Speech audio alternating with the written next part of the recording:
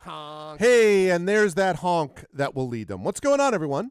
Welcome, Argonauts. Welcome, everybody, to a Saturday night stream. Saturday night, yeah, it's Saturday night, May 16th, Saturday night.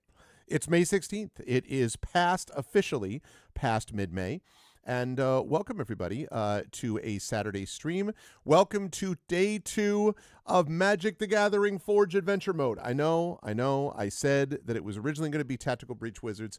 I can't stand it. I'm having so much fun with Magic the Gathering. I want to play more Magic the Gathering, and it's better for streams when you're really pumped up about playing a particular game. So I swear to God, we will at some point get back to Tactical Breach Wizards. But I'm having so much fun with Magic the Gathering, and I'm looking forward to playing more of it tonight. But before we get there, a couple of reminders about ways to support the channel. Also, I need to talk a little bit about the now newly announced schedule for ArvCon 2026, which is coming up this Thursday.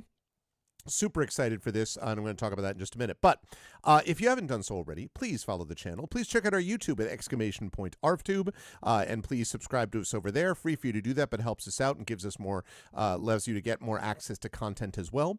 Our Discord channel is !ArvCord. You can hang out with the Argonauts in between streams. That is always hopping. Really appreciate a lot of the cool stuff that people post over on that server. And the microblogging site, of course, is !ArvSky for my Blue Sky account. Please follow me over there.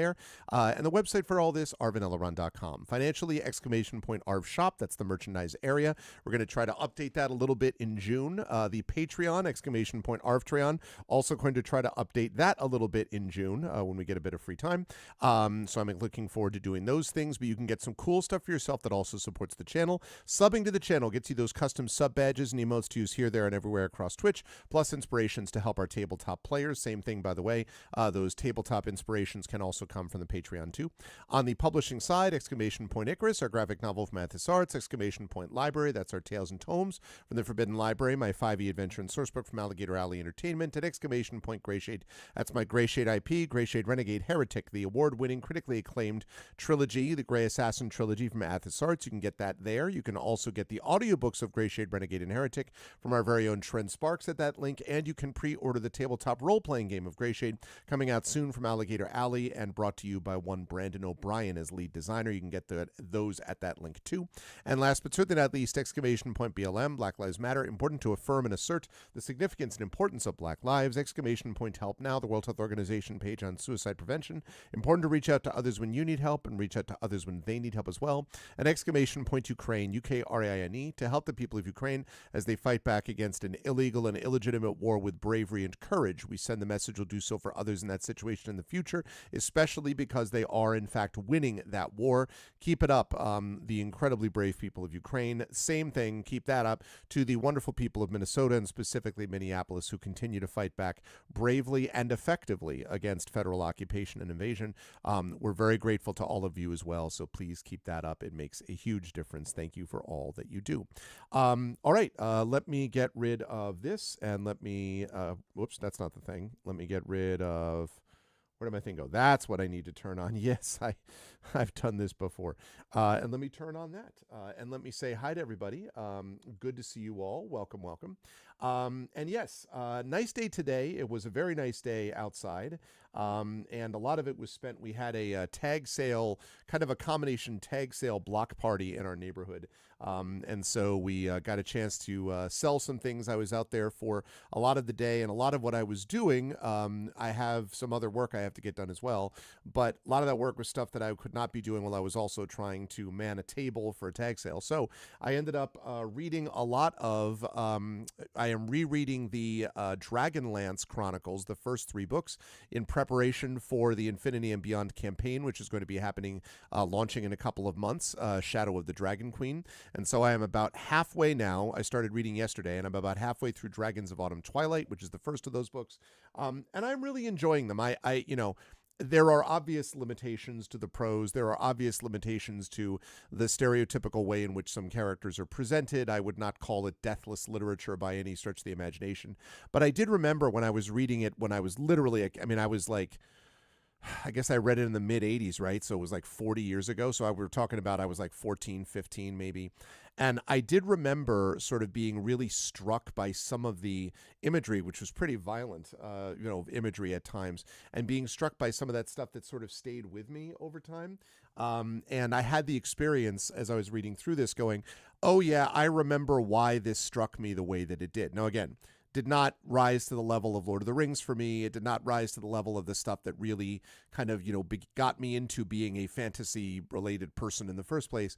But there's no question that Dragonlance did have an influence on me. And because of the Dungeons and Dragons connection, which they laid out there, it was very sort of vivid in the way that those images sort of stayed with me. So, yeah, very cool. And of course, the original sad boy, Raistlin, naturally can't go anywhere without that.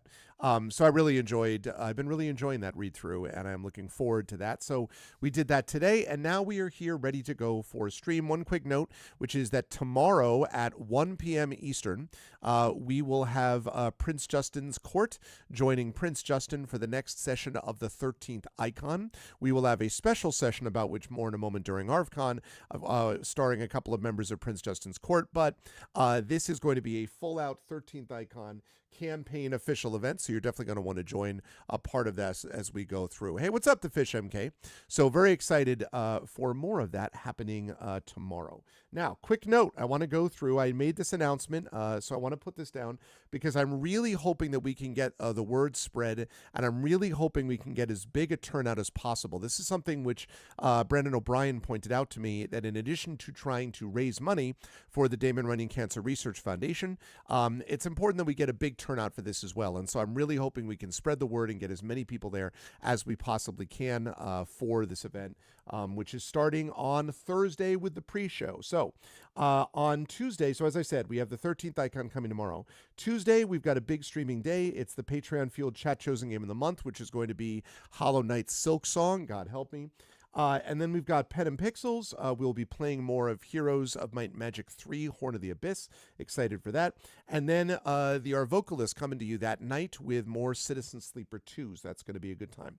And then that is the last non-ArvCon related thing before ArvCon starts, because on Thursday the 21st, we have the pre-show for ArvCon 2026 that will feature Expedition for the Mysterious Peaks. If you're thinking to yourself, man, I wish I could get 2 days in a row of that, we got you, because, hold on. Okay. I heard a ominous smashing sound. So Friday, May 1st, Friday, May 22nd is the official first day of ArvCon, again with Expedition from the Mysterious Peaks. On Saturday, the 23rd, we have our longest day of the event because we start at noon Eastern. I will be interviewing the Damon Runyon Cancer Research Foundation scientists, and I have listed those off. We have our 3 scientists in place, so I'm very excited for that. At 12:30, the Arvocalist will be playing a tabletop role-playing game. We started this last year. It was very popular, and we wanted to try it again, and so I will be joining Rem Alternus and KP and Indy as we play with one Zach Clay as your GMs. That's very exciting. We'll be doing that at, as I say, 12:30 for ArvCon 2026 Day 2. At 3:15, we will continue with the D&D fun as we return to Buy the Dice Roll, playing more of Ghosts of Saltmarsh. Very excited for this, which will be happening between 3:15 and 6 p.m. Eastern. Super excited to be able to get back to this campaign and to feature those amazing players.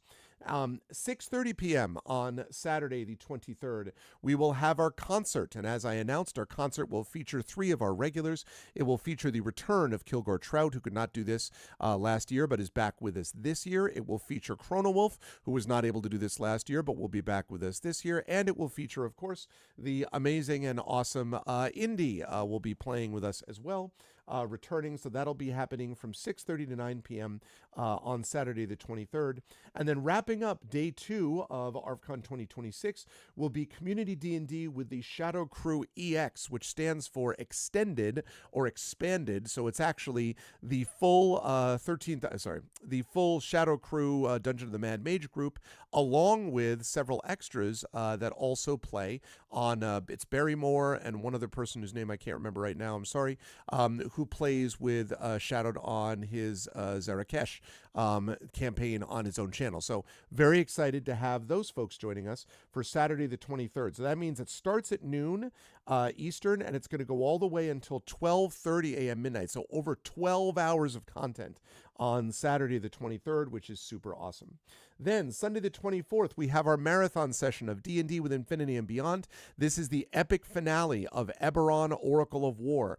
The campaign, which began at level 1 and is now all the way up to level 19, will finish with them getting to level 20 if they survive. Will they survive? That's a good question. We won't know that until Sunday the 24th, so you will not want to miss this, as 8 hours of the most marathon of all marathon sessions featuring the Infinity and Beyond crew. And finally, Monday the 27th will feature ArvCon 2026, Day 4. At noon Eastern, we will feature a session with Prince Justin GMing the Traveler system with a group of players as yet to be announced. We have a couple of them, but they have to get a couple more on board. And so please check the Discord message, by the way, for some comments about that from Prince Justin. So that's going to be happening at noon Eastern. And then at 3:15 Eastern on Monday the 25th, we have got the tabletop role-playing game featuring those Damon Runyon Cancer Research Foundation scientists, which I interviewed on Saturday. So that's going to be happening at 3:15 p.m. Eastern, and it will be our very own Brandon O'Brien who will be GMing for them this time. Very excited about that. That will be from 3:15 to 6:15 p.m. Eastern, and then we will wrap up at 6:15. All of this to benefit the Damon Runyon Cancer Research Foundation. $5,500 is our goal for this year's event. If we hit it, we will go over $45,000 raised for Damon Runyon. It will feature giveaways, including games. It will include a giveaway. I just got a giveaway book of the Dragonbane Core Rulebook from Free League Publishing, which is sponsoring this year. I got a bunch of game codes from GOG.com. I got a bunch of game codes from Nomad Games. We have giveaways from all of our, so far, 6 sponsors. We may have another 1 or 2 adding up, but at least 6 sponsors there, which I'm very excited about. And of course, the top donors will get prizes, including Prince Justin's coveted photograph, this one of a mountain range. I've shown it many times. I will show it again, of course. That is a coveted thing, and you will be able to get it if you are the top donor to this event. I am very excited for all of that. And again, we will have a Tiltify page up and all that stuff. I'm going to finish putting that all together early next week. So we will be ready to go for that when Thursday rolls around. It's going to be awesome. You will not want to miss it. And I should say that right after that, we have 3 more consecutive days of content just because of the way the schedule works out. So we will have on Tuesday the 26th, Car Wars Fuels Gold. That's the game book illustration stream with Atari Tunes. That should be fairly chill. Then at 4 p.m. Eastern, we have Heroes of Might and Magic 3, more Horn of the Abyss. Then Wednesday the 27th, we've got Community D&D with the Shadow Crew. So they're going to be continuing on with Dungeon of the Mad Mage. And then Thursday the 28th, I have Tactical Breach Wizards, though again, that may be Magic the Gathering, depending on how things go tonight. And then Saturday the 30th will be D&D with viewers as we play more Up the Beanstalk. So what that means is, starting as of Thursday, actually, let's say just starting tonight, 1, 2, 3, 4, 5, 6, 7, 8, 9, 10, 11, 12, 13, 14. So in the next 15 days, okay, basically the next 2 weeks, 15 days, we will have content on all but 3 of those nights. 12 out of 15 days, we've got content. You want content? I'm your Huckleberry. I got your content right here. So very excited for this. It's going to be really awesome. And yeah, I can't wait. Really feeling good about the event this year. And I really want a big turnout. And it's not just, again, about the event itself. It's about the way that it brings together all the members of the community. And that is a huge deal. So I'm excited for that. All right. So that's what we got going on now. But right now, what we got going on is a little bit of this. Hold on a second. Why do I not have the thing? Hold on. Oh, that's why. There we go. There we are. It is time for some Magic the Gathering. Now, last time I played this, I thought the last time I played this that I was all set in terms of, like, any sort of like considerations with copyright. But as it turns out, apparently the music that gets used on this is multiple copyrights here, there, and everywhere. So I can't monetize this on YouTube. Now, it's not a copyright strike. It's not anything like that. It's not any disastrous thing, but it is something where I would like to not even sort of like fly too close to the sun on that. So what I'm going to do instead today is I'm going to be playing the Chandelar Magic the Gathering 1997 OST, which should be a good amount, I would say. I don't know if it's the same thing, actually. OST 0, OST 1, OST 2, yeah. So I think it should be the same. Oh my God, TomTom. Hey, what's up, TomTom? Good to see you. Thank you, thank you, thank you. 57-month streak, 71 months, which means, TomTom, that means you realize that you were only 1 month away from the coveted 6-year of support badge. 6 years, TomTom. 6 years. Thank you so much, TomTom. I appreciate it. So we're going to be doing the Magic Chandelar OST, Magic the Gathering Duels of the Planewalkers OST. We may get some ads in there, which would be a little bit unfortunate, but hopefully not. And when we do, I'll sort of skip past it. But I do want to make sure that I'm doing that so that, I can be... So I will not fall afoul of anything. Okay, so can people hear that? How's the sound?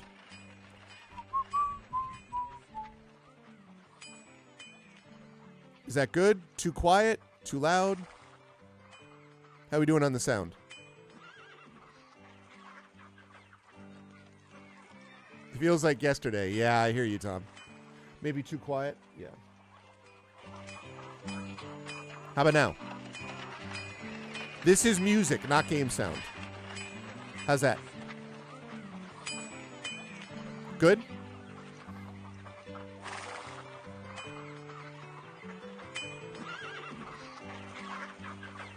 All right. Here we go. Okay. So, let's see. We're going to stream game. Starting stream game, continuing stream game, unsure, so it's this one. Let's go. Okay, here we are. Yes, my werewolf. Now, I need to remember Return from Exile, which is not even really what the deck is now. Right, this is a blue-white deck. I have a Dungeon Master in there, and I'm feeling pretty good about the way this deck is working. So we're going to stay with that for now, but I may have to do a little bit of work. So, yeah, that's what I'm doing. That's actually a literal translate. That's actually me on my farm, my clear farm that I have. Hammering away is what it is. Okay. We got a bunch of things here. I got to complete more side quests. Okay. What else? Mechanical problems. Defeat Slowbad. Oh, that's right. That was the boss fight that everyone said, hang on before you do that. So, Vision of Destruction. So I have to travel to the cave and defeat all enemies inside. Right. Cave time.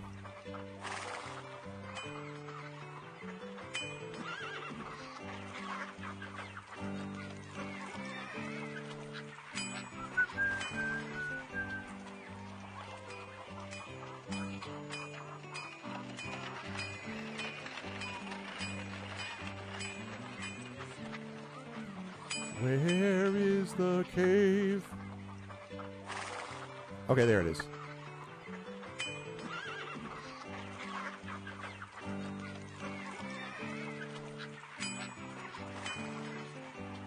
I'm going to go in here just so I have a closer place to save.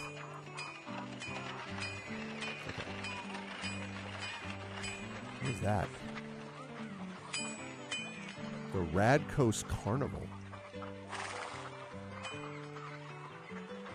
Revenge of Ravens. Wow. I love the art on these so much, man. So much. Those weapons? Okay.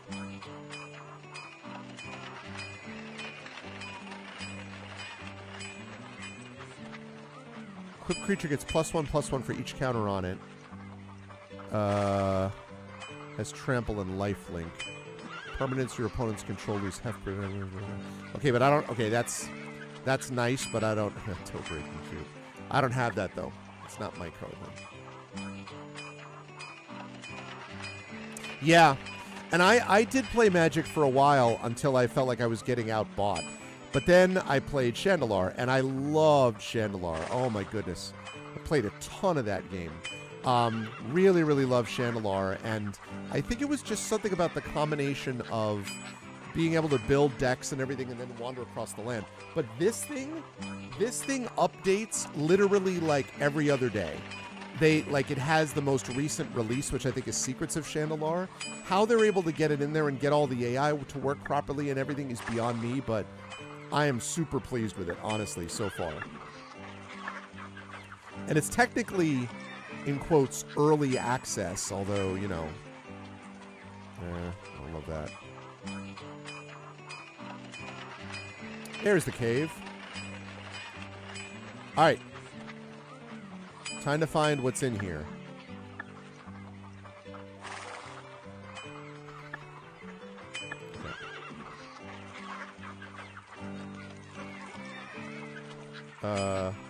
Have to defeat 4 enemies. Okay. Well, let's start with this guy. Spider! Cave spider. Guessing a red-black deck? That's right. Aladdin's Ring deals 4 damage to target creature or player, because I just got that for winning an arena thing. I would like to play. Oh, see, this is the problem. Okay, no. I do not want to... I don't want to do that. Hang on a second. Let me... I hate using Chrome. I don't want to use Chrome. I could use another browser. The problem is that I have Firefox is currently running with me loaded, like logged in on another thing. So, all right, well.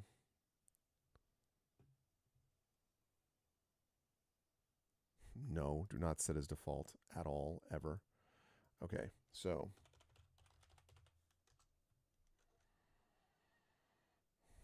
Sign in. Like that.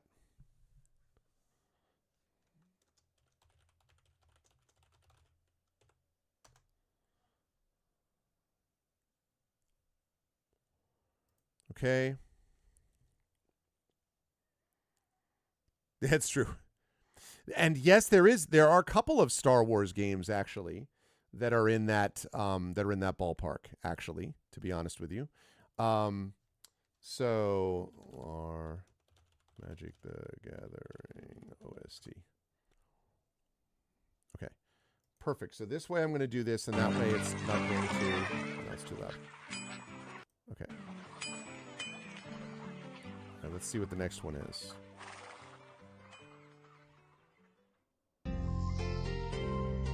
Perfect. Okay, now, how's the volume on this, everyone? Is the volume okay on this still? Hey, Taro. Although it may be more of a limited card game, like an LCG, as opposed to the other one. Volume's good? Okay. Okay. All right, I'm going first. Do I want to keep my hand? Let's see. I've got 1 island. Got a Radiant Fountain. I got a mulligan. That's not enough land. Whoa. I need more land than that. Mulligan. Okay, plains, island. Okay, now I have enough.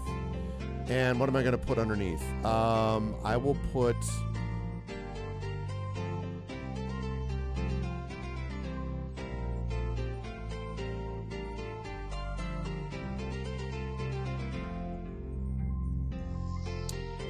I'm going to put that at the bottom. Okay.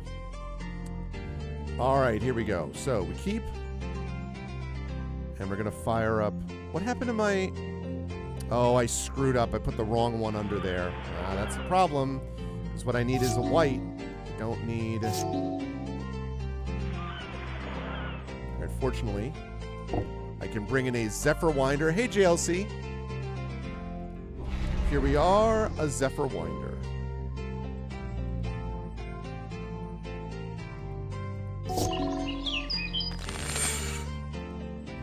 Okay.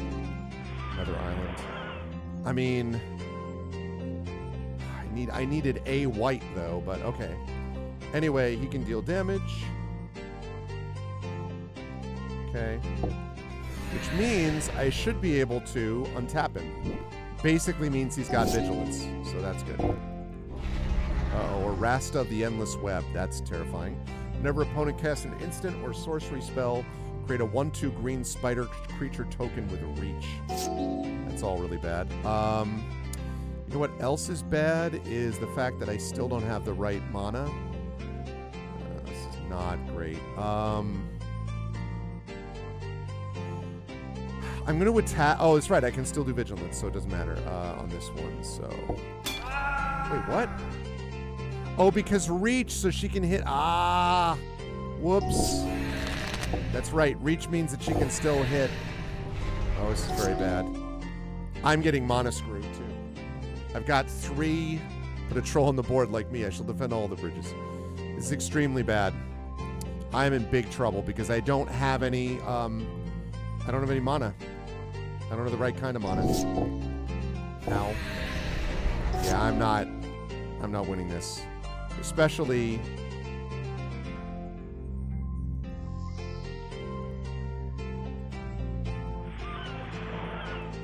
Yeah, I'm just going to concede and reload this.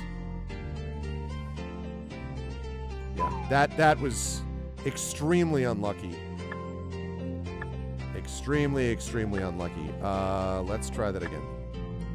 Hopefully this time I don't get mana screwed. Sometimes it just happens. Like, I have the right percentage of mana in the deck. There's just nothing I can do about that. Sometimes it is what it is. The Empire Strikes Back. I've won the coin toss I would like to play. Can I get some actual mana this time? I mean... I'll keep it, I guess, because I can still play an island, but I still play a couple islands, but I really still would like more mana that I'm getting right now.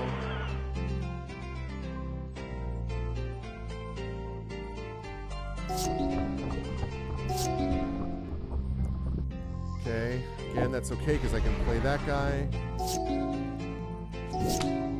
Okay, that's not as bad as the situation I was in because it's tapped, but when it's untapped, I'll be able to pull a couple of my whites out, so that's good. All right. In the meantime...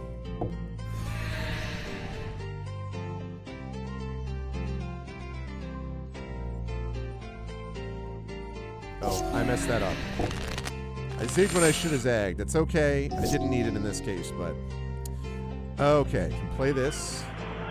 So now I actually have 4 mana. Not enough to pull those, but I can do a Squid Illusion. Yeah, let's do that. So we're going to pull out my Oneirophage, or Oneirophage. You've heard of a squid, you've heard of an illusion. But have you heard of a Squid Illusion? Whenever you draw a card, you put a +1/+1 counter on Oneirophage.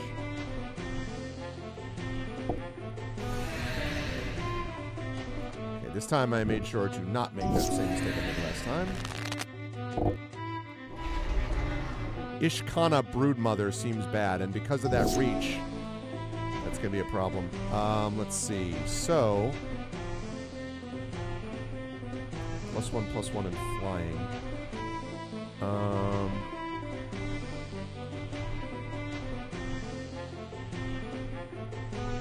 Can I do both of those? I think I'll be able to do both of those, actually. Yeah, so what we're going to do is we're going to go... Oh, it's right, and I get a +1/+1 on them. Forgot about that. Okay, we're going to put this down. And then we're going to do this. We're going to put it on Anointed Chorister, I think. So now we have 3 flying creatures. Now, that Broodmother can beat all of them. Oh, yeah. Well, so yeah, I should explain since you haven't seen this before. Oh, and also, I just realized I have to change something around. Sorry. Give me a second. Let me fix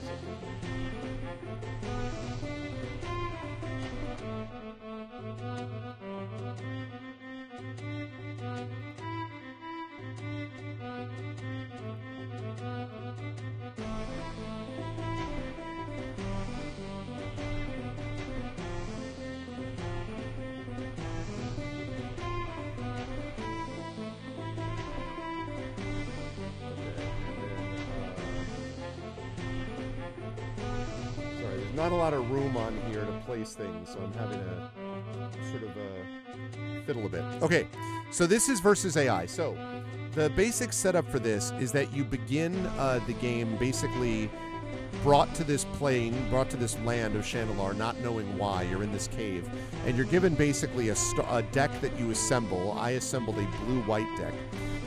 In Magic the Gathering, you have 4 colors. You've got blue, which is largely, it is based on like islands and water. So you get like merfolk is a big theme, octopi, things like that.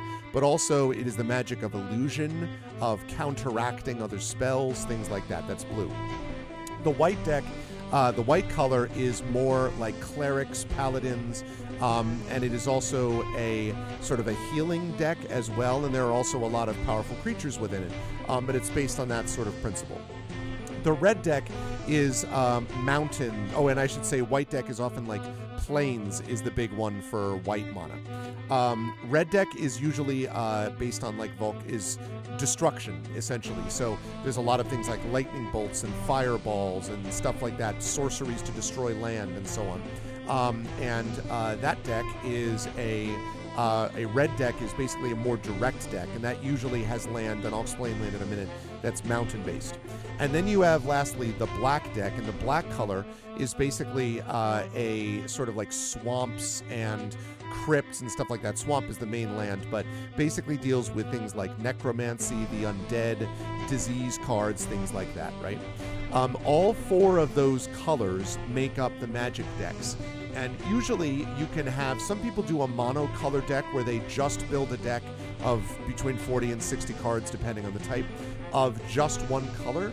But it usually is a good idea to have a deck which has some synergies in it that balances across several colors. So in this game that I'm playing now, I have assembled a deck based on the original cards I had available to me and what I've discovered over time. I've been able to assemble a white and blue deck, and it's that combination that you see before you.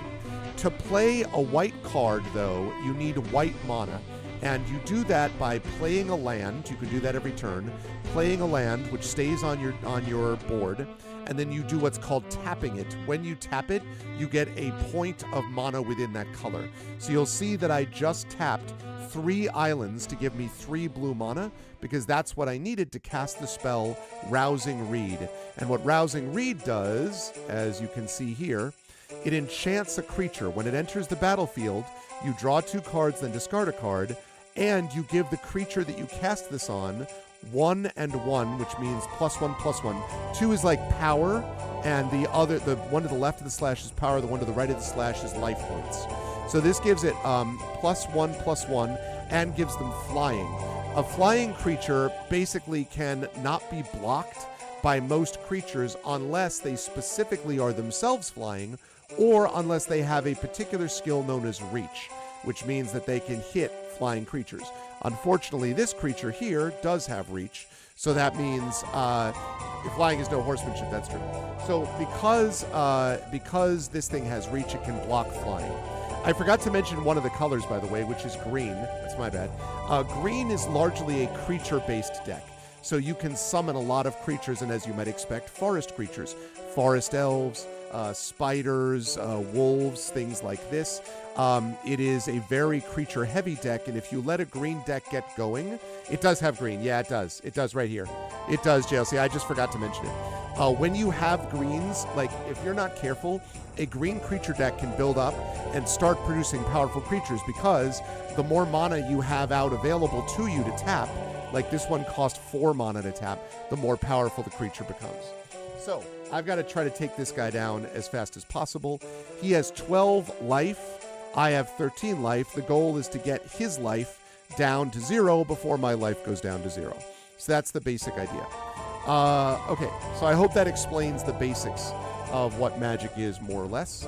Okay, and I am going to So now I draw 2 cards and I have to discard a card. What card am I going to nullify? I'm going to nullify that. Or I'm going to discard that, rather.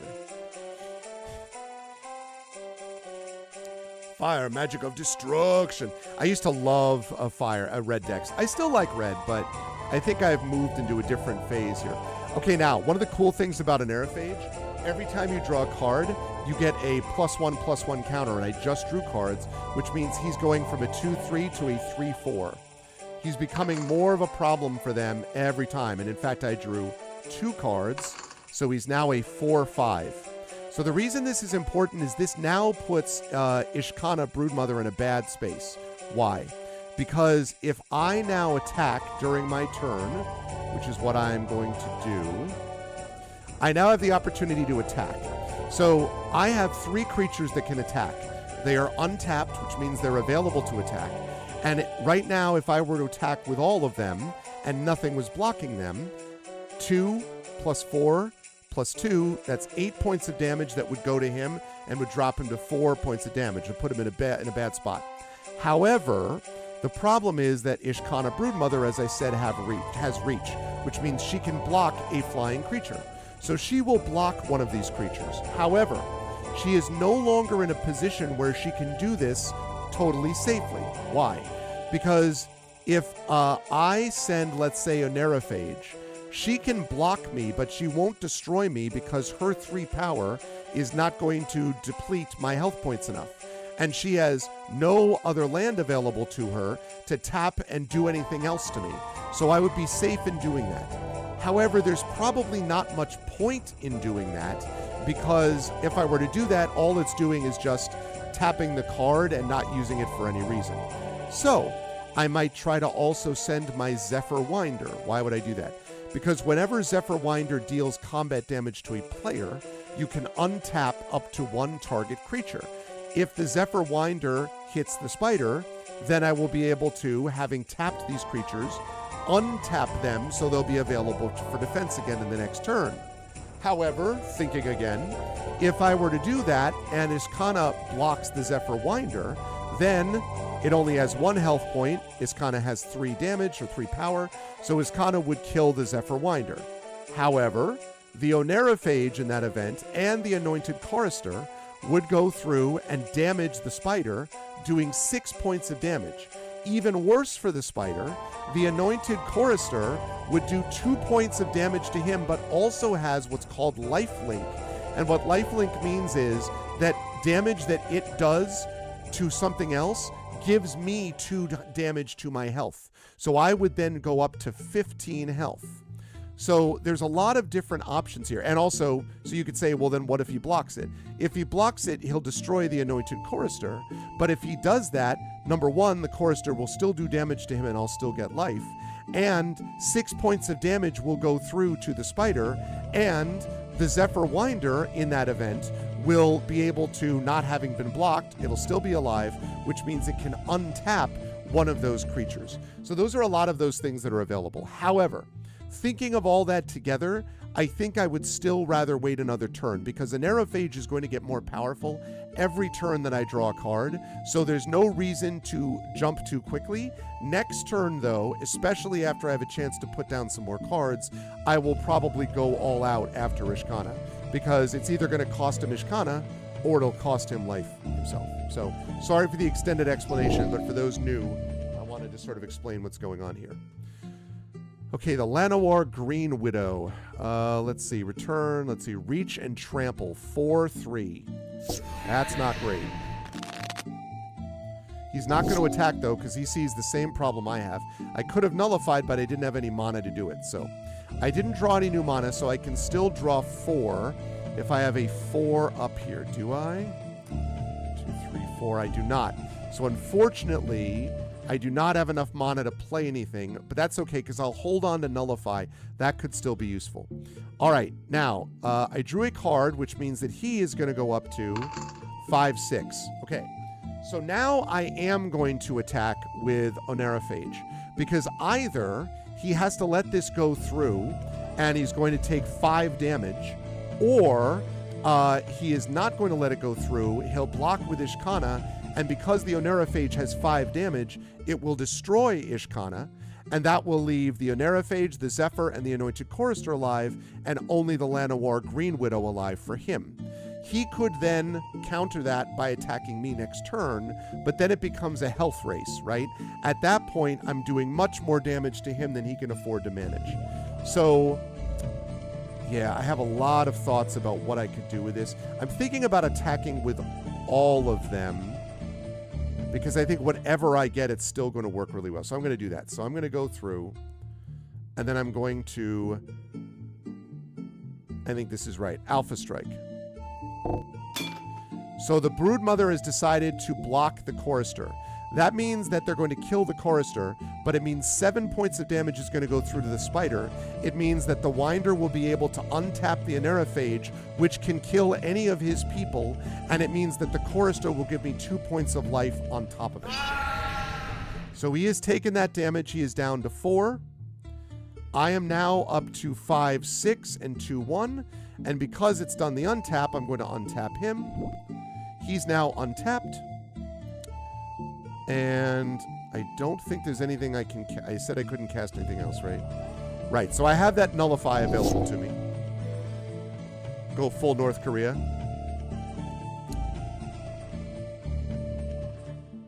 Okay, that's a land.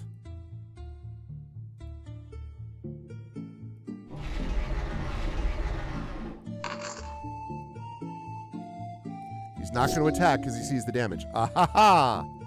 Unfortunately for you, he's up to now 6, 7. 6, 7. Okay. Now he's getting to be in pretty big trouble because now we're going to play an island. And now we have got 1, 2, 3, 4, 5 damage, 5 mana out. Which means I can now put a lot of things down, including... I don't have enough yet for Guile, but I do have enough for... no, I don't have enough for Tidal Terror. But I do have enough for Oven of Enduring Hope. When Oven of Enduring Hope enters the battle, you gain 3 life. I could also play the Amara Wizard, who's 4/3, and this one is 3/3, but I think I'm going to take the life for reasons I'll describe in a minute. So I'm going to tap that. In I come. I get 3 life. I hurt the opponent very much. Yep, so I've now got 18 life to his 4. Now, this one, all of his creatures have reach, unfortunately. All of his creatures have reach.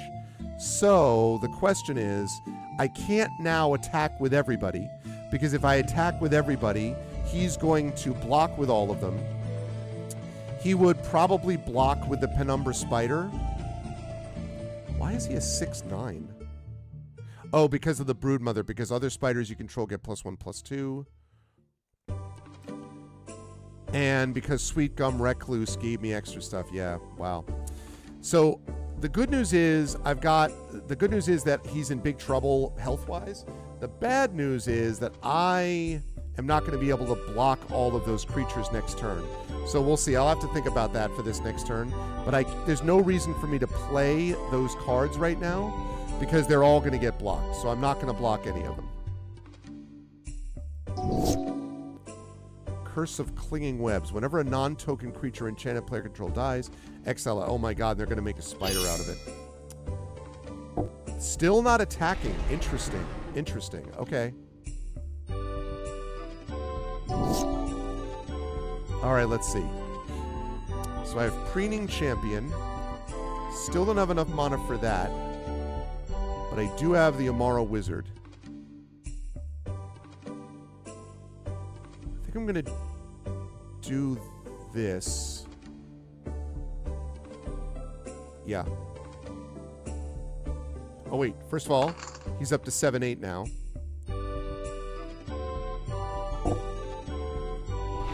Now, when he enters, I also create another creature next to him. That's pretty useful. I still have Nullify available to me. So now the question is, do I attack with all of these 4? 7/8 is getting pretty nasty. Because the thing is, he would have to... Yeah, I don't think I can do it yet, because I still only have 3 creatures. And he can block with more than that. This is playing a bit of... It has to be trapped in his web. Hey, what's up, Drew? Exactly, it's like thematic, which I really like the way that Magic handles the thematic stuff this way. This is kind of a tough problem because of all the reach stuff. It kind of nullifies a lot of my flyers. That's a problem. I don't think I'm in a position. If I had all 5, I might be tempted to like throw all 5 at him just to clear the field a bit. But I don't think I can do that. I could really use another land. Like one more land would let me get a Kraken who's 4/6, an Octopus Tidal Terror 5/6, a Guile here is nasty 6/6. But I'm going to save it instead. If he tries to bring something else in, I'm going to use my Nullify spell to counteract it. It takes 2 mana to do that, and I have 2 mana, so I think I'm going to do that. Little dangerous, but I can't just throw creatures at him. I don't really have the ability to get through to him yet. Math is for blockers. Go all out. Yeah, he's not attacking. He still sees the same thing I do. Twin Silk Spider. I am going to nullify that. I have nullified it. Still don't have mana. Still don't have another land, which is annoying. But I have another creature.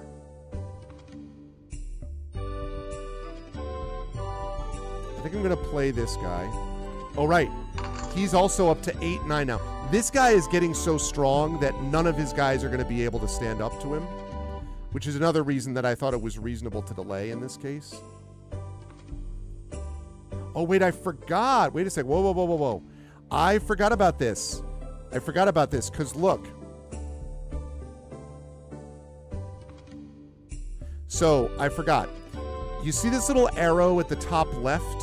Hi, Nonstop. That little arrow on the top left means this is a 2-sided card. And if you look to the bottom left, you will see that actually the wizard can be played either as a wizard or as a land. Well, if I play him as a land, then I forgot that was also a land. If I play him as a land, I then have 6 mana. And if I have 6 mana, it means I can bring out your boy Guile. So we're going to do that. We're going to play him as a land, not as a wizard. Oh, he comes in tapped? Ah. Okay, I didn't know that he comes in tapped. That's okay. That means we'll have him for next turn is what that means. I can still bring in a Gale Drifter. What that means is next turn, I can bring in the big guns. Guile, 6/6, who can't be blocked except by 3 or more creatures, which is really nasty. So if I can keep Guile up and I can stay alive until basically next turn, then I'm going to win. Because Guile, he's going to be able to do all this stuff. The Kraken is going to be released, yes. In the meantime, though, let's play this dude. Gale Drifter.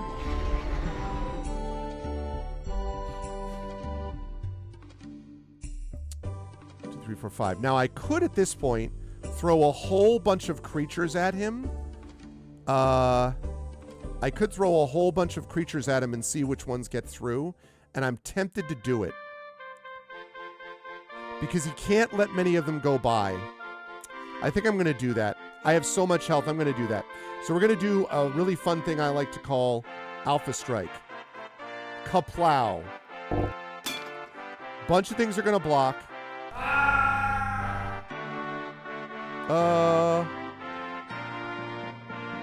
Okay, not as many of those guys died as I thought were going to die.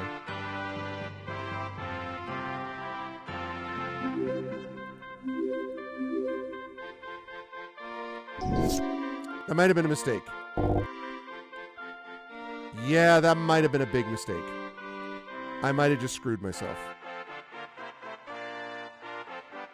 Why did that? I don't understand why more of them didn't die.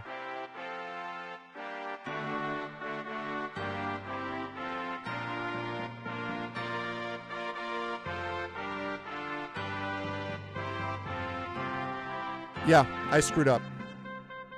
I screwed up. That is unfortunate. I screwed up. I should have waited one more turn. Should have waited one more turn. I went too fast. I was so nervous about him getting more creatures out. I should have waited one more turn. Should have waited one more turn. Okay, well, it happens. It's okay. Now we know. That was a mistake. I should have waited one more turn. If I'd gotten mana earlier, too, that would have helped, but that was a mistake. My bad. Sigh. All right, what do we got here? Really, I got a mulligan. I don't have enough land. Now I have enough land. That's good.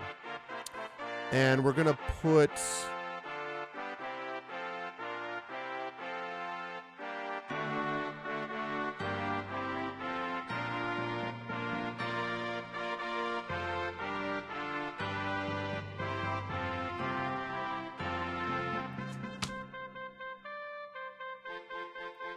I don't love this hand. This may not work. That's frustrating, man. I should have realized. As I'm thinking through it, I really screwed that up.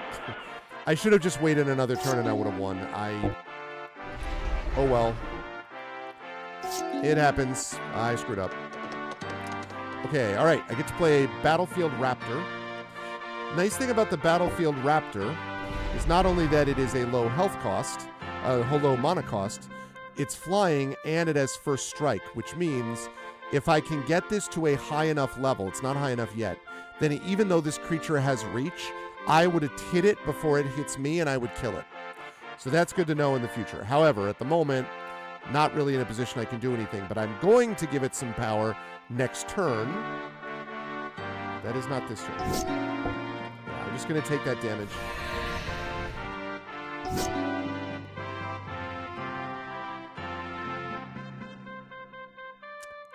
Play the island. Okay, now we're going to play, let's see.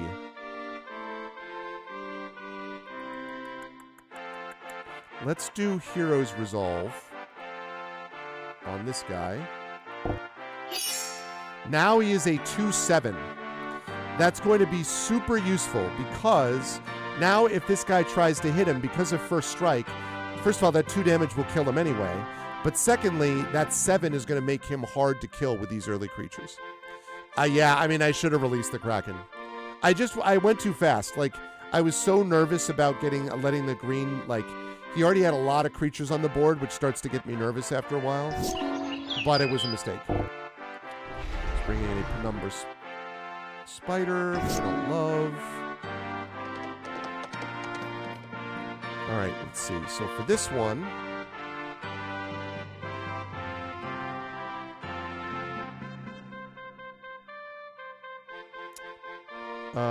let's go with bring in the Dungeon Master.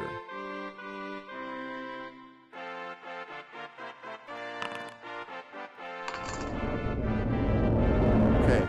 If I can get 2 more loyalty points, the Planeswalkers are interesting. I can build up +1, although I still don't know how to do that exactly. But every turn I can build up, I can increase, I can roll a d20, press +1, and that, once I get up to 6, I get an Adventuring Party, which is 3/3 Red Fighter with First Strike, 1/1 White Cleric with Lifelink, 2/2 Black Rogue with Hexproof, 1/1 Blue Wizard with Flying. Not only is it thematic, it also is very useful in a party sense. I have only played him once, though, so I don't actually exactly know how to get his loyalty numbers up. Oh, here we go. That's how.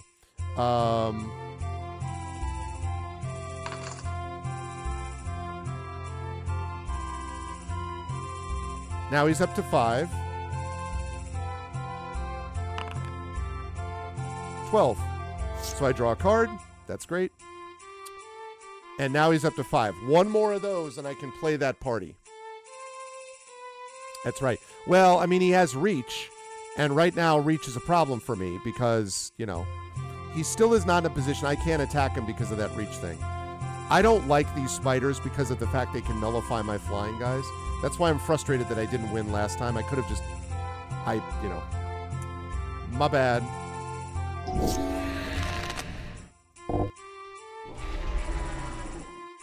He has so many ways to get more land in. Oh, come on, man.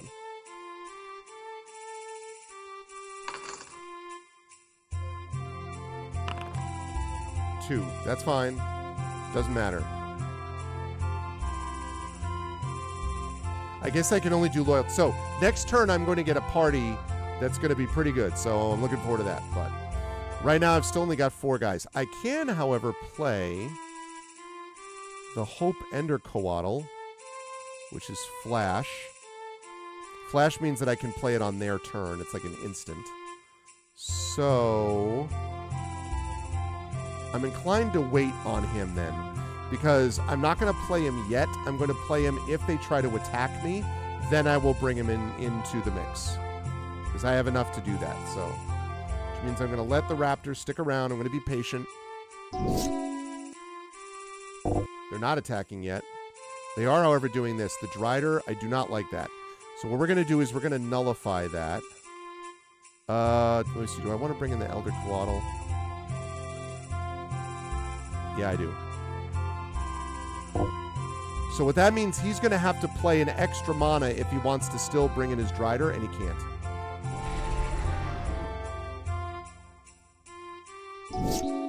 I love to see that. Okay, 1, 2, 3, 4, 5. So, still don't have enough for that, but I do have enough for the Oven of Enduring Hope.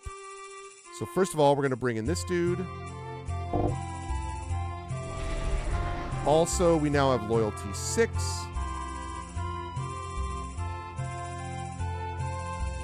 Why can I not play that? Oh, wait, I gained 3 life first. My bad. Now I can do that. All right, you get an Adventuring Party. Here we go. Yeah, we got a 1/1 Cleric, we got a 2/2 Rogue, we got a 1/1 Wizard, we got a 3/3 Fighter with First Strike. That is what I'm talking about.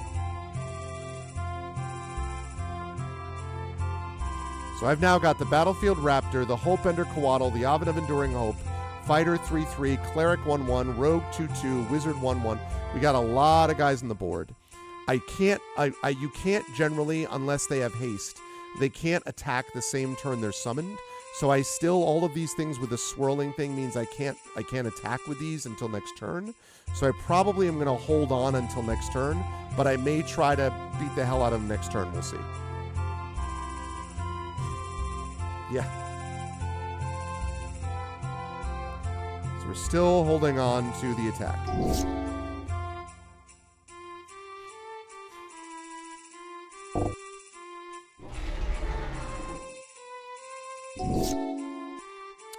Ah, it's your boy, the Aneurophage. Okay.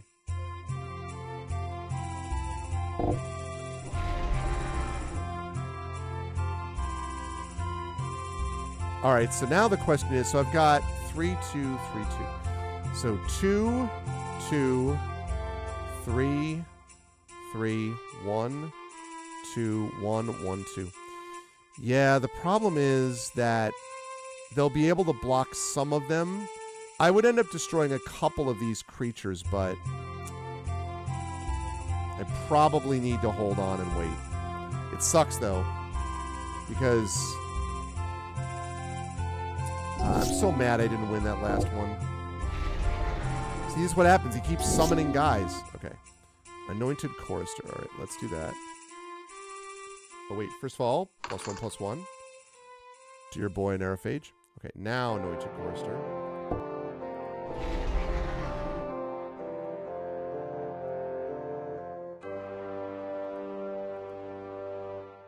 Still not going to attack him. If I get another mana and I can bring some more guys out.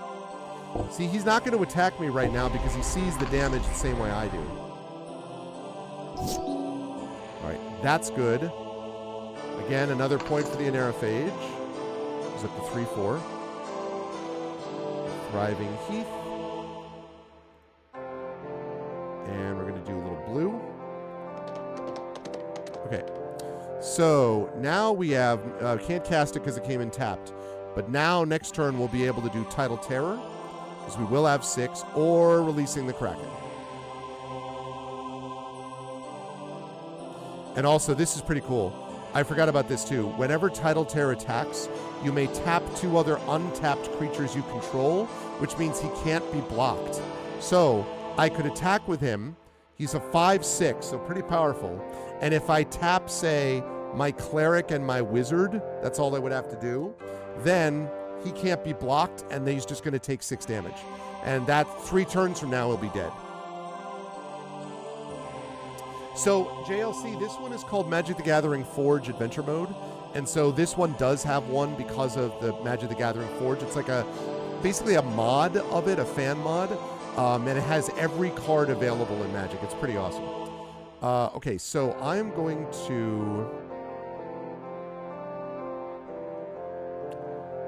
Yeah, all right. I'm going to wait. So I'm not going to attack then. I'm going to wait. Because even though he keeps bringing in creatures, you can tell now it's delaying because it's like calculating all the possibilities. He knows that he's in a tough spot. Oh, look at that. First of all, point to my Anerophage. Now we put the planes in. And look at that. Time for something we like to call Tidal Terror. Yeah, buddy. 5/6, baby. And next turn, we bring in the Tolarian Kraken. So we're going to wait. I'm not going to make the mistake I made last time. Yeah, it's very cool. And you can get this right now, by the way. You can get this on, if you do a search for Magic the Gathering Forge, there's a GitHub that has basically the way to do it. See, he's not going to attack because he knows. He's like, I can't. Dragonlair Spider. That seems incredibly dangerous.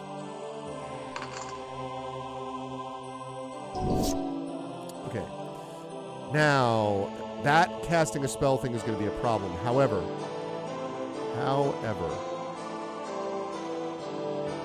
+1/+1 and flying, huh? Okay.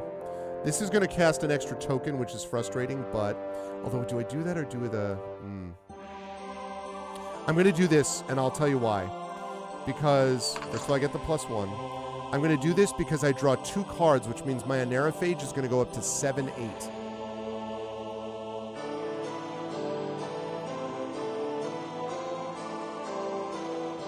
What's wrong? I want to do this. There we go. That guy.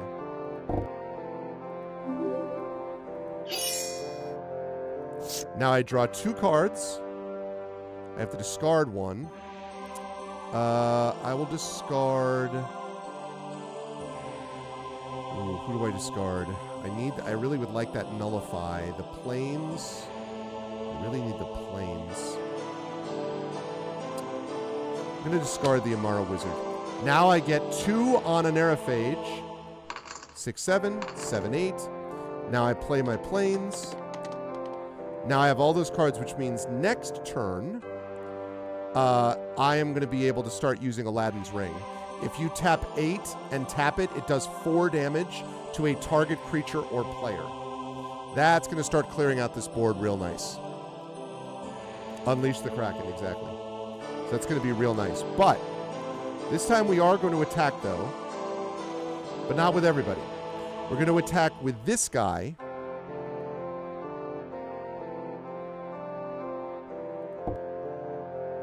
Tap 2 other untapped creatures. Let's tap our Cleric.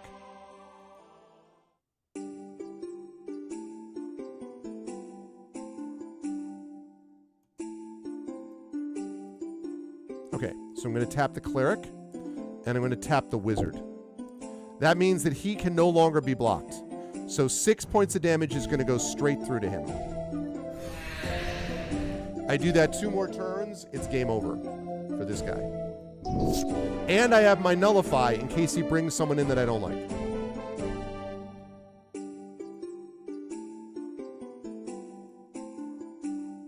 He may be figuring out if he wants to throw all of his creatures at me. He has decided he does not. Do I want you to bring in that Broodmother? No, because then all your spiders get +1/+2. So we're going to counter that. It's going to create another insect creature. That's fine.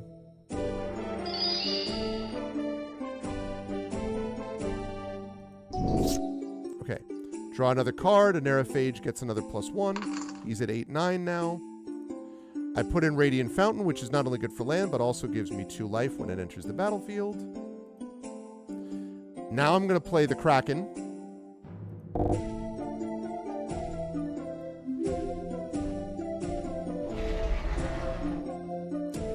All right, and now when we get to the attack mode,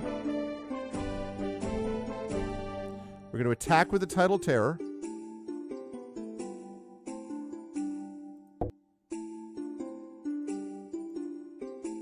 Now we're going to do the same thing we did last time. We're going to tap the cleric. We're going to attack the rogue, or the wizard rather. So now he cannot be blocked. Which means he gets 6 damage, just goes straight through to him. Which means next turn he's done. Unless he figures out a way to destroy me in one turn. Or kills the Tidal Terror somehow. Now he's like, can I do it? No, he cannot. I'm going to have to let that Drider go through. Okay, we're going to do that.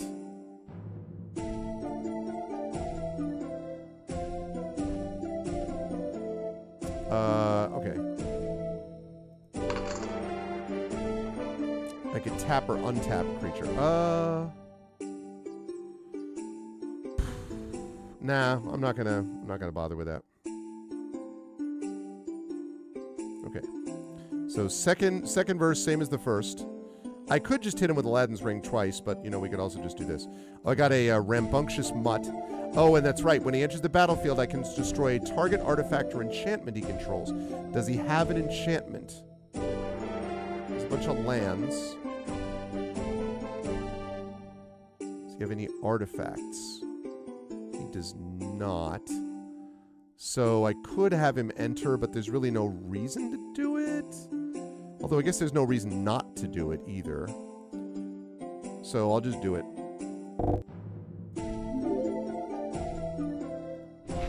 Also, it's a, you know, Rambunctious Mutt. Okay, now, once again, I'm going to attack him with Tidal Terror. Once again, I'm going to do the same thing I did before. We're going to tap the Cleric, we're going to tap the Wizard, and he loses. Booyah. That's how we do this downtown. Killed him. Achievement earned. I got something after Dungeon Master. Now, when I win in this game, I get some booster cards. Volatile Fault. Let's see. Sacrifice Volatile Fault. Destroy target non-basic land an opponent controls. Nah, it's too many ifs, ands, or buts. So I'm just going to sell that. Spore Web Weaver. Obviously, when you kill a spider, you're going to get a lot of spider-based things, but I don't run a spider deck or a green deck, so never mind. Again, very cool, but I don't run a spider deck. And again, very cool, but I don't run a spider deck. It was all about unleashing the Kraken. That, yeah. Okay. Win a game after activating Dungeon Master Ultimate. And I did. I got an achievement. Okay, so what I'm going to do now is I'm going to go outside and save it. Because there are now, I think, let me just double check. Does it stay this way? Remaining enemies 3, yes. So I have to destroy all the enemies in the cave, and I just destroyed one of them by beating that guy. Okay, so we're going to continue. So we're going to overwrite that. Okay, back in I go. Now the question is, do I take out that spider or do I go after this big dude up there? I will go after that big dude.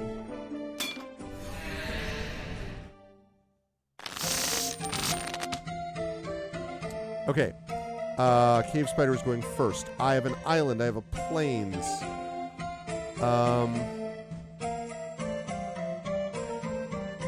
The Omara Wizard lets me do both, so yes, I will keep my hand. I'm going second. Oh, and one other thing I wanted to note that is really cool about this game, you can equip artifacts and things like that in the world map, like things that you find.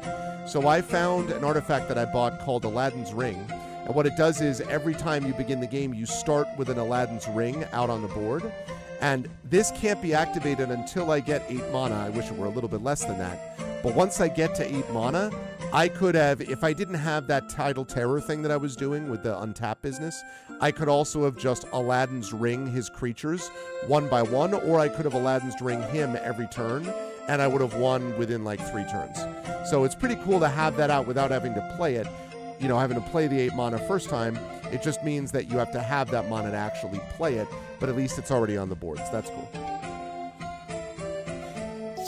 All right, let us start with an island. Don't have anything else I can play. He's playing a Vine Soul Spider. Okay.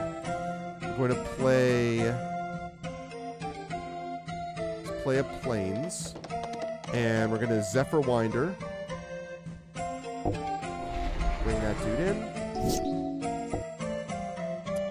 See, so the reason he's attacking me is that he has 3 and only 2 damage, and I have 2/1. If I had... It's interesting, too, because, like, this is basically... So what this tells me is that he must have something that can boost the creature, because otherwise, I don't know why he would do this, because he's going to lose. He doesn't have first strike, so that means he's going to lose. He's going to lose his Vine Soul Spider. I will lose my Zephyr Winder if I block it.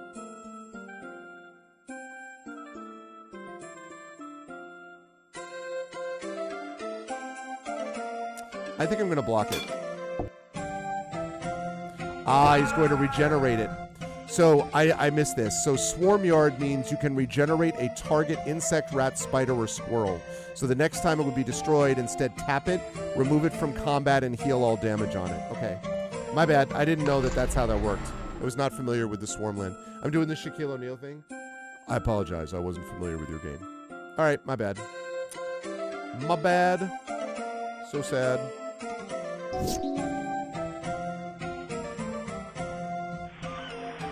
All right, we got a 3 down.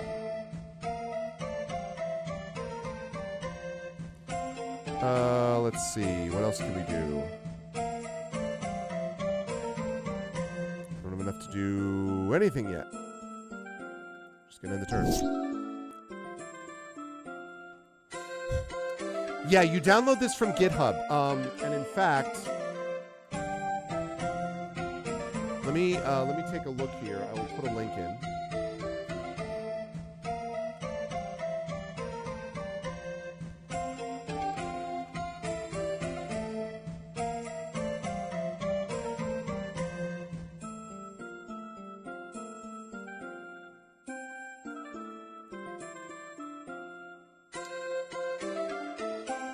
Yeah, you found it. That's the one. If you put it in there, you should be able to figure it out pretty easily, Prince Justin. It looks a little weird because it's GitHub, so it's always a little bit weird. But pretty quickly, like, it has an installation guide. If you scroll down, you can see, like, download the latest version here. And then ensure you have Java 17 or later installed. I forgot to mention you can also play this on Android, which is pretty cool. And the adventure mode has like 3 different things. One of them is find the planeswalkers. One of them, I forget what the second one is. And then the third one is like the base tutorial into the main quest game, which is what I'm playing. And there's also quest modes, so you can like basically just challenge, do different challenges against different decks. I haven't tried this yet, but it allows you to do stuff that there's just, and you can also play Commander.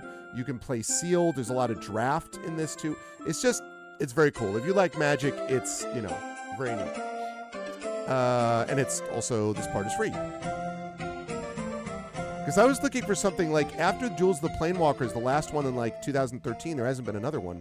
And like, I don't want to play against a live opponent sometimes. I would rather play it this way.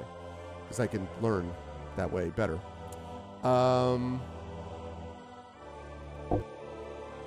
He's going to attack. Obviously, this would allow him to... That Swarm Yard would let him... Oh, I don't have a block anyway. I'm in some trouble here. I am definitely in some trouble. I need mana.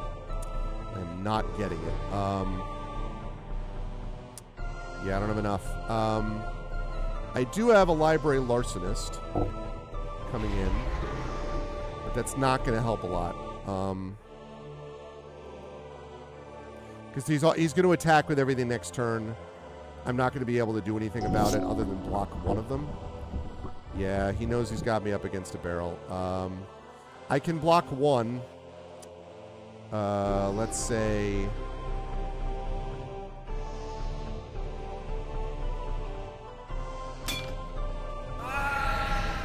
Okay, he hit me. Okay.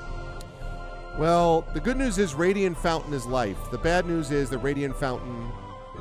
Oh, it does not come in tapped. Okay, I didn't realize that. That gives me 2 life, so I like that. Now I have 4, which is not enough. I need 5. I can, however, play a Gale Drifter.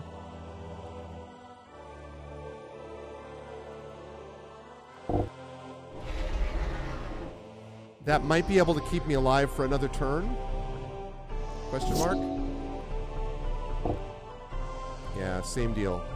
It's so annoying that he gets to do...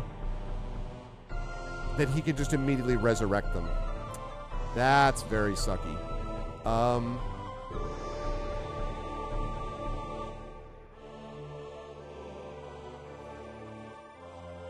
could take the damage and then could bring him back with regular mana, but I don't have that mana yet. I'm going to let him just do it.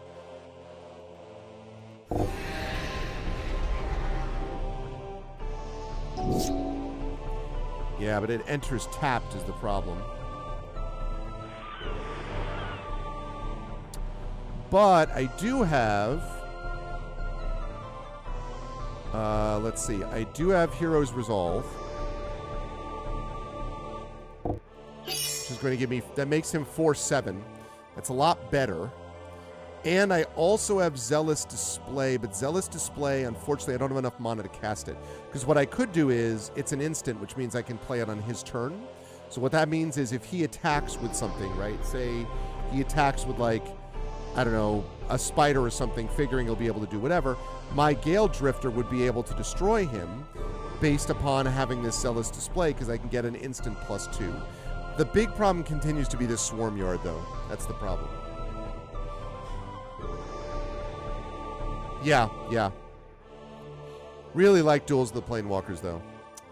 Yeah, I'm probably just gonna...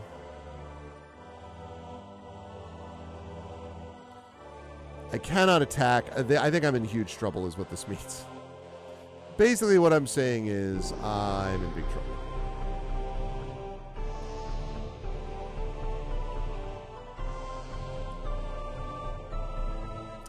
Maybe he'll be dumb?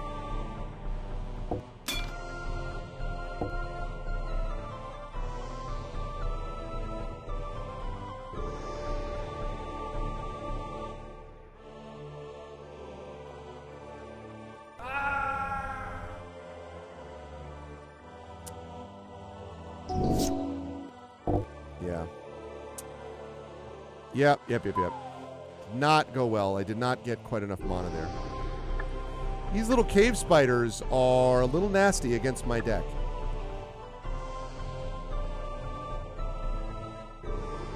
I will attempt to unleash the Kraken again. Good to see you, though, Tom. Thanks for stopping by. See you again soon. ArvCon coming up this weekend. Coming up on Thursday. Be there or be square. I won the coin toss. I'd like to play. I'm getting very unlucky with mana so far. I have the right... Bro.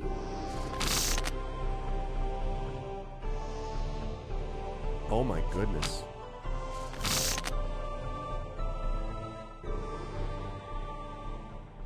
I mean, all right, we're gonna...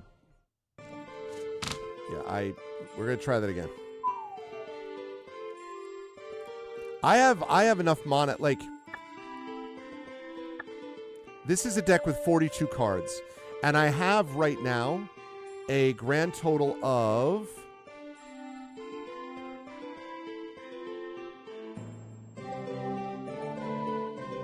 2, 3, 4, 5, 6, 7, 8, 9, 10, 11, 12, 13, 14, plus Umbra Wizard is 15. So I have 15 cards right now, which is enough mana. Like, that's enough to do it.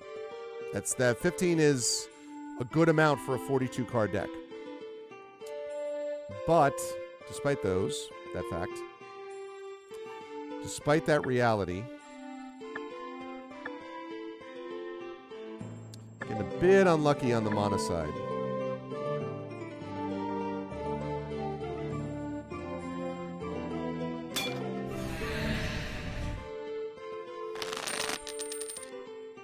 Does the deck viewer surface stats on average card cost? I don't actually know if it does. Okay, this is better. 1, 2, 3. Yeah, that's fine. Yes, I will keep it. I will begin by playing a Thriving Heath.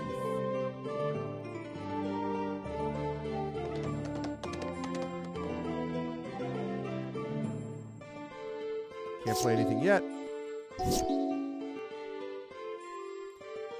I love entering the battlefield tap, which means he can't do anything. All right. Plains. Which means we can now put down an anointed cloister. I think. Yep. Lifelink. I probably won't be able to get to attack with him. Oh, I will get to attack with him. Speaking of getting mana screwed. Okay, so we got this. Now, the cool thing about this is now that that is the case, it means that what I can do now is I can cast Rousing Reed, +1/+1, and flying. So he's going to go to a 2/2. And flying, and that's lifelink. So every time I do, he's going to do 2 damage to him. I'm going to get 2 health.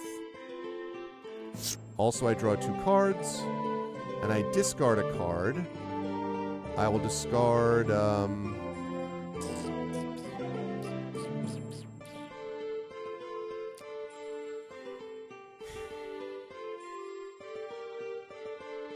going to discard that. Okay.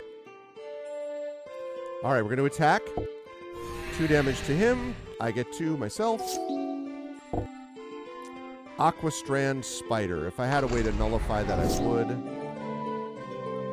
Graft 2. Okay. Right, so I can play another card, except I don't think I can play him.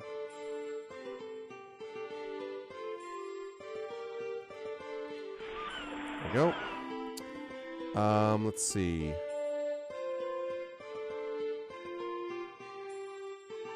I think I'm going to do this. So I'm going to do Ephra's Dispersal, which means that I'm going to cast this on you, which means that Spider goes back to their hand, and I, let's see, can put...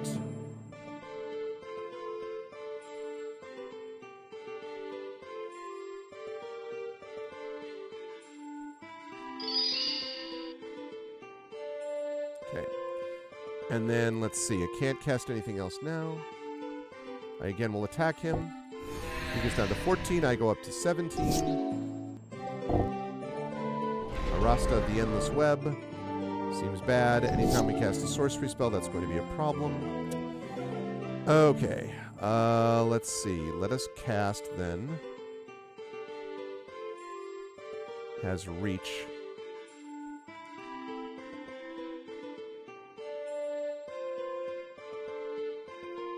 Ooh, many good options here. All right. So I could cast that. Let's see. Can I cast that and the other one? So I have 4 mana, right? So I should be able to do both.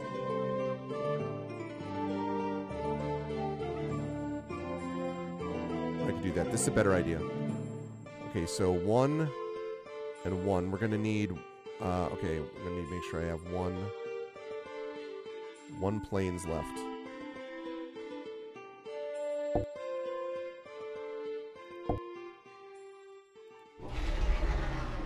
And...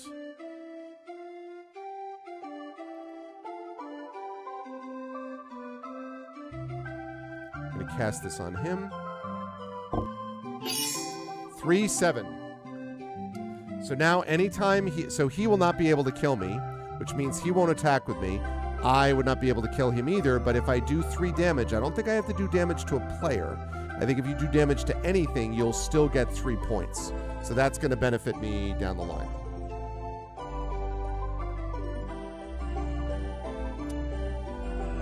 Tempted, but I will not attack with him this turn. This is the Curse of Clinging Webs. I don't have any way to nullify that yet. That's all he's got, though. Okay. Inspiring Overseer. When Inspiring Overseer enters the battlefield, you gain 1 life and draw a card. Okay. Let's do it. We'll get a life and draw a card. The Brightmare. Okay, that is very useful. I love that. So now...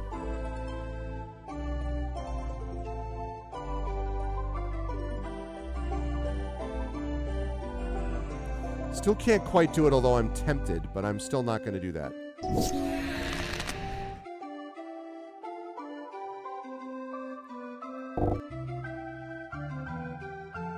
I need 1 more point to nullify that. That's unfortunate. Oh well. Okay, so now what we're going to do is... This is going to be cool. So we are going to I think we're going to do Brightmare. Are we, or are we going to do this? No, Archive Keeper's great, but I don't have enough mana for it. Gale Drifter is 3/2, but I like the extra health here. So, tap up to 1, target creature, gain life equal to that creature's power.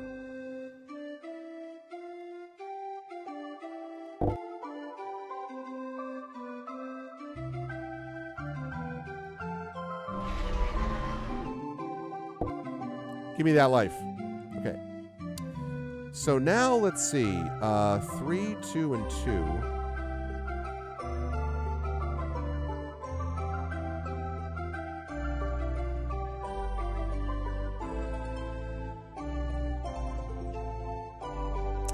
Still unsure about whether to go after this. Because if I attack with all of them and he blocks, he could block my Zephyr-Winder that would kill it, but I would...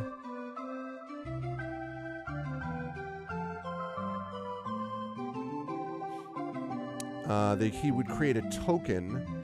If I did, he'd be down to 10 and I'd be up to 25 life. If he kills the Inspiring Overseer, then the Zephyr-Winder would allow me to untap the Chorister. And the Brightmare would still be around.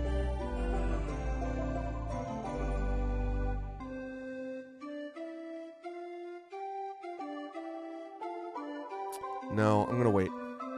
I'm going to be patient.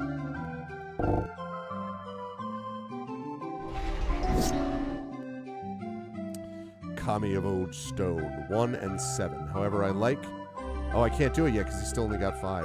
Darn it. That's unfortunate. Okay. Well, so, I'm going to cast Kami of Old Stone.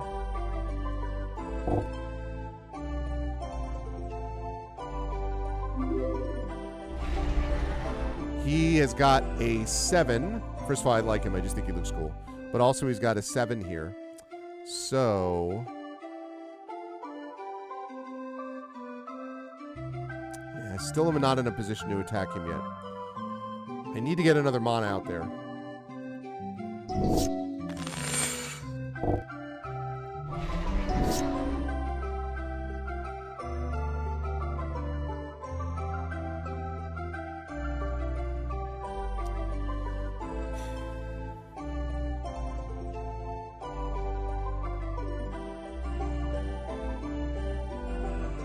So I'm thinking what I could do here is +2/+0. So I could attack with them and then do that. That would be 3, 4 is 7, 5 is 12. Wait, +2/+0? So 3, 4 is 7, 4 is 11, 4 is 15, and 5 is 20. So that'd be 20 points going through. But even with that, I think he still has enough blockers to do some problems. So instead, I think what I'm going to do is I'm going to do Gale Drifter.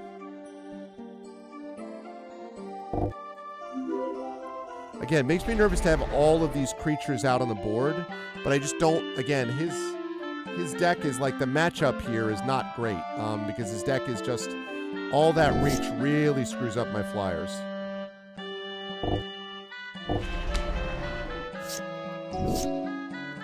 Thank you, I needed that. Alright, so let's see. We are going to get rid, I think, of 4, 5. Yes, I'm going to cast Rambunctious Mutt. Both because that's cool, but also because... Goodbye, Curse of Clinging Limbs. So much for that. So now I don't have to worry about him creating more tokens. And it's also 3, 4.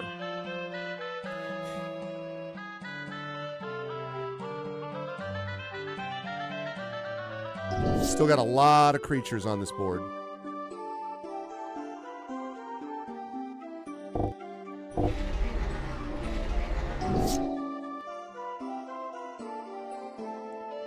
Five.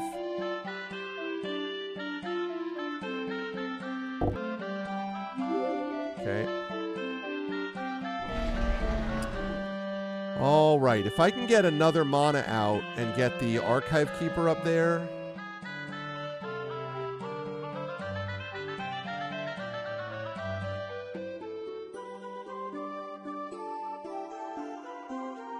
Discard 3 cards with different names.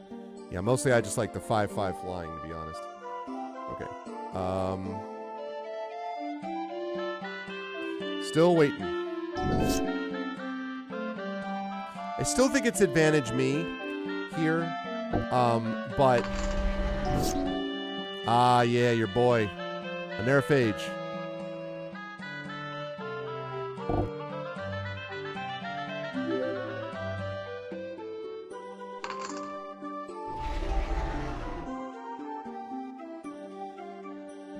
Okay. Still waiting. See, he doesn't really have a lot of direct damage spells. He's on, like, direct destruction spells. So all he can really do is try to attack me with a bunch of creatures. And right now, if he tried to do that, he'd get in trouble, which is why he's taking so long on his turns now. Because he's like, Come on, give me one more mana. The Aneraphage. Every time he says that, I think of the Xenophage from Mass Effect. All right, I'm holding on to Nullify. Zealous Display is not useful yet, although it will be. 5. I get one more mana and I can bring in Guile. Yeah, that's what we're going to do. We're just going to hold on for now until Guile comes out, and then all bets are going to be off. Again, he's calculating. He's like, can I do it? And the answer, not really. Not without major issues.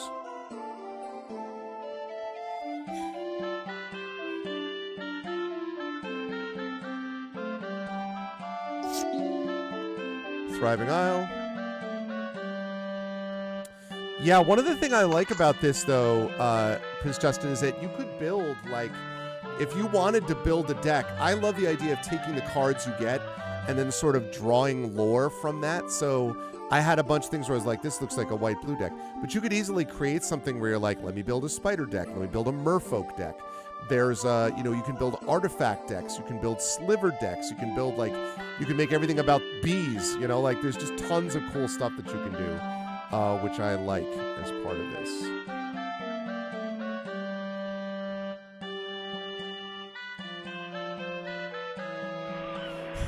But that's one of the things that this is cool, because it helps you learn how to build that sort of thing, you know?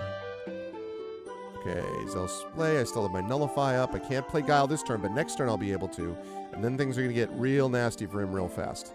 Because Guile cannot be blocked except by 3 or more creatures, and that's very bad for him.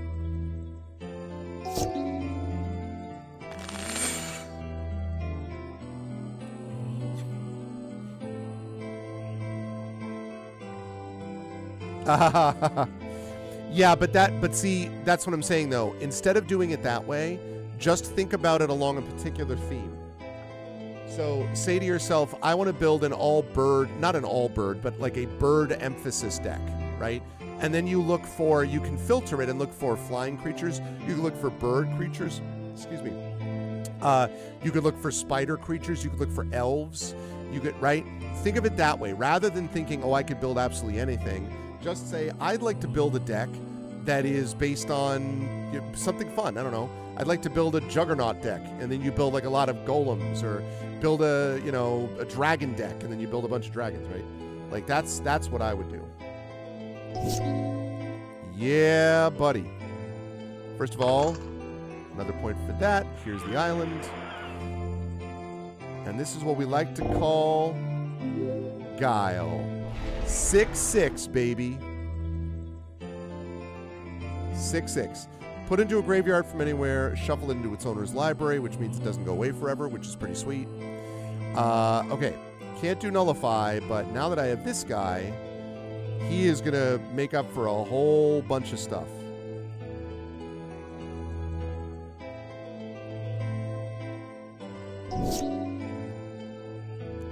Yeah, and it's taking longer and longer because of how many creatures are out on the board now.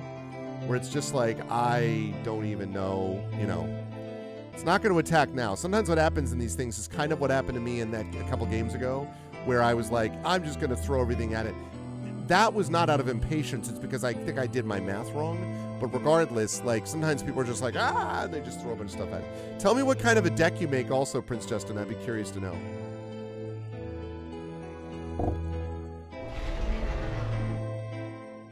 Okay. Hey, it's the Dungeon Master. All right, well, we are going to do this. Another point to an Aerophage. I love an Aerophage.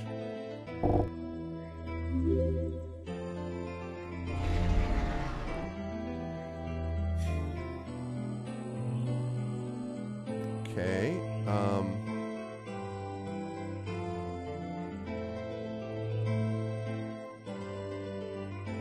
He has so much stuff on the board. Oh my goodness. What I'm honestly also going to do is I'll get to a certain point where I will have enough mana to activate Aladdin's Ring. 1, 2, 3, 4, 5, 6, 7.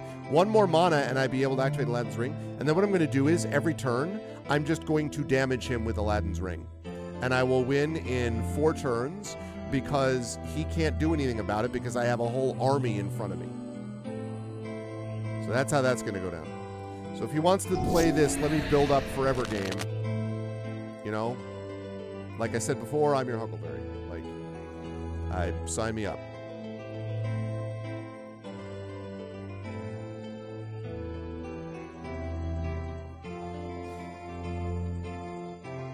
This is very funny. This at this point is the AI being like, Jesus, I don't know what to do. This is what I would be doing. I'm like,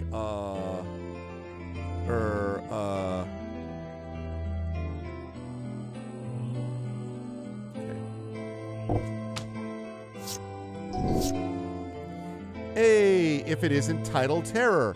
Remember everybody last time we played Tidal Terror?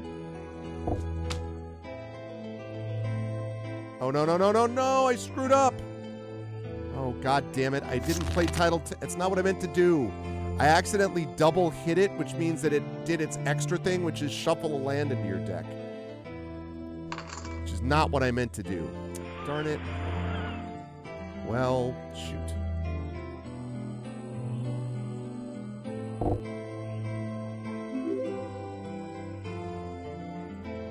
That is unfortunate.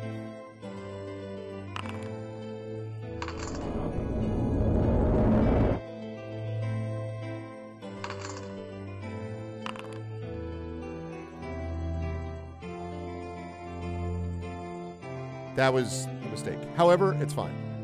I still have enough to play Nullify, and I can now create a party, which is what I'm going to do next turn. That was silly of me to do that, but it's okay. Okay.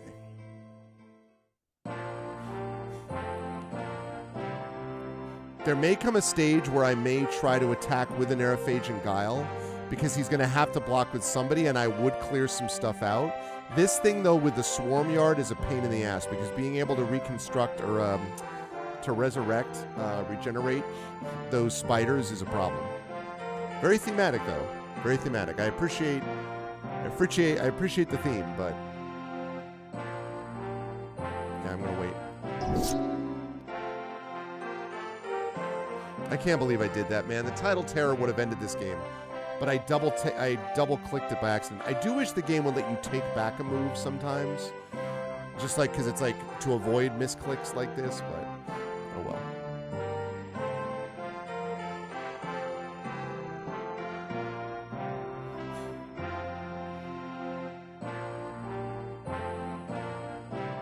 Every one of these turns is taking a long time because it's like having to process everything.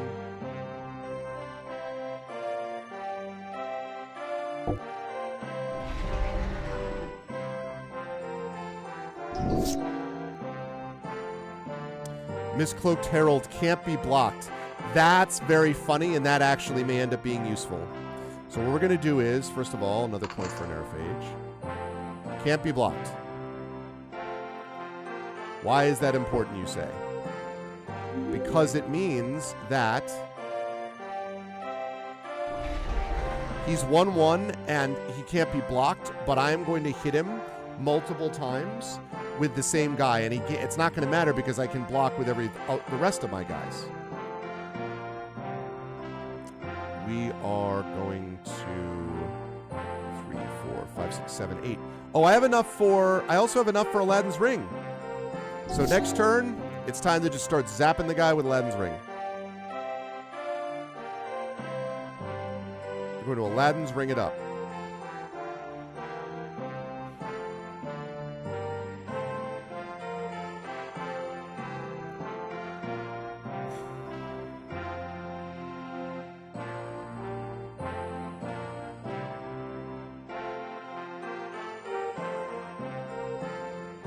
This is interesting. This is as long as I've had to wait for it to decide. But I understand why. There are currently 1, 2, 3, 4, 5, 6, 7, 8, 9, 10, 11, 12, 13, 14, 15, 16, 17, 18. He has 19 creatures on his side. And I have got 1, 2, 3, 4, 5, 6, 7, 8, 9, 10, 11, 12. 12 on my side. There are 31 creatures right now on the board. So I can forgive him being like, what am I doing? Planes. First of all, I'll get that guy up there. Righty. Okay. So now it's Aladdin's ring time.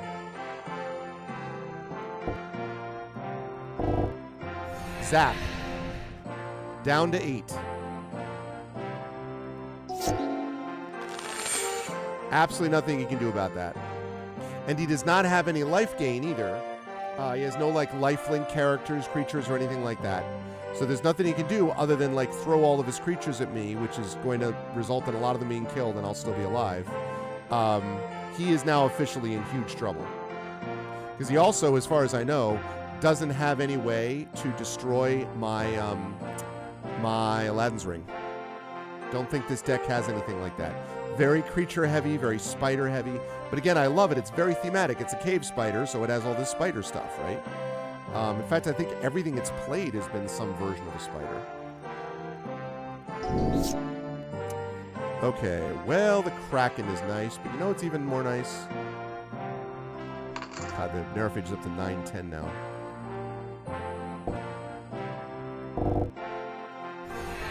Four damage. He's going to be dead next turn. Unless he destroys me this turn, he's dead. You have 1 turn to kill me, sir. Mr. Spider. What a tangled web we weave. I have 1 more spider after this I have to deal with, unfortunately. Only, like, again, because they're not giants, it's just that it happens to be very well matched against my flying deck.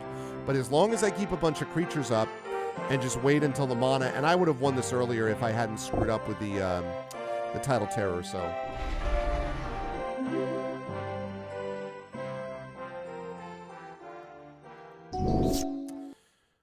I regret to inform him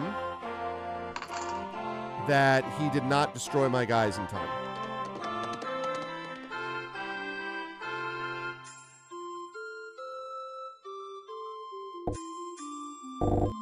Sorry, bro. Booyah. Got him. Okay. What do we get? We get an Aquastrand Spider. No, I'm going to sell that. We have a Farseek. Not running a green deck. Going to sell that. Field of Ruin. Add this. Sacrifice Field of Ruin. Destroy. That's the non-basic land. No thanks. And Nostalgic Dreams. Very cool if I were playing a green deck, which I am not. Okay, now I'm going to go up here. I'm going to pick up this. 96 gold and 3 shards, which you can use in here. I'm going to save it, and then I'm going to take out that last cave spider. I don't know who this big dude is, but he's not a spider. That's what I know. So one more spider match, chat. Bear with me. One more spider battle.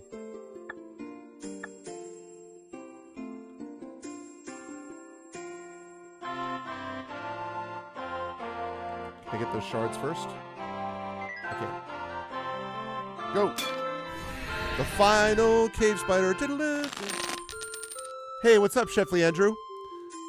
Sorry, I was not paying attention to YouTube chat. I apologize. Don't sell, leave, or sideboard. Yeah, no, I didn't. When I say sell, I'm putting it automatically in the sideboard, but I'm not actually selling it. It just means that some of them are in sideboard, some of them are auto sell, but when I go to sell them, I can double check and see what's actually in the board. So that's a good call.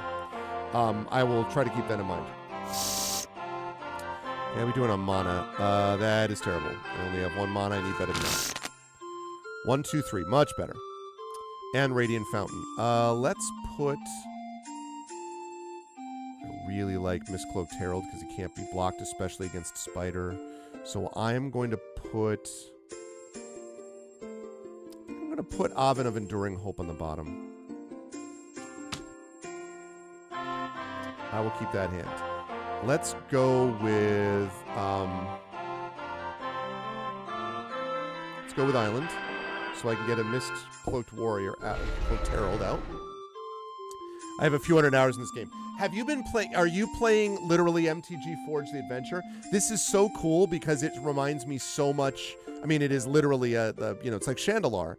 And I loved Chandalar and the 97 duels, the Planeswalkers and all that. I love that. So, very, very cool. And welcome to the channel, by the way. Swarmyard, man. Okay, Island and Plains. Means I can bring on a Battlefield Raptor. Alright, Mistcloaked Herald.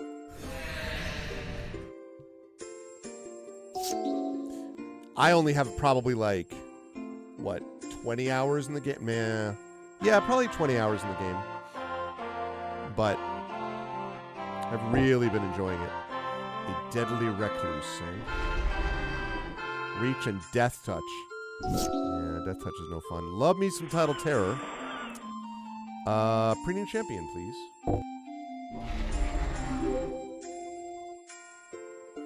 I hate that he has Reach. Except this guy's unblockable, so... Guess what? You've been hit. You've been hit by... You've been touched by a Mistcloaked Herald.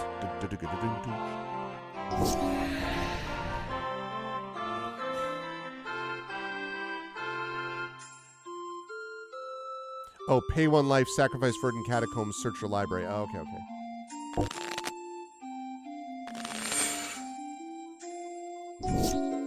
Okay.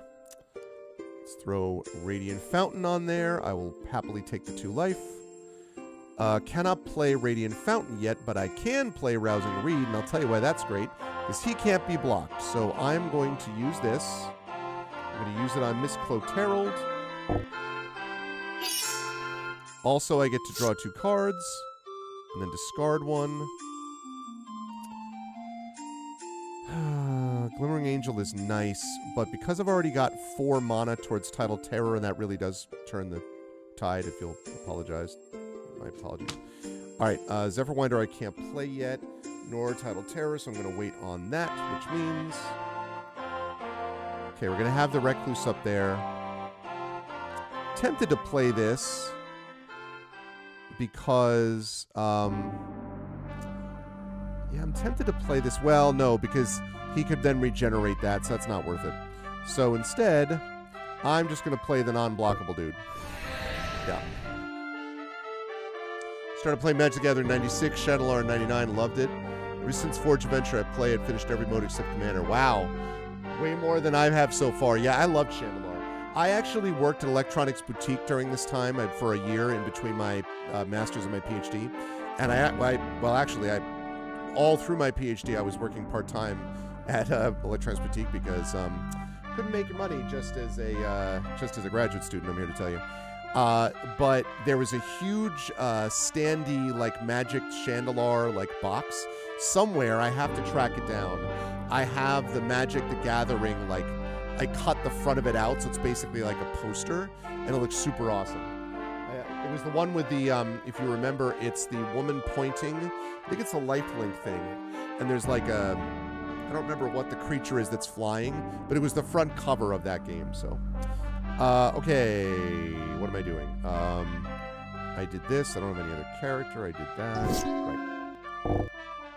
Ishkana, Graph Widow. Delirium. 4 more card types among cards in your graveyard. I don't think there are yet, right?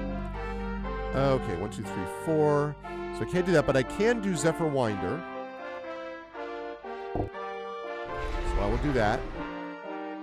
Once again, I will attack with the unblockable Mistcloaked Herald.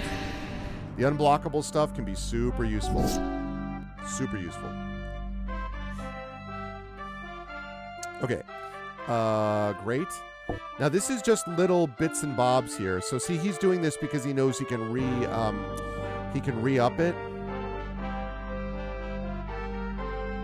I think I'm inclined to just take that. Planes, hey, that's 5. 4, 5, 6, 3, 4, 5. I'm going to bring in Rambunctious Mutt, although he doesn't have a target enchantment.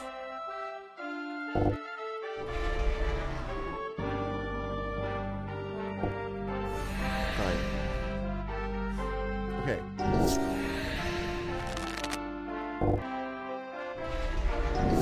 Strider. Hey, you know what that means? 6 mana, that means it's time for Tidal Terror. This time actually is a creature. Now the great thing about him is that now with Tidal Terror, every time I attack with him, I can tap 2 other untapped creatures, which makes him unblockable. And that means that this guy's going to be dead next turn, because I'm going to attack right now with Mistcloaked Herald, which will bring him down to 6. And that means next turn I'm going to do oh, no, I forgot he's a 5/6. So it'll take 2 turns. That'll take next turn, because I will attack with Herald again next turn. That'll bring him down to 4. I will attack with Tidal Terror, and I will tap the elemental token, and I don't know, like the Rambunctious Mutt or somebody, I don't know. And that will make him unblockable, and that means that 7 damage will go through, and Spider go bye-bye. That's how that works.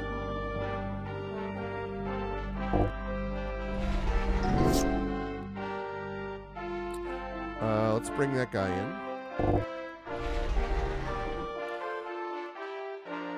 Okay, so we're going to attack with him. We're going to attack with Tidal Terror.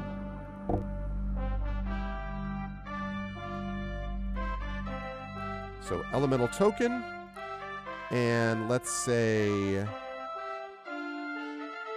I don't know, Zephyr Winder. And that means he dead. Bye-bye, Spider. What'd you give me? Penumbra Spider, never mind. Highland Wield, never mind. Vigilance Reach. All creatures attack each combat if able. The War Weaver. Jeez. I don't know, though. I'm not running a red-green deck or black. Like, it doesn't have anything else. So...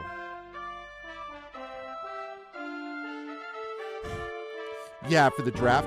I have done a couple of draft ones, but I've been having fun just like starting out, building it thematically, and then working from what I had. I feel fairly good about my deck. The problem with that guy is that all of those flying, you know, all of those reach guys sort of nullify one big strength of my deck, which is all the flying. But all right, it's time for this dude. Human Barbarian, huh? And buy all the dual lands, yeah, for sure. I'm going second. I'll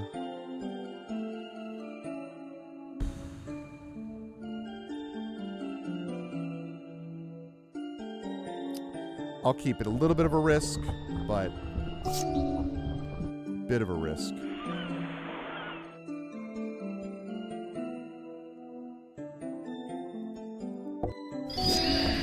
Okay. We got Mr. Direct Damage, dude. Oh my god, Firebolt. This guy's gonna be a joy, I can already tell. Okay.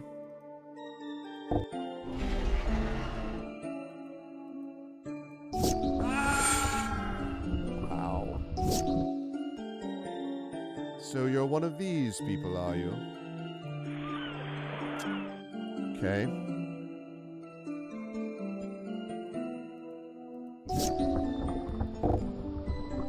Balduvian Horde. Oh, because he's a barbarian. Sacrifice unless you discard a card at random. Okay. Alright. I like that, though. Let's go with...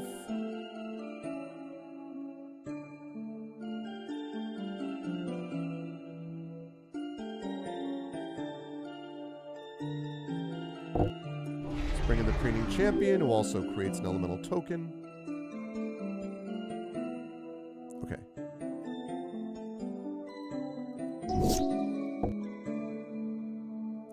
5/5. I do not want to take 5 damage, so I'm going to block with that. Ah, the Keldon Warlord. I remember that. It's an old school one. Okay. Good news, everybody. Good news. We have got Oven of Enduring Hope. It's also going to give me 3 life back, which I like. Could use that unblockable condition, although the Preening Champion could... Oh, is flying, right. So...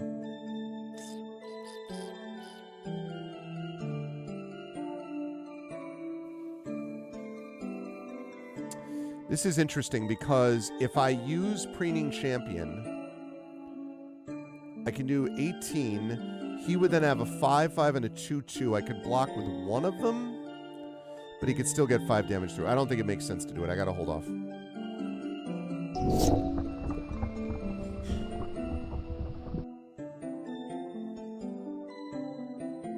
Yeah. Yeah, it's true. But they keep, you know, it's funny though, it isn't complete. Chef Leandro, but they do keep, like, they update it constantly with, like, new cards and whatever. So that's interesting. With Tiefling Barbarian. Fury of Avernus. Whenever you attack, if it's the first combat phase of the turn, untap all attacking creatures. They gain first strike until end of turn. After this phase, there is an additional combat phase. Okay, that sounds absolutely freaking terrifying. Oh, they gain first strike also. That's quite bad.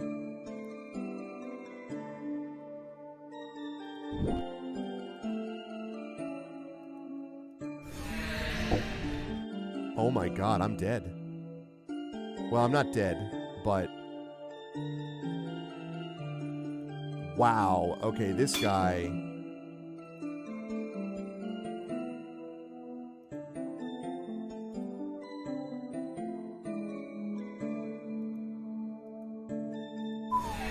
I don't know what happened there. Why I couldn't block with him. Okay, that's bad. That guy's a badass. That's going to be a problem. Yeah, it really is. It really is cool. I think the most recent one is Secrets of Chandalar or whatever.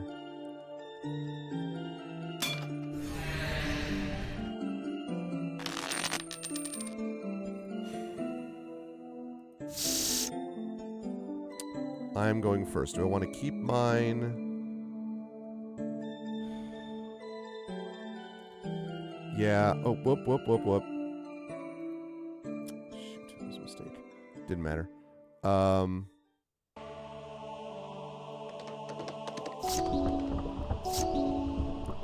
island.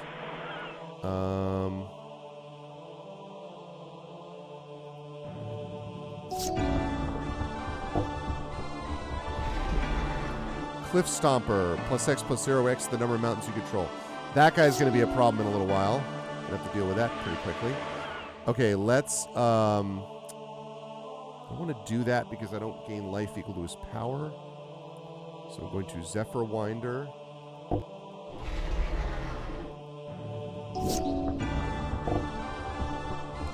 Plundering Barbarian. Destroy target artifact. Oh, wow. Interesting. Okay. Very, very interesting. All right. All right, well.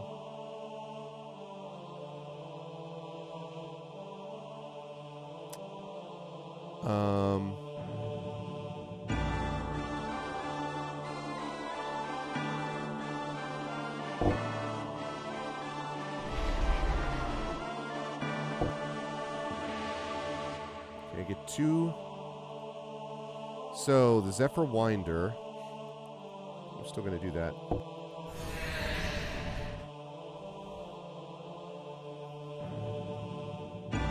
Oh, is that true? The Quest X have 200? Strixhaven. Yeah, what did I say? Chandalar? Yeah, Strixhaven is what I meant. And then I get to untap him.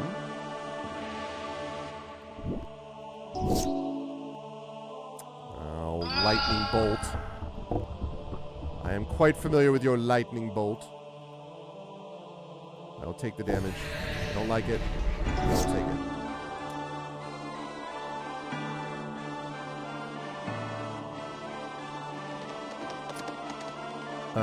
Let's see.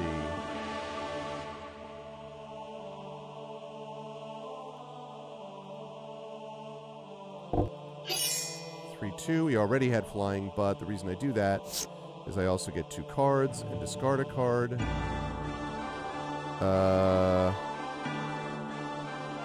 can I discard? Discard that one.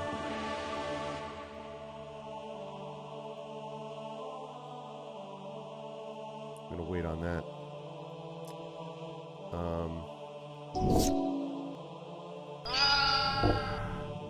Well, crap. This guy's gonna be a problem. Oh no! Oh no, it crashed on you. Oh no. This has been pretty robust for me. Like, I have not run into it, but I haven't done the quest deck stuff yet, to be honest, so I haven't played around with that. Golly. I may have to assemble something just to deal with this dude. Can I kite you out?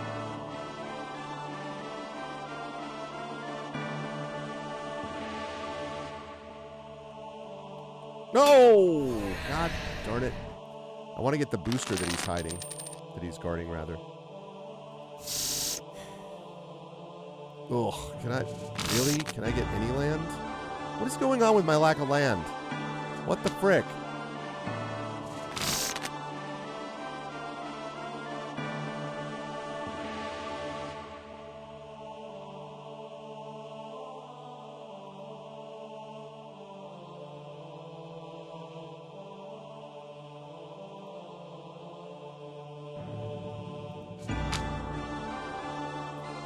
This is not looking good already, to be honest.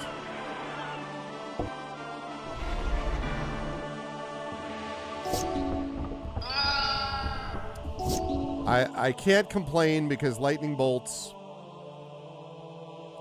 I know it well. The lightning bolt thing is something I used to love doing myself. Oh my god, this mana situation.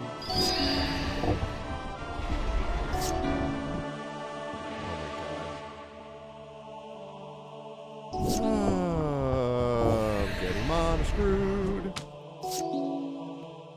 Come on, bro. What the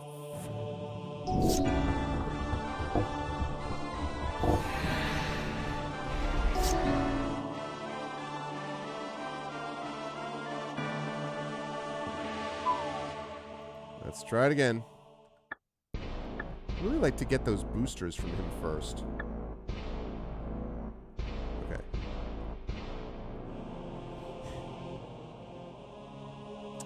Yeah, sometimes I need the gold, though, to be honest, Chef. Like...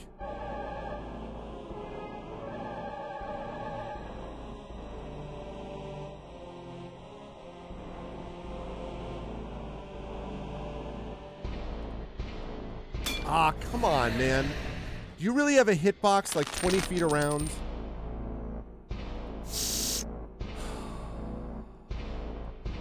What is going on with my deck?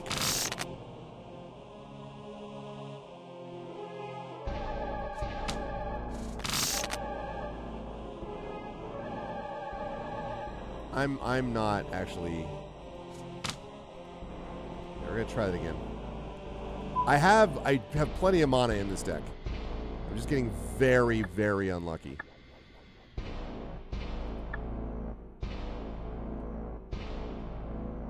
Okay, now, I'm gonna kite you down. You come all the way down. Follow me down. Follow me down. Follow me down. Follow me down. Follow me down. Good. Now, what do we got? Marrow Harbinger. Search your library for Merfolk card, reveal it, put it in a library, put the card on top of it. That could be very useful for this guy. Ancient Amphitheater. Don't care about that. Boggart Mob. It's nice, but I don't run that kind of deck. I have another Guile. That's very nice, although I don't know if I want to put that in right now. Thieving Sprite, not my kind of deck. Warren Scourge Elf, not my kind of deck. Heal the Scars, not my kind of deck. Needle Drop, not my kind of deck. Nectar Fairy, not my kind of deck. Treefolk Harbinger, not the kind of deck I'm running. Storybook, what is this? Stonybrook Angler, you may tap or untap target creature. That's interesting.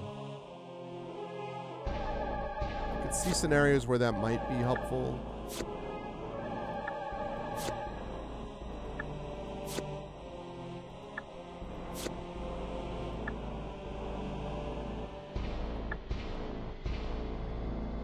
Okay. He's reaching for him. Murata, Neuron Hacker. Whenever you draw your first or second card each turn, put an Ingenuity counter on Murata. You may cast an artifact spell from your hand with mana value less than or equal to the number of Ingenuity counters on Murata without paying its mana cost. Very cool. Not the kind of deck I'm running. Gravestorm. Again, not the kind of deck I'm running. Soulblade Djinn. Whenever you cast a non-creature spell, creatures you control get +1/+1 until the end of your turn. Interesting. Fire Slinger. Wing Shards. Target player sacrifices an attacking creature. When you cast this spell, copy it for each spell cast before it this turn. Ooh, okay, that's pretty useful. And creature, Merfolk Putt, Brineborn Cutthroat. Pretty cool, although not as useful for this.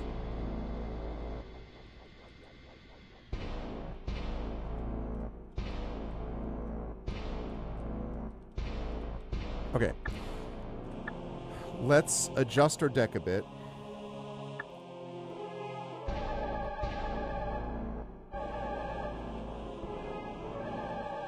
You don't need that. You don't need that. That.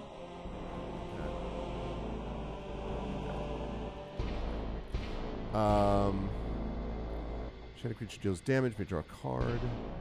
Opt, no. Distinguished Conjurer. That would have been useful. Draw a card, discard it. Exile target creature enchantment. Doesn't do enough. Movement Meditation. No. Gallant Cavalry. 2/2 White Knight creature token with Vigilance. Could be. Capture Sphere is possibly useful. Exile target creature you don't control.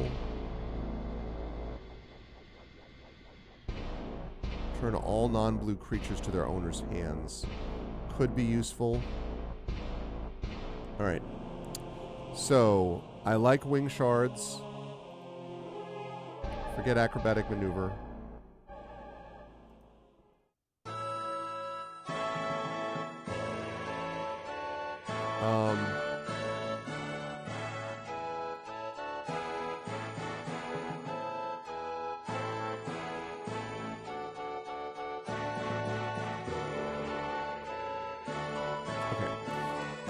Now let's see. I'm going to have to drop that down by 1. Do I want another Guile? I do. This gives me basically 2 shots at getting... Alright, this is just for his deck.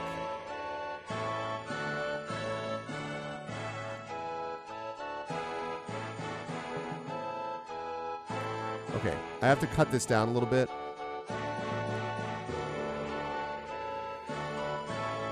I'm going to move as far as disperse to the sideboard. I'm going to...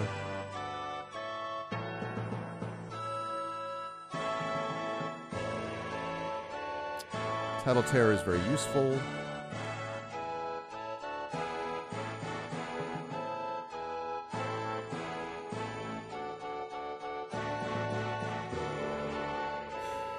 Not be as well, no, I take that back. He could be useful.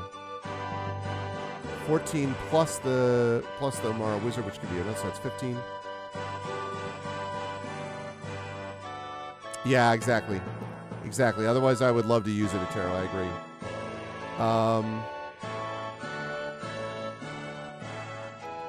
Not been using enchantments.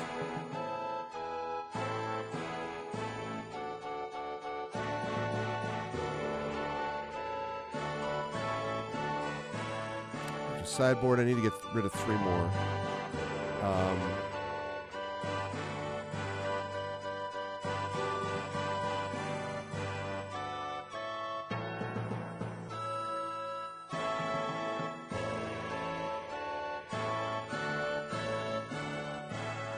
Not useful enough for this. This is just for the barbarian I'm doing this for right now.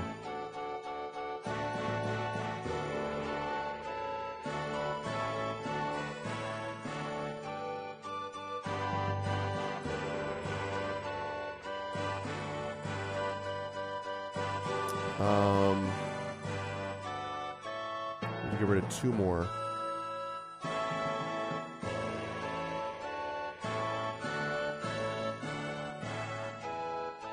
This is just guaranteeing me more. It's not guaranteeing. It's making it more likely that I'm going to get Guile, which is the reason I have that there.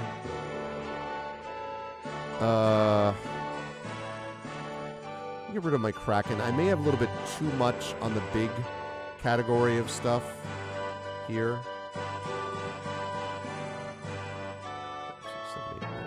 1, 2, 3, 4, 5, 6, 7, 8, 9, 10, 11, 12, 13, 14. Plus Mara's 15. Get rid of 1 more.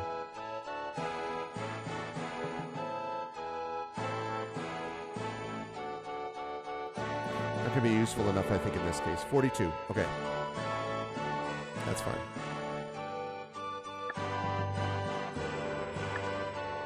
Cannot save it, unfortunately.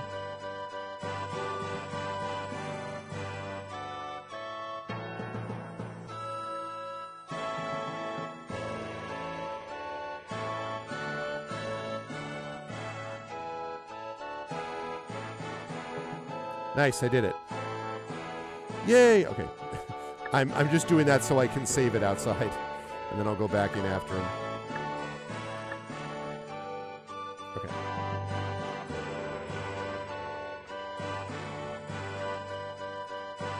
Alright, Broseph. It's not 14. It's 15 because the wizard's a double.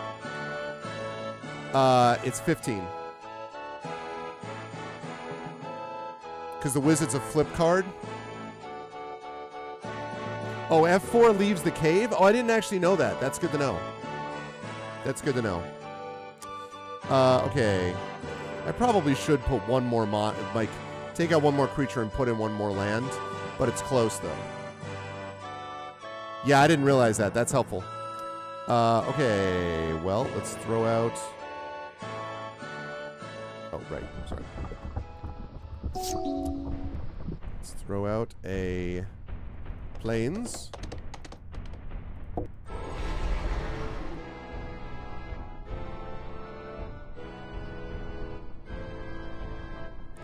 Yeah, I thought I had another... it is a little low on lands. I don't know what happened there. I thought I had a higher land, so I'll probably put in 1 or 2 more. I have been getting a little more mana affected than I should have been, so I shall address that.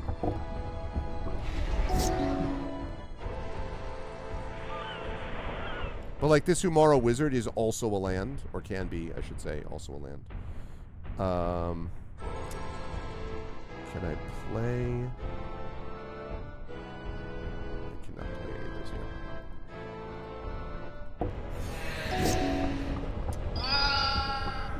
yet. Lightning Bolt, damn it. Okay.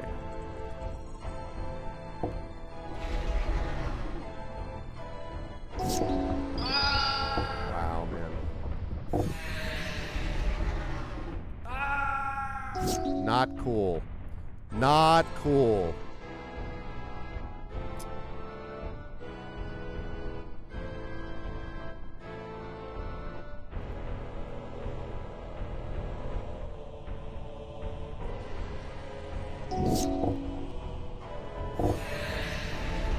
Yeah, this is a big problem.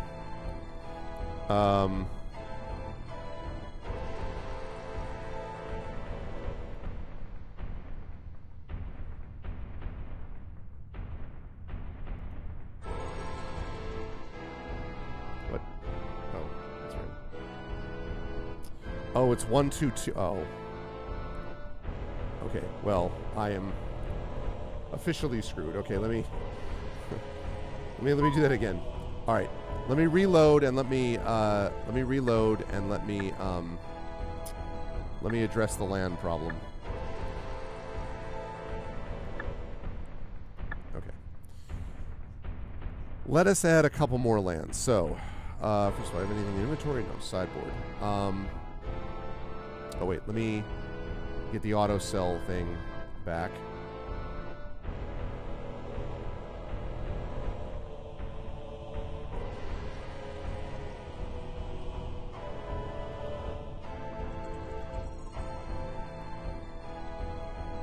Okay. So now we have 16 plus the wizard is 17. Oh, sure, you could do that. Absolutely, Otero. All right, I need to get 2 cards out of the hand then to cut it down further. This is so I'm more likely to have Guile. Wing Shards may be more specialized than I think, but...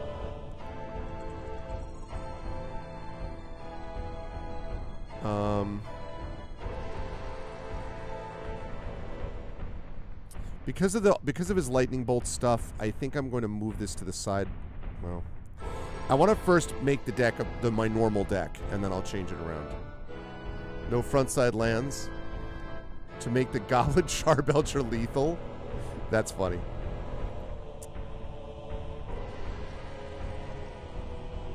Move that to the sideboard for now.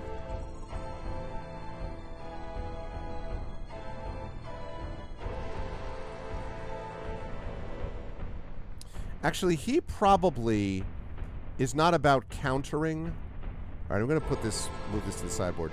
He's probably not about countering the way the spiders were. So, all right, 42. And I have 16 lands plus the wizard. So that's 17 lands. That should be better.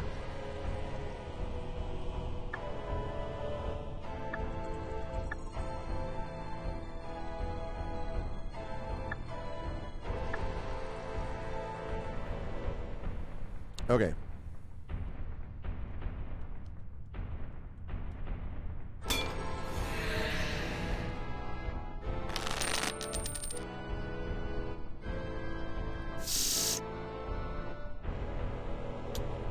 Okay, I've got Radiant Fountain, I've got Plains. Okay. Oh, but he needs... No, I gotta have something I can play. Okay, that's much better. Let's return...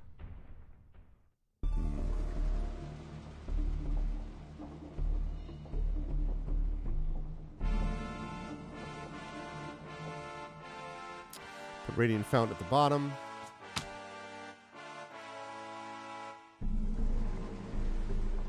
Let us throw down an island.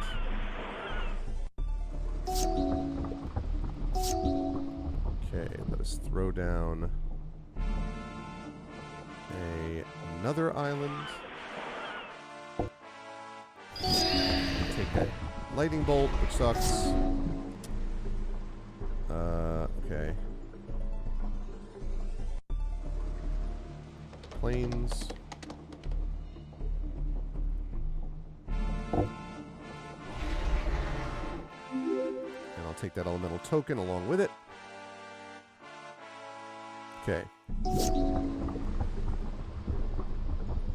Interesting, and not doing anything this turn. I'm going to throw down another island.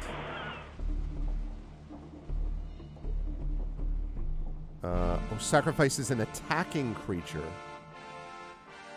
I misunderstood that. Okay, that's not as good as I thought it was. I may have to get rid of that then. Unfortunate.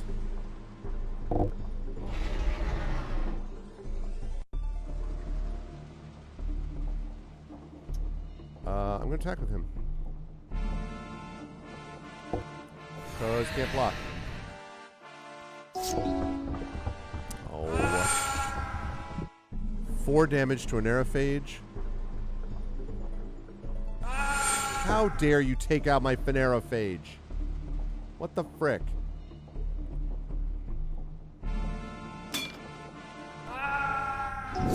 man. All right. That's unfortunate.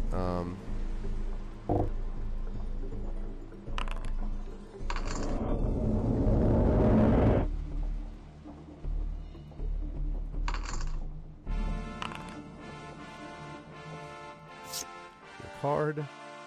Yeah, I like that.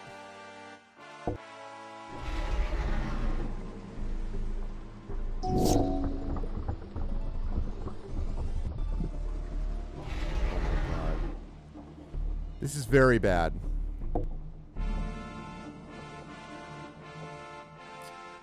Wait, what?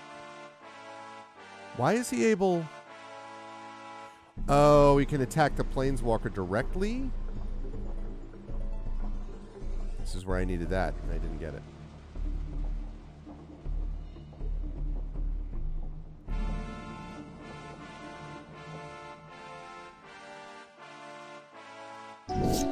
That's very unfortunate. Okay. How about we...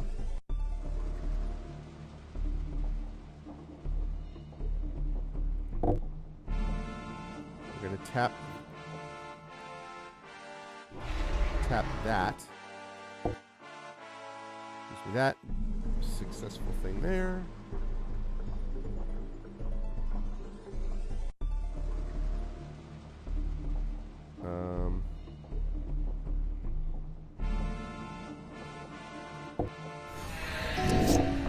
I cast Tournament Hygiene Rules.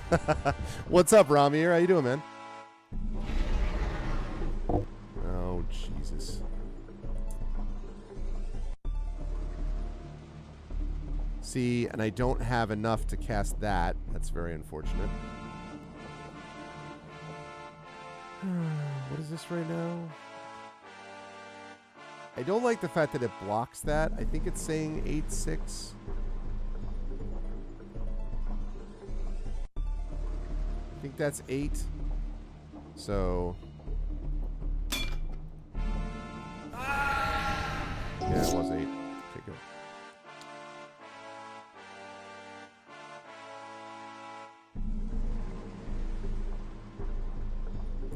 C double.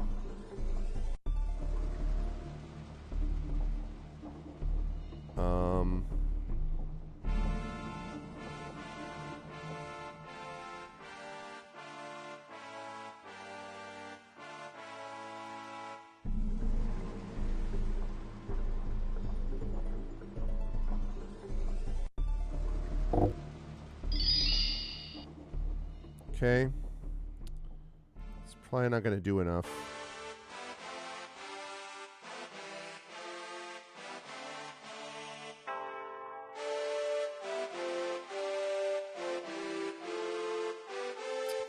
Nope, not going to attack. Oh my god. Right. I may not be able to beat this guy with my deck. What's up, Wookie Cookie? How you doing, man? I may not be able to beat this deck as currently constituted, which is unfortunate because I have a quest right here that if I can defeat it, then I have the side quest done, and that's what I need to get these other side. I mean, I could pick up another side quest, but it's sort of annoying because I have, like...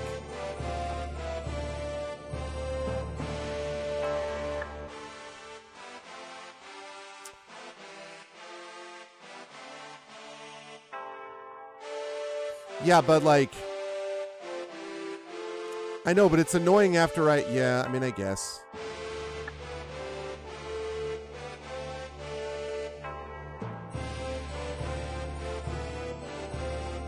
Alright, let's go this way.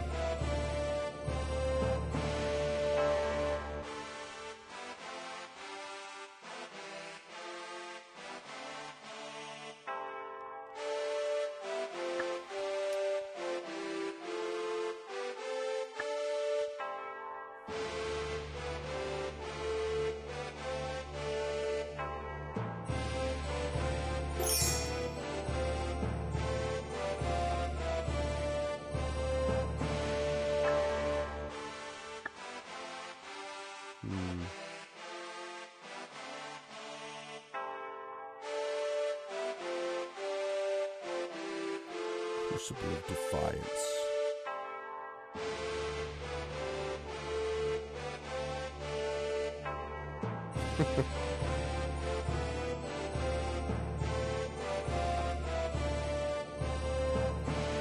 Wow. Spells your opponent's cast cost 2 more to cast at the beginning of your end step. Each opponent loses 1 life. Wow. That's very nice, although you need to get mana out quickly. I'm going to pick up one of those for now.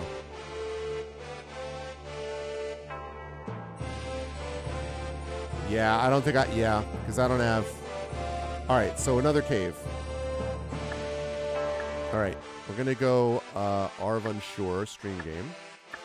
Okay. And now we're going to take a look and see... We're going there. What if you can mark the map on this, like an auto... Like a... Put your own notes on it? I don't think you can.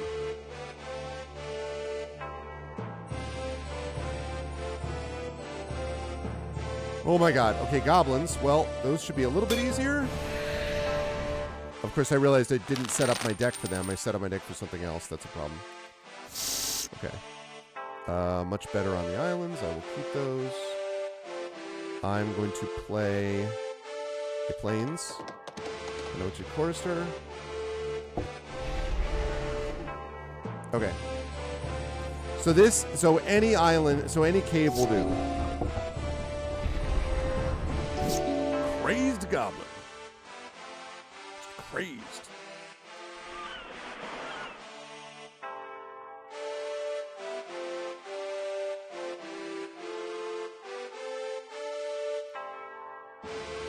I want to test something here.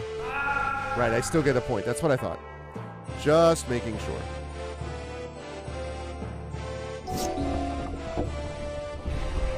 Bloodmark Mentor. Red creatures you control at first strike. I'm glad I played that other one when I did then. That's good, because that would have annoyed me. Unfortunate that I'm a little bit past mana here, so... Yeah, he's going to get 1 point. Goblin Sky Raider. Okay. Okay. Kami, Old Stone. Any cave in a storm, pretty much.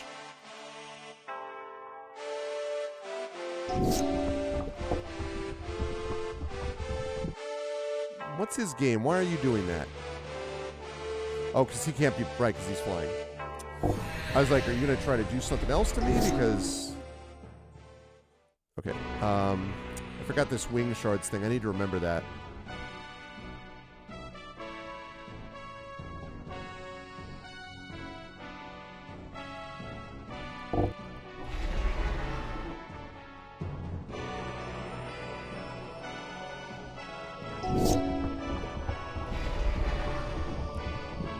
Rabblemaster. Okay, that's gonna get overwhelming if I'm not careful.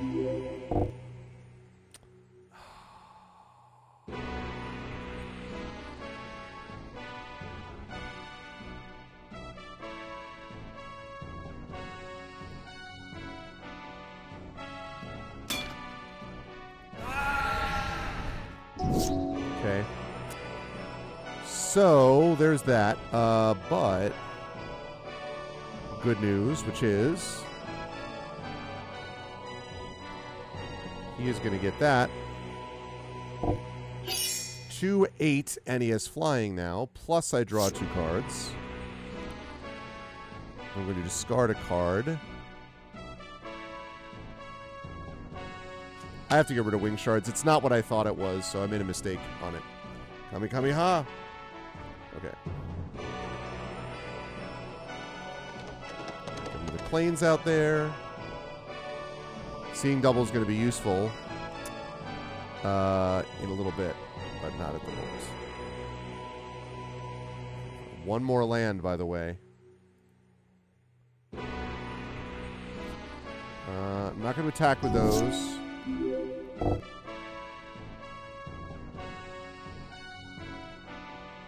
He has flying, you know. Oh, I'm not doing that.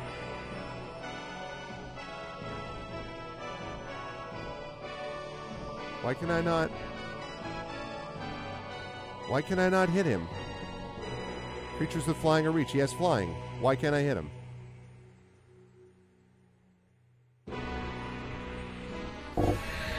What just happened there? I don't understand. Why can't I hit him? He has flying. Why couldn't I block? Is there something where, like, it makes something you have is unblockable?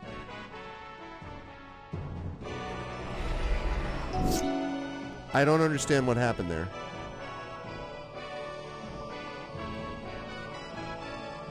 Oh, shoot. 4, 5, 6.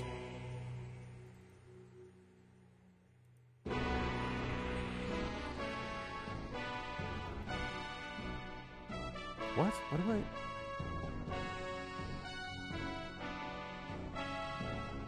Oh, I don't have enough... shoot.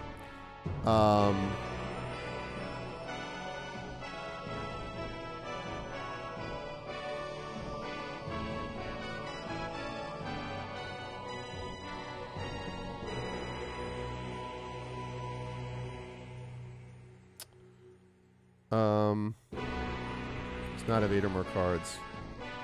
Create a token that's a copy of a target creature.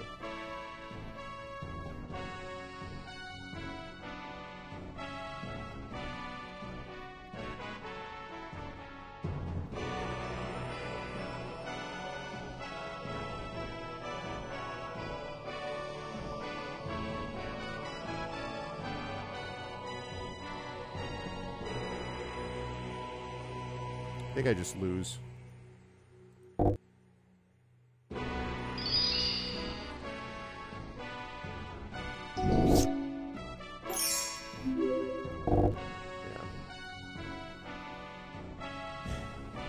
Okay. All right, that was unlucky. I am going to load unsure. Wait, what? Oh, I didn't. Okay, well, here we go. Before I do anything, let me change up this deck. Alright, so we're putting the Battlefield Raptor back. We are putting...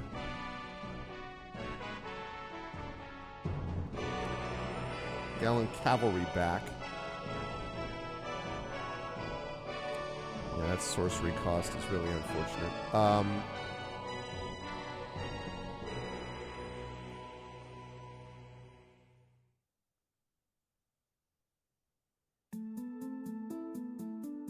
Oh, interesting. We're finally past the OST, so we go into the Secret of Evermore now. Okay, let's see.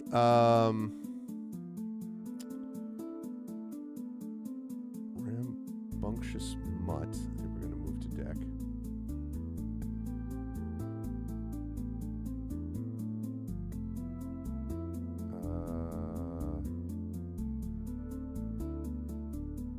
Move that to the deck. Okay. This one is not what I was hoping it would be, so we're going to move that to the sideboard. Need to cut out 3 more.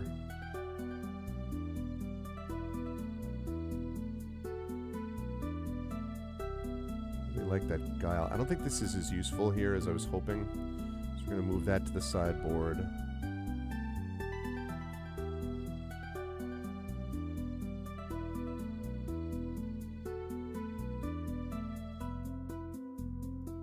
Okay, 43. One more. 16 plus the wizard would be 17, so that's pretty good. Once I get rid of one more card, it'll be good. The Guile makes it more likely that I get it, but I'm going to take one of those out. Okay.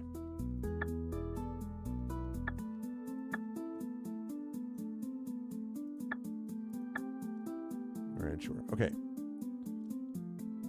Whoops. The massive hitbox in this game strikes again.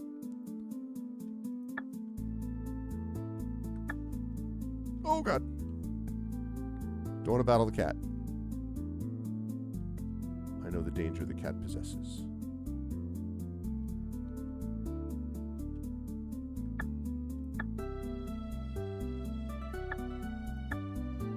Okay.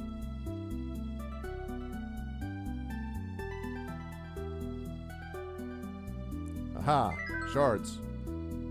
Bang. Goblin warrior. Goblin worker, rather. Okay. Islands.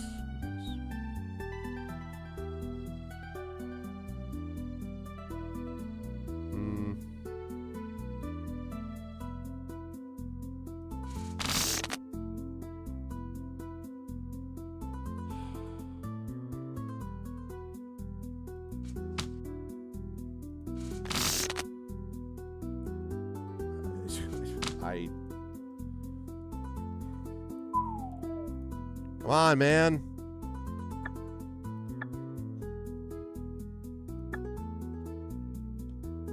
Okay, try it again. And here, we might as well just attack you to begin with.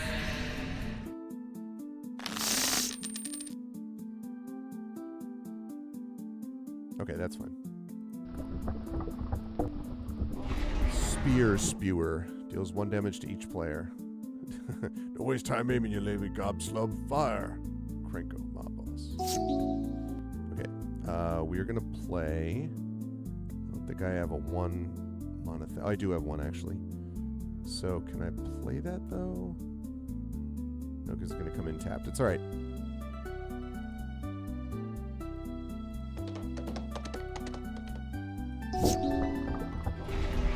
Mark Mentor. Red creatures have first strike. Yeah, that's a problem.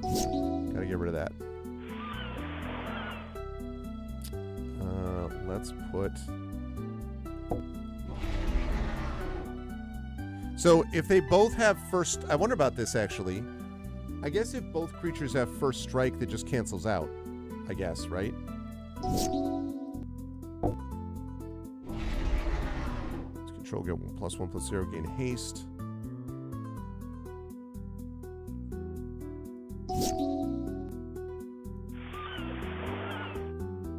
First strike is its own section, so they both fight. The other creatures fight. Okay, cool. That's what I figured. Alright, so... Not have enough for rambunctious people. I do, however, have a Rousing Reed. I'm going to give to them. 2, 3. Give me those 2 cards. I will discard... What will I discard? I will discard... Ormos Archive Keeper, because I'd rather have the title Terror or Guile, frankly.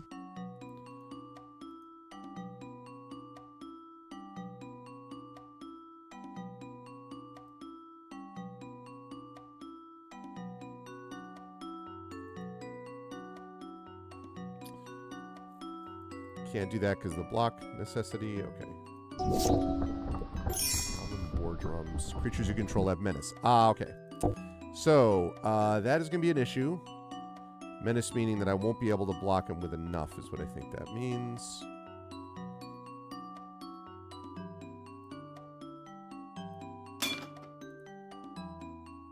Can it be blocked? Yeah.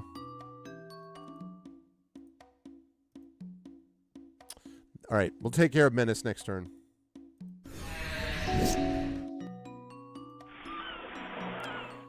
We are going to... Oh, wait, I can't. I don't have enough... Ah, I need more planes. Shoot, that's unfortunate. That is unfortunate. I will...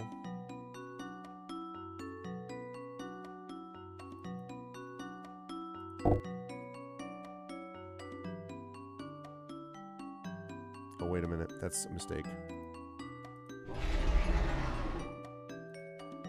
Okay, I still get that.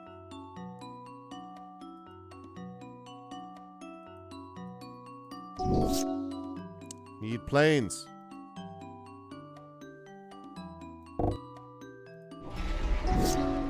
Sky Raider. Okay, here's.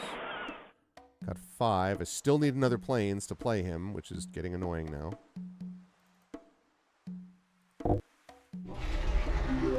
Like that, though.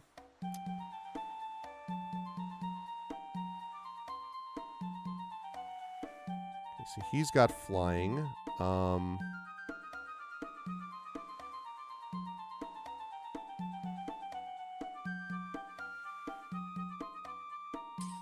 he's also got flying. Right, so...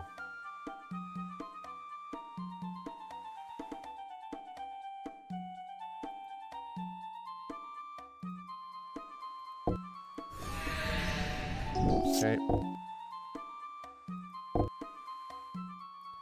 3-2-2-2, and they have first strike, which sucks. That's really unfortunate. I'll take it.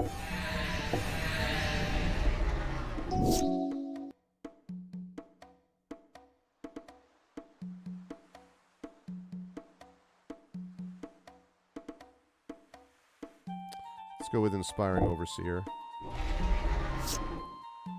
Draw a card, I love that. Also bring in the Mistcloaked Herald.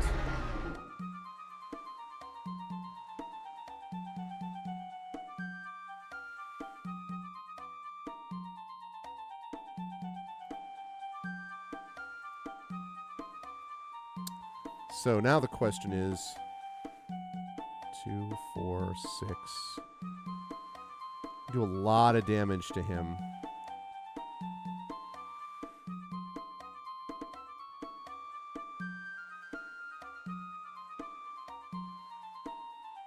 Can I block enough though when he comes back at me? Because he's going to go 1, 2, 3, 4, 5.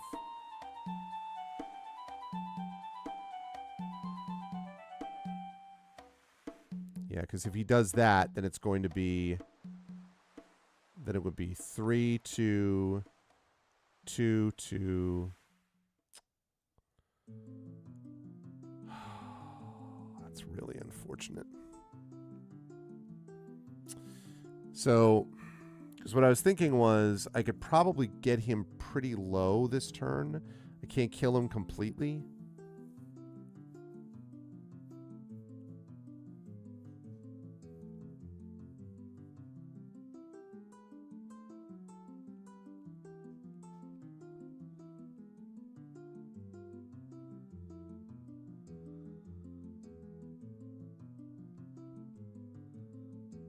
Could probably at least do flying, right? Because...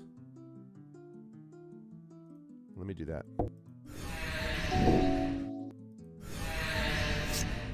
That's interesting. Oh, he's not attacking this time. Oh, the Goblin Brigade. Man, we got problems. Right here in River City. Okay. Really could use more planes. All right, let's...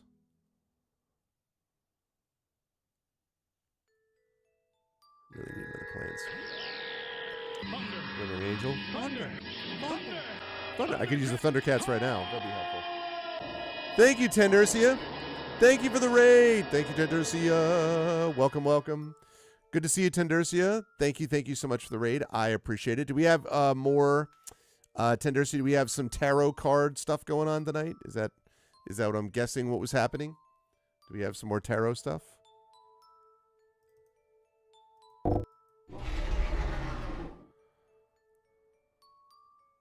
Okay, Herald cannot be blocked.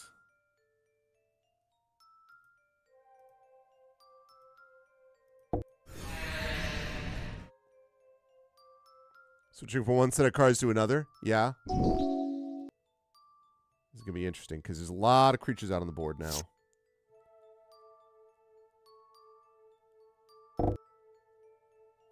Relic Robber. There's combat damage. Oh, jeez.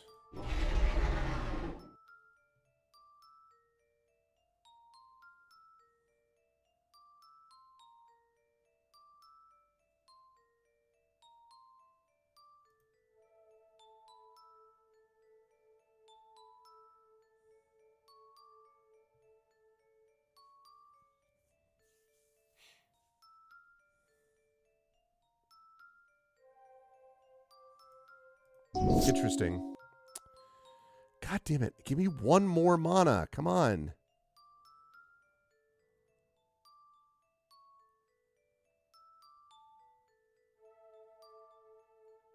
At least one more planes.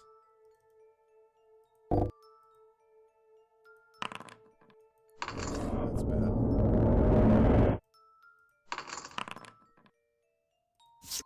Gives me another card. Thank you. Thank you, thank you, thank you, thank you, thank you.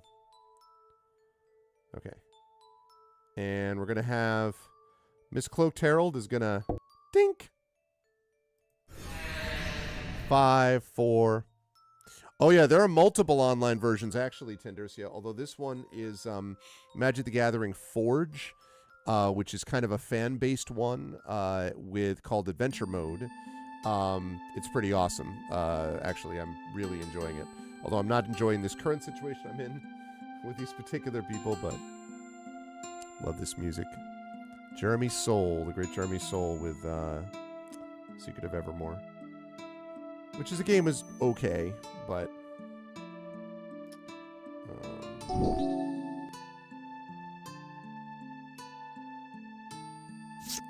yeah, we've entered the game being like, oh crap, there's a lot of creatures on the board. I've had more.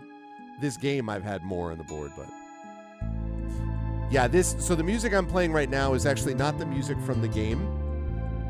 It does come with music, but it's copyright stuff, so I can't put it on YouTube without it like not being able to be monetized, which that's not as big a deal as the fact that it doesn't lead to a copyright strike, but it makes me a little nervous that it's there. So I have the volume off and I'm playing instead. I played the Magic Duels of the Planeswalkers OST, and now I'm playing this. So smoked a lot of weed.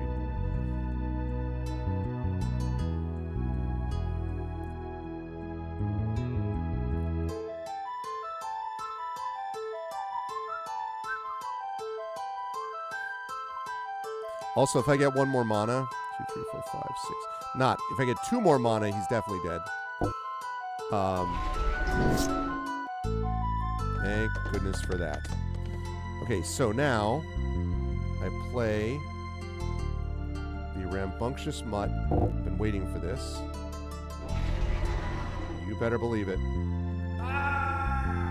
So much for your target enchantment with your menace, sir. Okay. Well.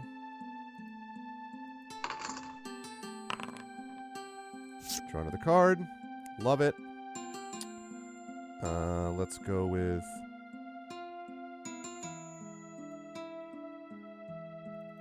that. Okay, now we hit him with the Herald.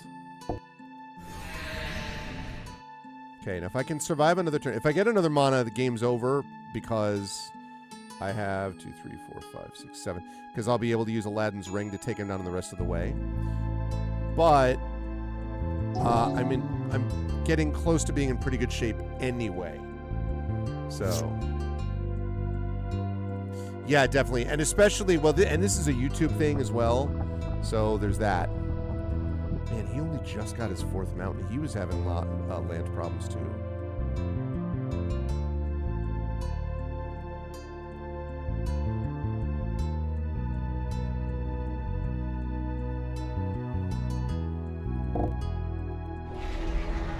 Squee, Goblin Nabob. Legendary creature. I love the art in that so much. It's funny. Okay, did not get that, but I did get 5, 6. I did get this, which means it's time for Guile. But what we're going to do first, we're going to bring in the Tidal Terror. And the reason we're bringing in Tidal Terror is because when you have a lot of creatures on the board, when you absolutely positively need to hit something, the great thing about Tidal Terror is when you attack, you may tap 2 other untapped creatures you control, which makes them unblockable. This is otherwise known as, if he doesn't kill me this turn, I will kill him next turn. That's how that works. But first, I'm going to get him down to 3 life. Oh, shoot, I didn't loyal, but I actually don't know that I want to loyal because I might have missed my next turn and I can't take a chance on that. So, I have to roll a 1, but still.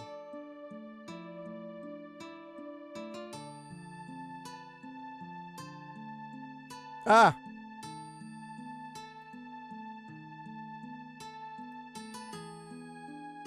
What just happened? Did it crash?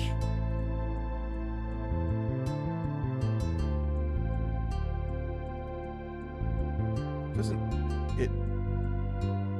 I can't. Did it crash? Because I could still like.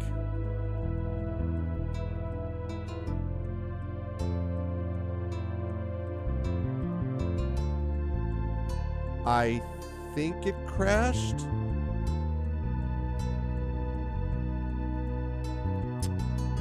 Man.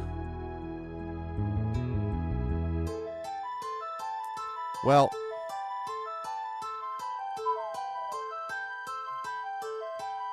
That's unfortunate. Man, I had that game won, too. That's annoying. All right, hang on a second.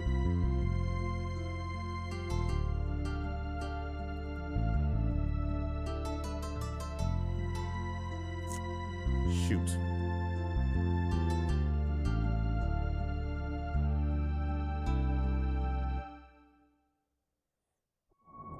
Very, very, very unfortunate.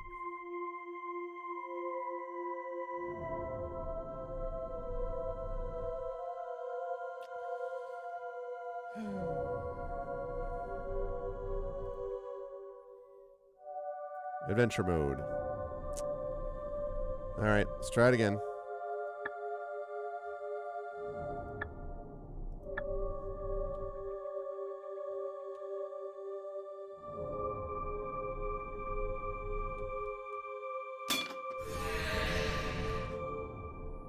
Should be doing that anyway. Going first, that's plenty of mana, yes. Okay, let's go with... Island.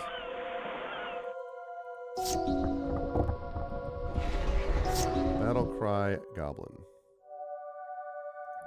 Plains.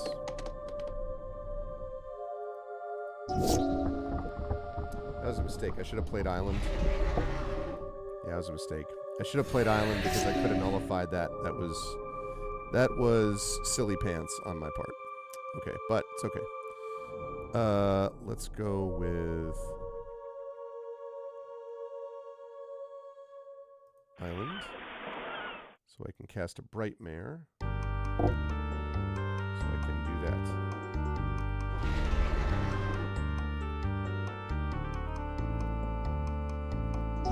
That's unfortunate. Hey, what's up, Stu Mega?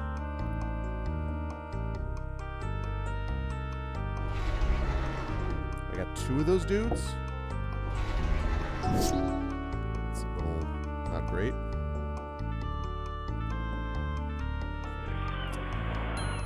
My Brightmare just sort of holding court here right now.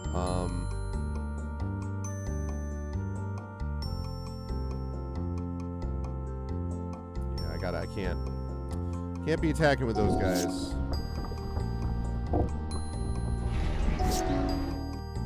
Okay. So we got 5 now, which means we could bring in the wizard. Oh, yeah, we want to bring in the wizard, actually, and I'll tell you why, because...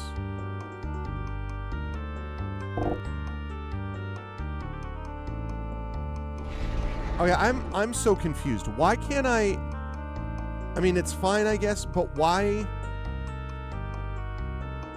How would I have been able to tap it? Why, I mean, I wanted to bring him in as the life. I wanted to bring him in as that.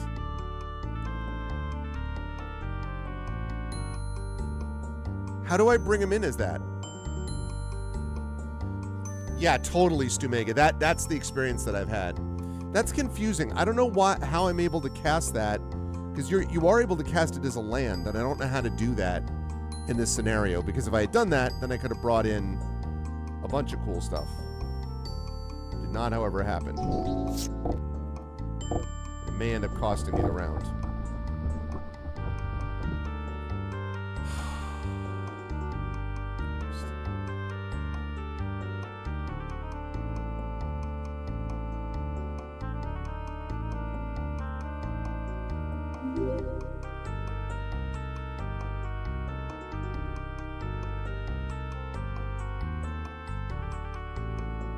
First strike.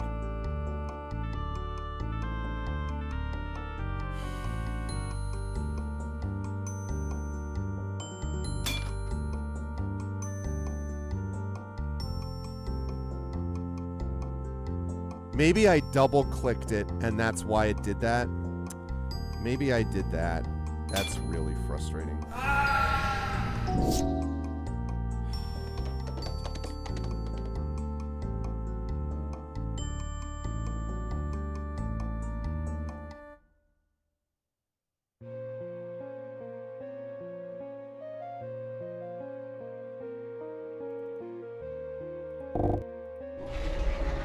There's Guile.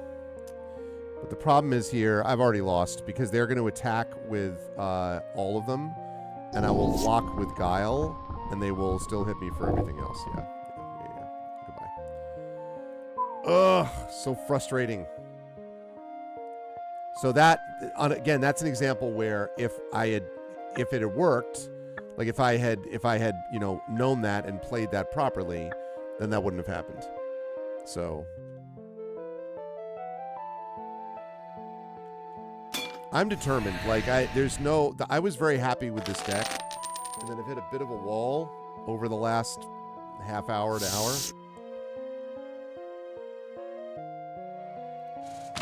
I really need more land. Okay.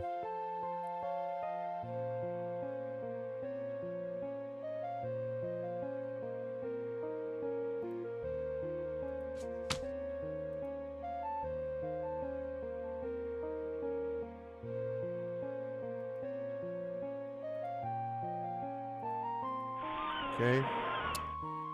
Can't do anything with that yet. I'll have to think about that. Try to do that single tap thing. Have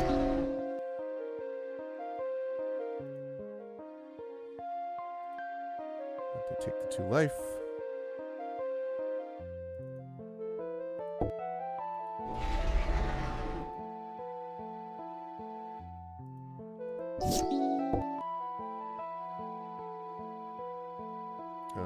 Okay. Could probably just take that, but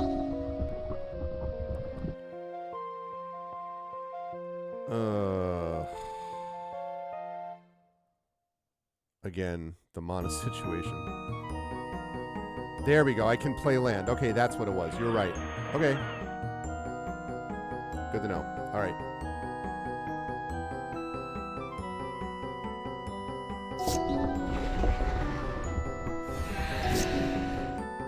Okay. So now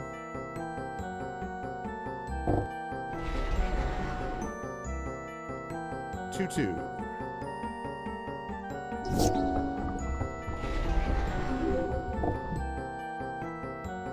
Goblin Rabblemaster. Attack each turn if able.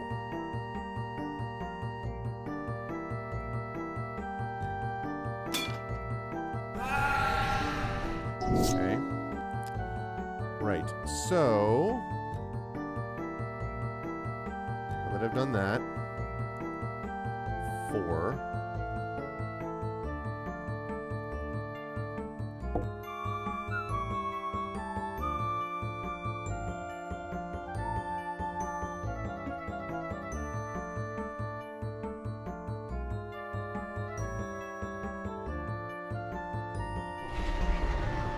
Could do C double, but I don't want to do that yet.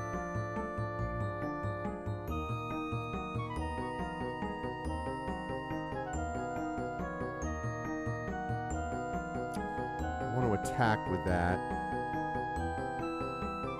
Kill the Rabblemaster.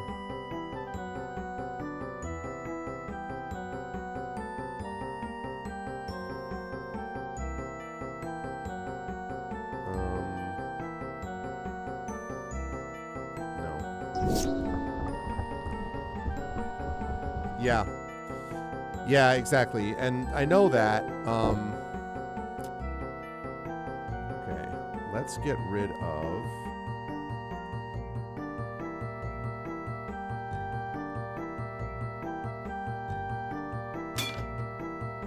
Wait. Is that 4?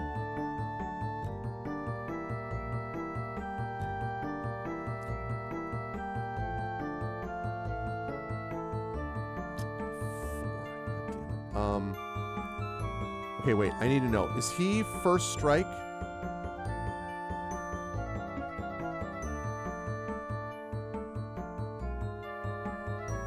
is not first strike. So. Okay, good. That was worth it. I'll take that trade. Okay, let's see. I really need some more mana.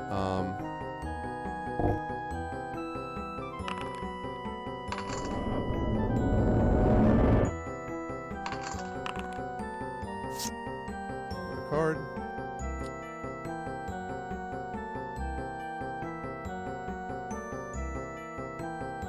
Okay.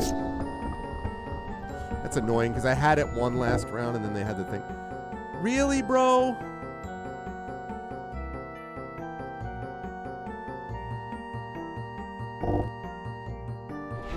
What the Goblin Goliath.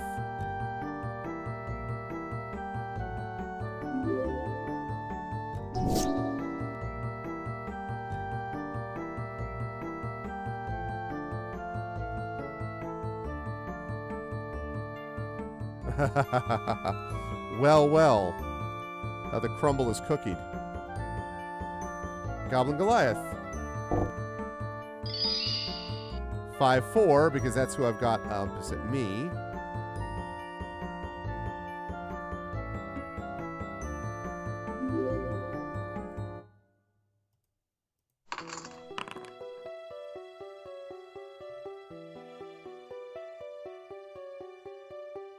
Okay. That might help. I could convoke to bring this in, but that's dangerous, so I'm going to not do that. Still holding on here. But again, like, I can get to the stage. It's just like I have to, you know. Boy, they are obsessed with my guy, aren't they?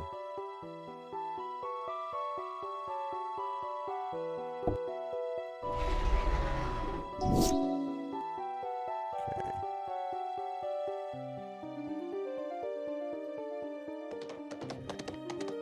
5, I love that.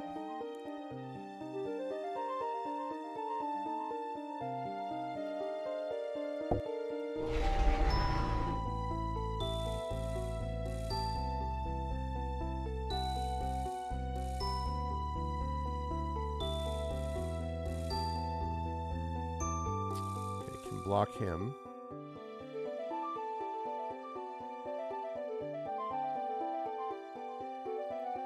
Yeah, still holding on. Still holding on.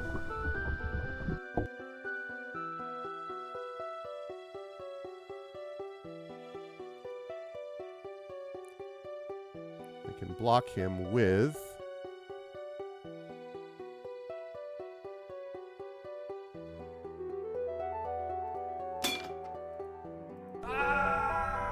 Okay, that was useful. So next up, 1, 2, 3, 4, 5. My next trick. 6. I need one more. Zephyr Winder, very happy about that.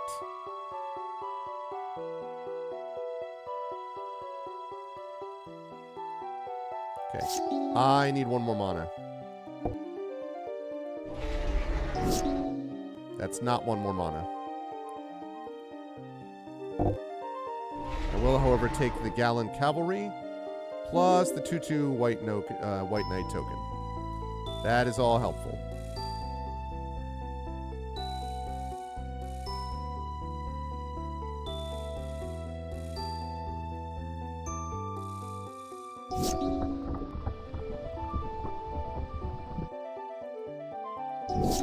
Okay, there we go. And loving it, which means now I can bring in Tidal Terror. And again, the real use of this is that having him in there means that I can tap 2 other untapped creatures I control every time I hit him, and then he becomes unblockable. And I will do that.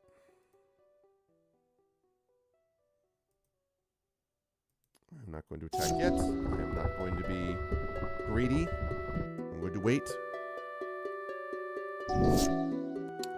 Yeah, he sees the same thing I do. Okay, so...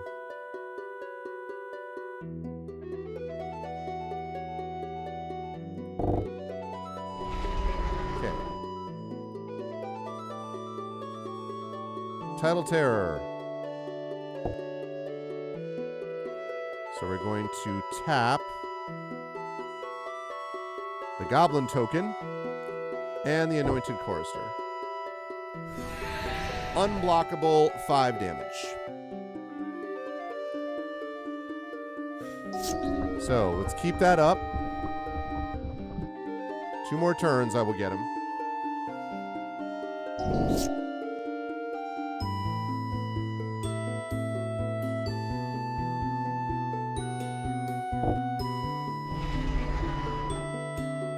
Human life, draw a card.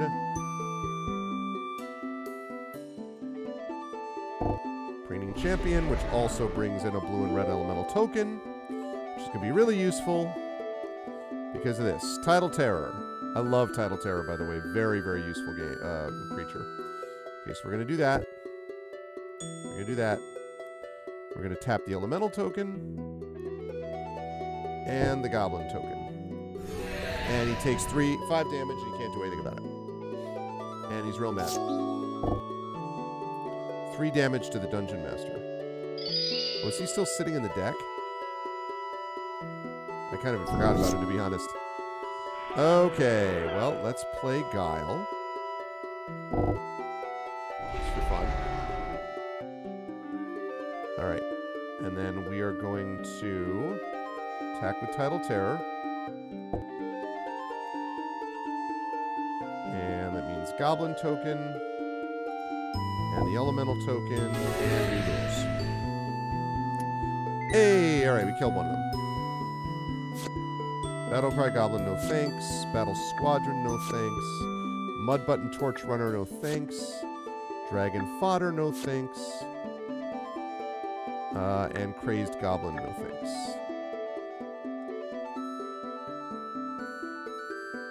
No, I said...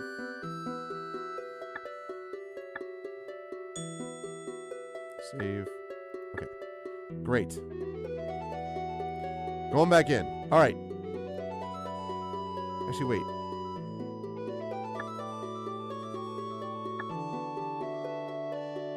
So we're sure, and we're absolutely sure it's any cave, right?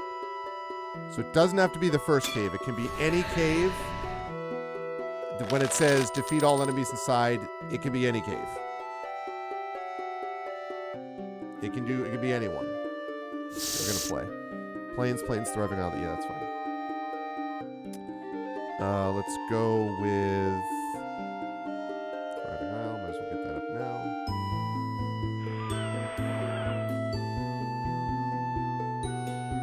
We're sure about that, are we? Okay. Let's see. How about...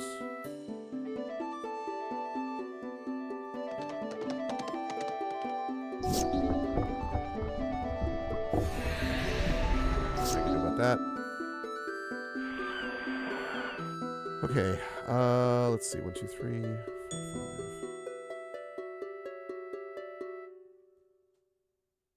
5. Enough of that yet. Does anybody know? Like the cave, because I was told it was any cave. I think that Chef Leandro in the YouTube chat said that. I just want to make sure that that's the case. 2, 3, 4.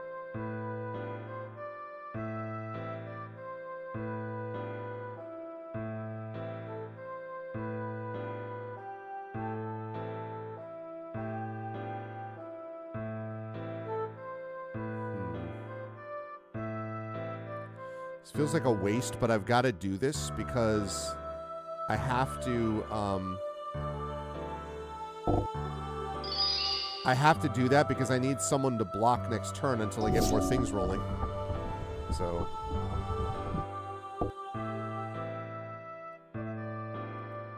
no, I'll take that. Jesus. Alright.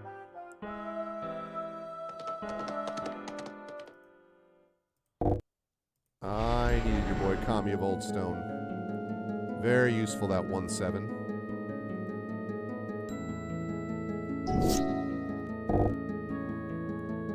Wow. Okay. So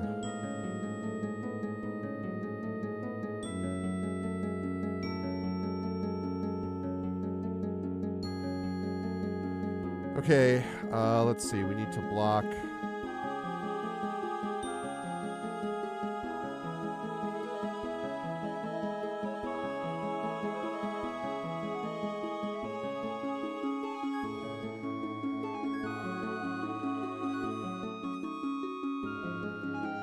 Blocked. And this guy blocked. I think I lose anyway. No, I didn't because of the -1, -1. Okay. 5, 6.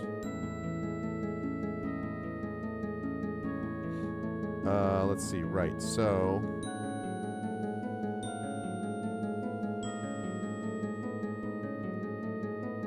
it's interesting. If I play him, I also get a blue and red elemental creature token. So I have 4 people on the field, but I think I'm going to go with this.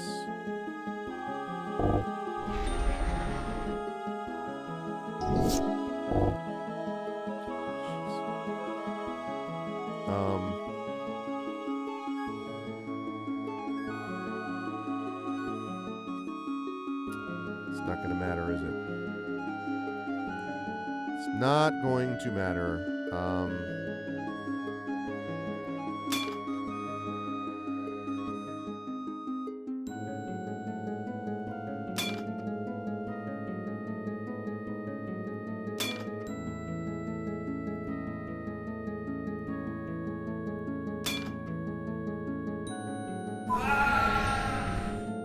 Very bad, very bad, very bad, very bad, very bad, very bad.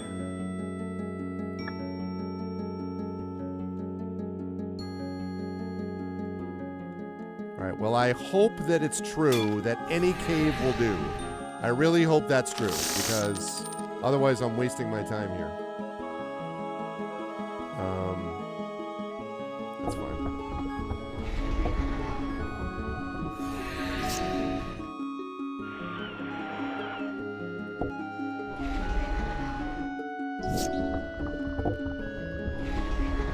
Probably infantry.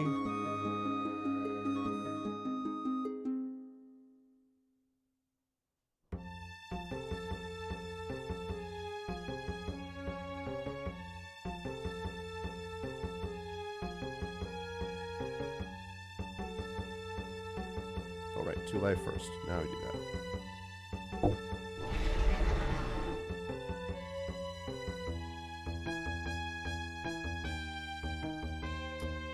Cannot be blocked.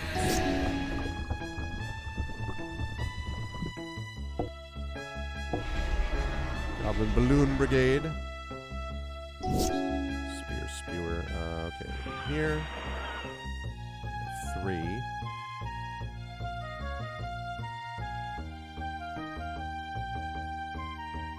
Don't have enough for that.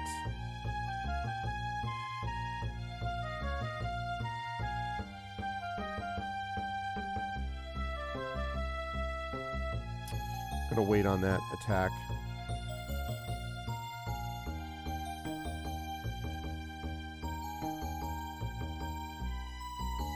Again, can't be blocked. Yep.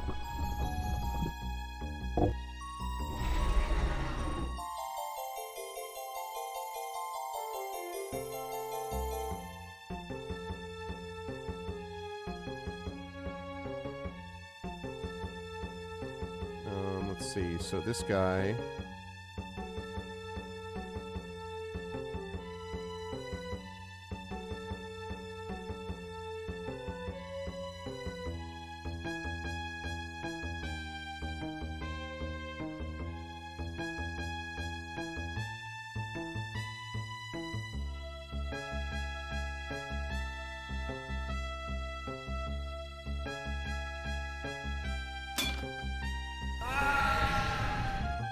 Take that damage for that trade.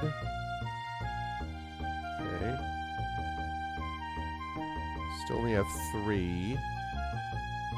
It's okay, though. Could nullify. Still can't do that.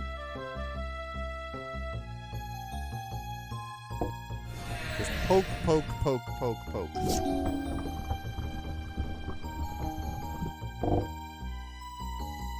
No, let's not do that.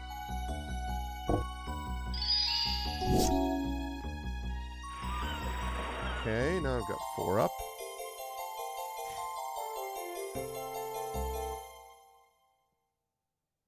Which means...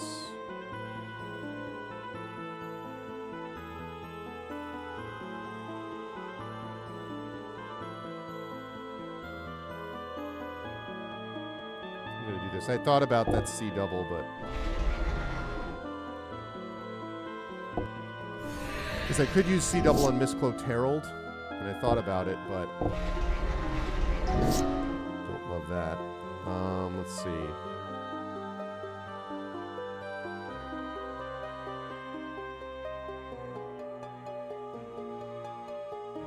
Let's C double. I'm going to do exactly what I said. Miscloaked Herald. Actually, no.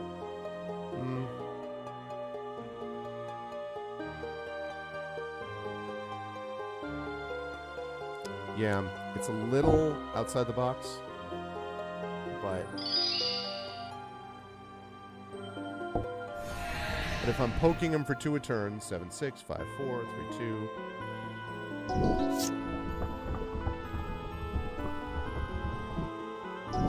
Oh, didn't have anything there, did they?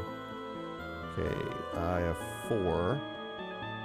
Still can't quite cast everything I need to, but I can. Oh, I don't have any planes yet. Interesting. Okay, well.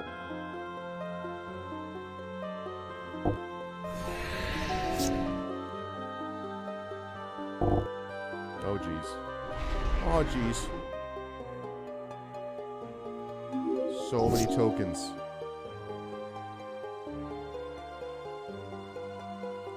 Lay to the land, please.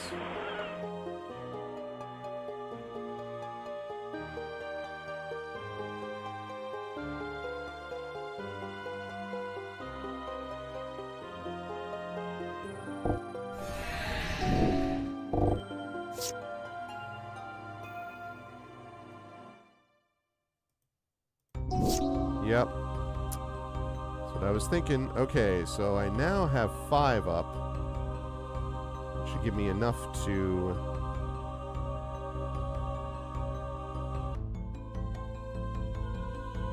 I still don't have any planes. Wow, that I still do not have any white mana. That is interesting. Well...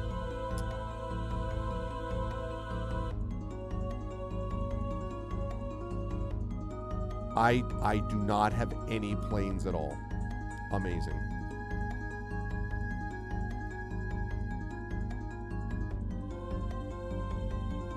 Do I have any flying creatures? Or do they have any flying creatures, rather? Does not have flying, does not have flying, does not have flying, does not have flying. They do not have flying. Well, guess what? Then I just win.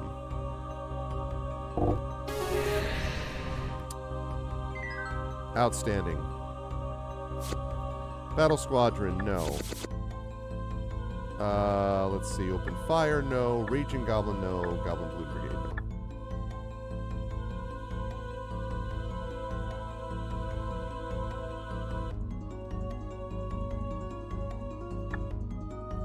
no. Okay.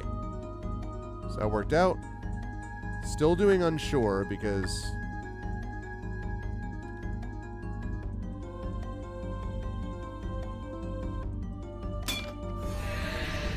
a lot of workers in this cave, and I really hope that it's true that any cave will do. My poet didn't know it. Second, that's unfortunate. Alright, we are going to do, let's see, Inspiring. Okay, this time we have plenty of money here. Let's go with,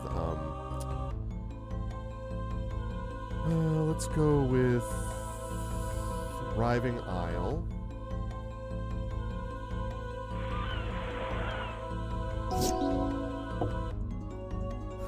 I'll take it.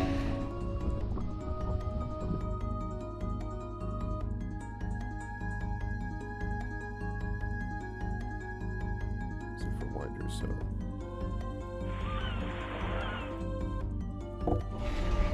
Okay, here's Super Winder. creature up.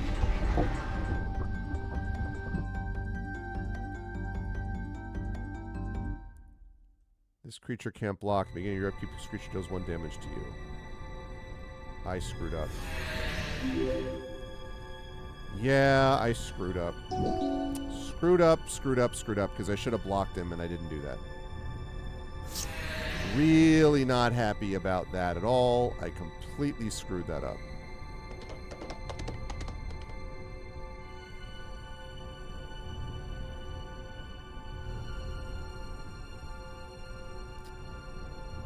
Let's see.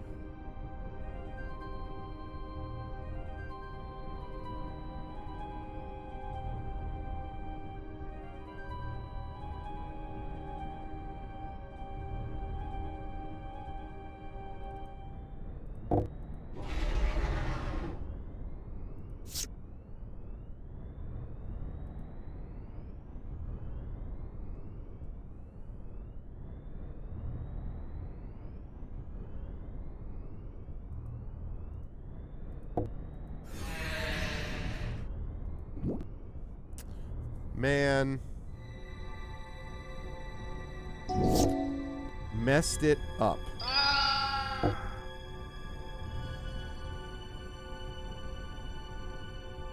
There's no first strike, though. Yeah, there's nothing I can do about that. I can't have that guy creating another thing like that. Cannot do it.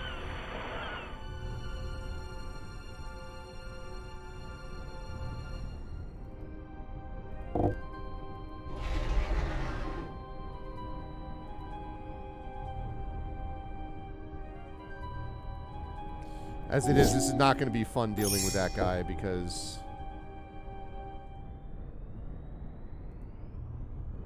Wait, what? I mean, it can't be blocked with it. Why? Oh, because of Menace. Well, crap. This is looking very bad.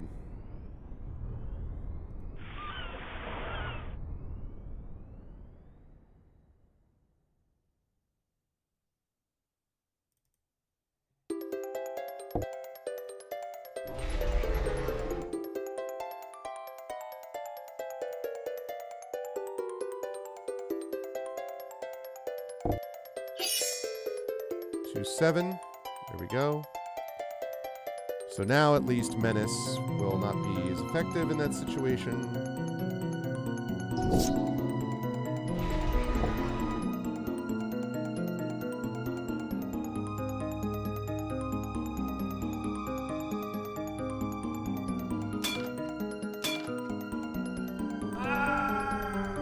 There we go.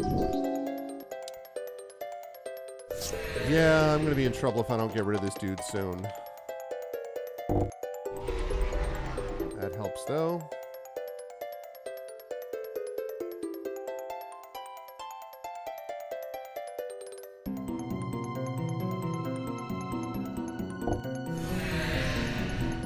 Okay, he's down to 8. Just got to hang on here.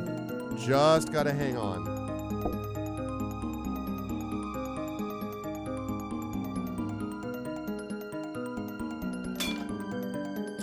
Stupid Menace. Oh, God damn it.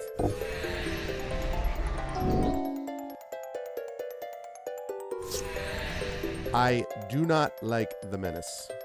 Do not like it. Sam, I am.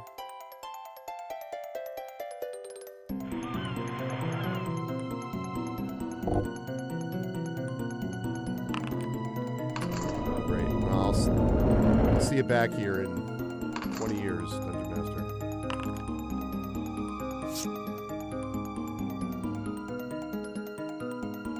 Can't use that yet. 5, 6, 7. That's right, I think he... Alright, I just need to stay alive is what I need to do. I just need to stay alive. This guy is a huge problem. Okay, I'm keeping him up there.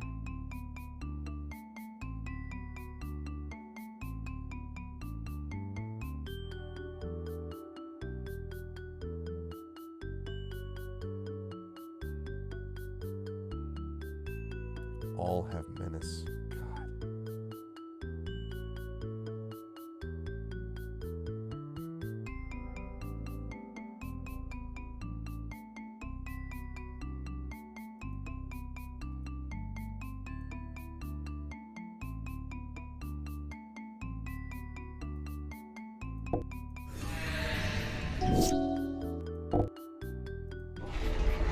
Did not attack that time. Interesting. Ow.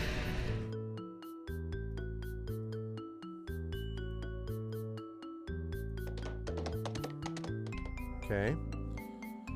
Let's see. This C double. 2, 3, 4, 5, 6, 7. Pay the Kraken. But I actually want to do this because I'm gonna double Oven of Enduring Hope. Which should, if I understand this correctly, give me 3 life. Yes, it does. Exactly what I hoped for.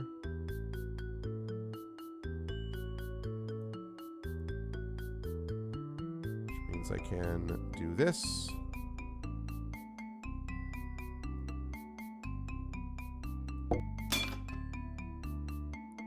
Blocked by the Raider.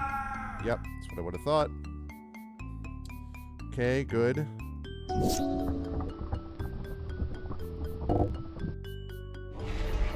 Siege Gang Commander is bad because of all those tokens. 5,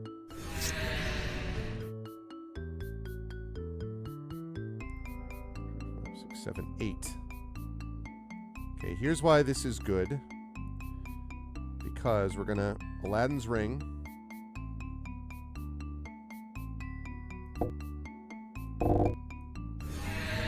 One damage now, so all I need to do is get one guy through, and I'm going to.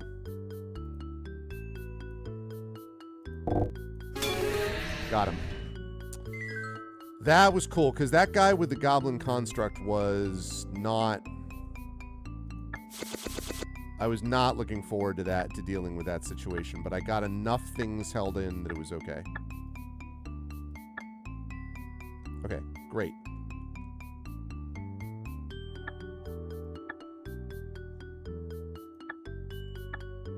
Okay, good, love it. Let's see if I can run away from this guy so I'm not, like, getting him closer each time. Didn't work out. Not battling you, Ifrit. Not battling you, Ifrit. I'm reloading.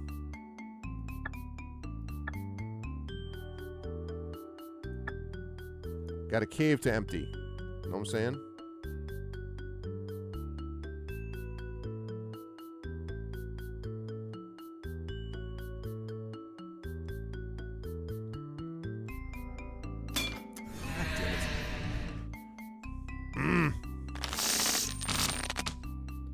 Do not want to fight you. I wanted to keep dealing the cave. Maybe I will just try to go back in the cave and hope that he doesn't hit me. Okay, good. Let's go with you.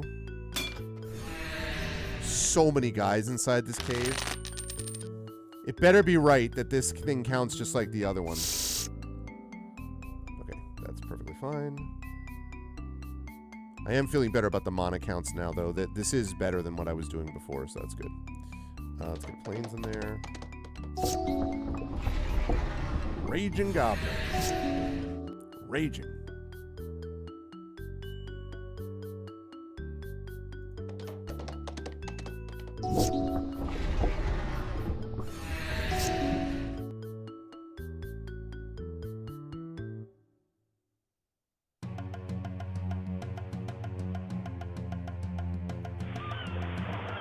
Okay, Inspiring Overseer. Okay.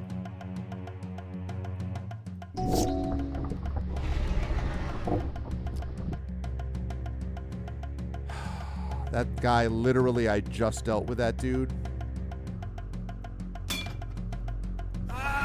What? Why? Oh, because of first... Oh, I keep forgetting stupid stuff. Stupid stuff. First strike. I was like, why are you doing that? Because first strike. Golly.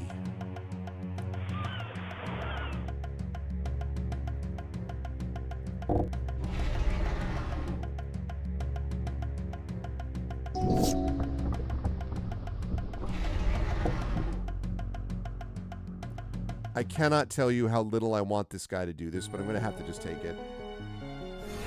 I'm tired of losing all this stuff. God damn it. God damn it, god damn it, god damn it.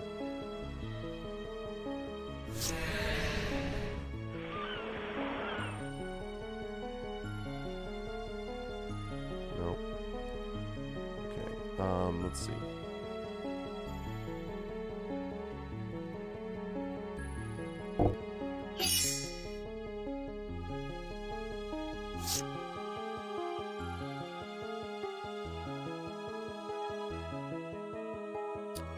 Discard a card.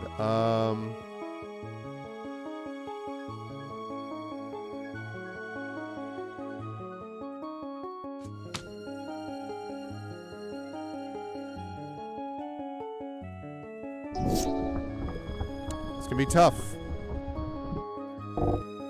Jesus Christ.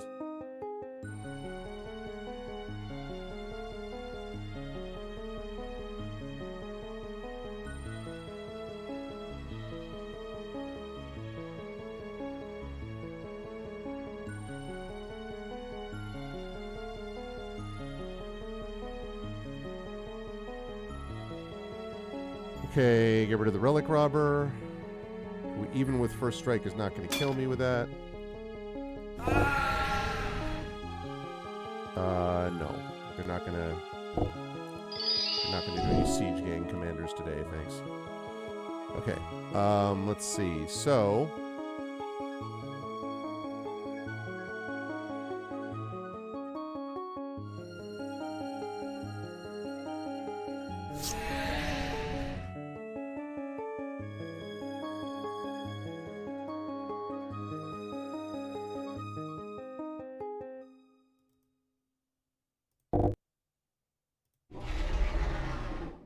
See, that's so lame. So because he doesn't control this construct token, technically, because it's on my battlefield, it means he's just going to keep attacking me.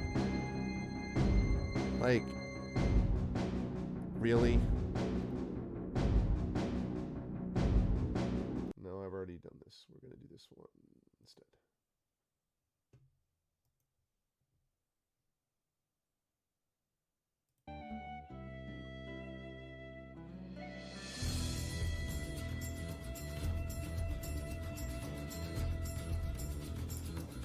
Man.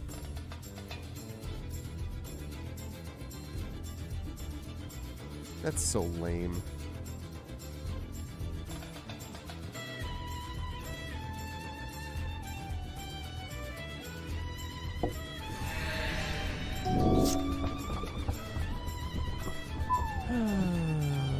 This has been like as tough a time as I've had with this deck.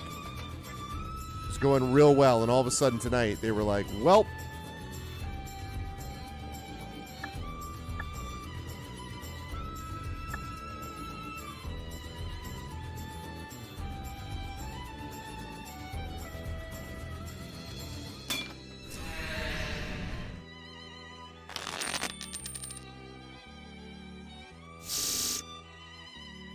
that's fine. We had to mulligan twice. I love that. Let's go with Flames.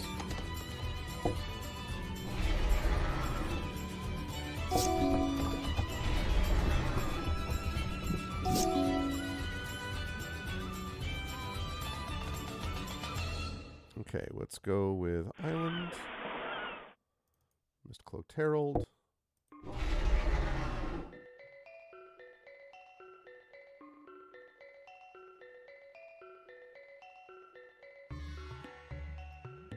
He will block. It won't block.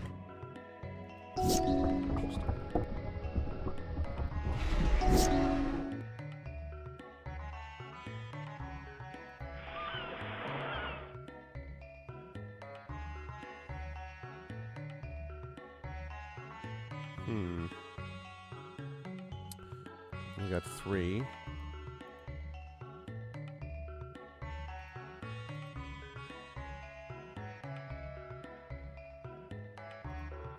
Take both of these right now. Lifelink and also get him down.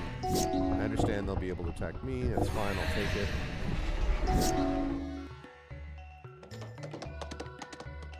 4. Means I should be able to get... Okay, so...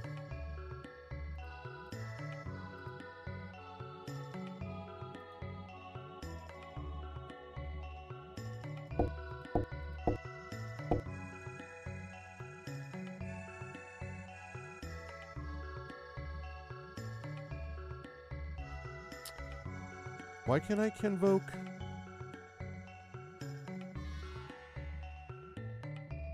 Pays for 1. Yeah. 1, 2, 3, 4, 5, 6. Yeah, I can do that. Oh, I see. I have to do those 2 first. And I get the rest of them. There we go.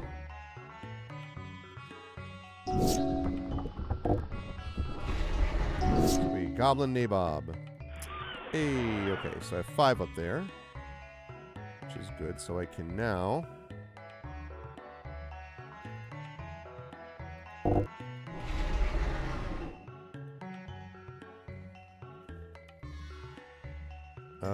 let's see. How about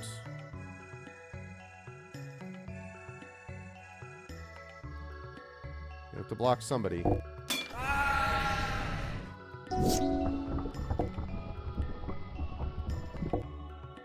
I'll take it. Do this. Love it.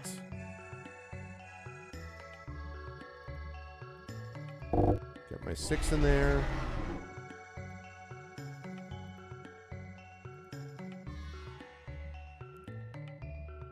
Flying and flying.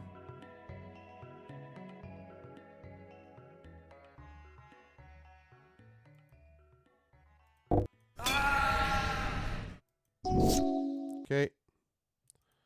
He's in big trouble. He is not going to get this done.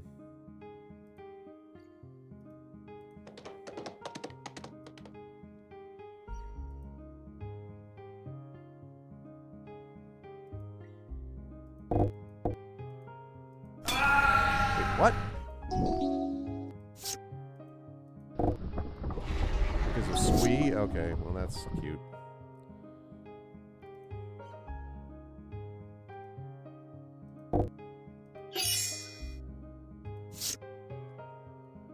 Okay, we're gonna, let's see.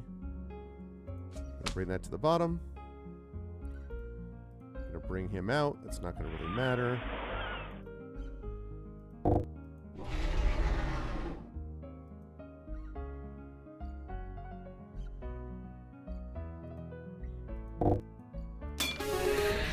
-4. Hey! Okay, good. Torch Runner, no. Torch Runner, no. Crazy Goblin, no. Sky Raider, no. Thanks for not a whole heck of a lot. Okay. I have 4 plus the main guy in there. We're getting there.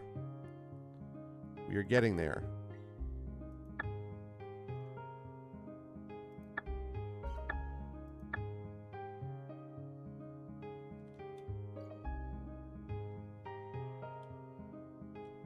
Okay. Can do it. We have the tools, we have the talent. We have the technology. That is fine. Love that point of damage right off the bat. It's real great. Love it. Damage again. Bluch.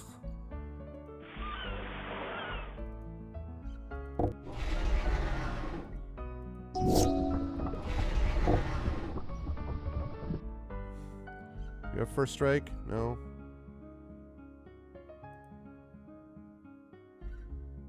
He has haste. You do not have first strike, right? Okay. I hate to damage to kill this guy after I just brought him out. I I don't want that stupid relic thing happening. Okay.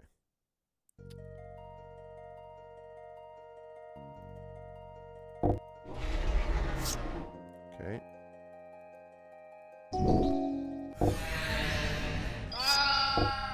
Oh, man.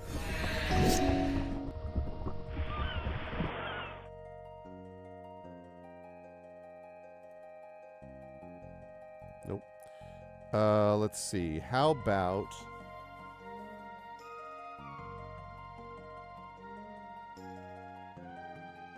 Don't have enough for that. I do have enough for this, though.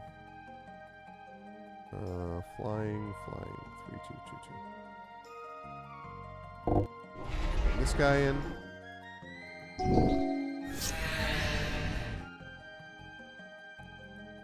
Oh, that's the spear spewer. Not great, Bob. Not great. Okay, playing that as a land. Let's see.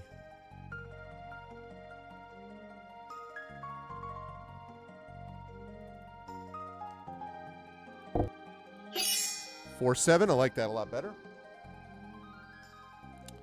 Okay, 4, 7. Feeling good about that. Can't do anything else with the mana I have. That's Spear Spewer. He's going to try to do that every single time. This is very bad.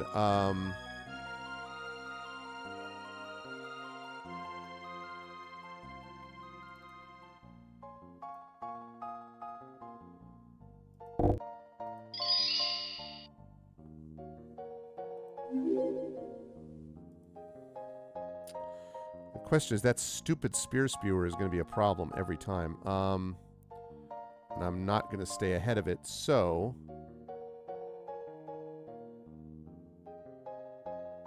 Can I...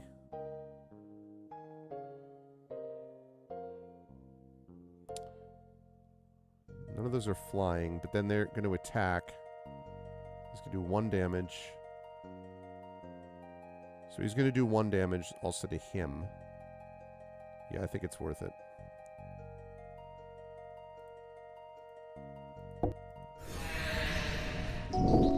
So if he does the damage, yep, he's going to do that again.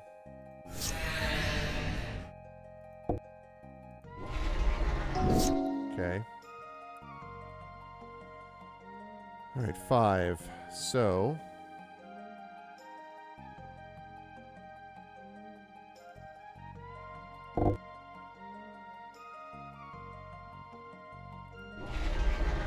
And this guy. Do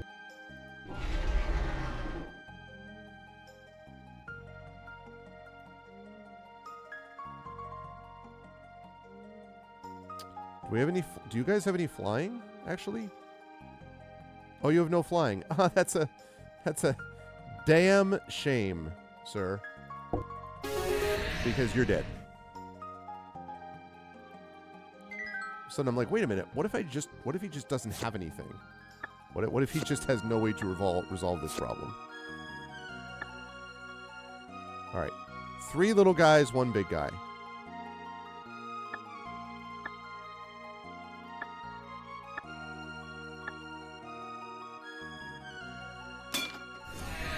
Stupid tree. All right, I might as well deal with this Ifrit.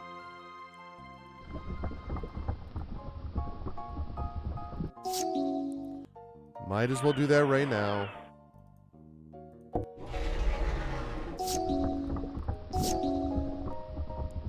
right, let's see.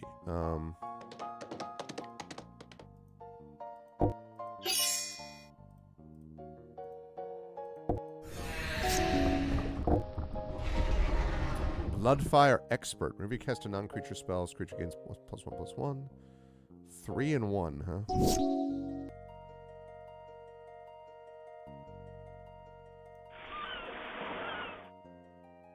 If I wait on that Hopebender Coatl, I think I'm going to do that. Okay. Because I will have enough to cast it.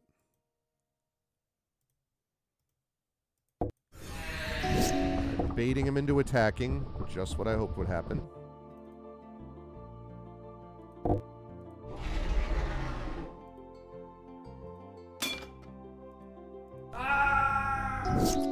Damn shame, sir. That is a damn shame.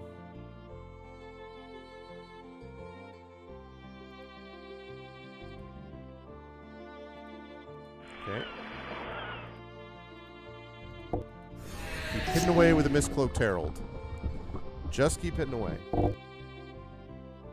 Ow. Crackle with power. That was uncomfortable. That was a little unnecessary, frankly.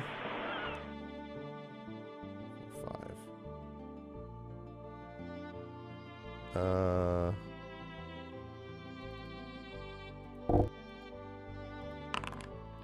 Nice.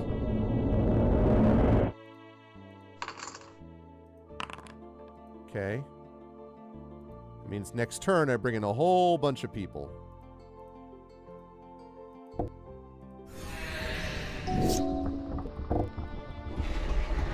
Fire expert.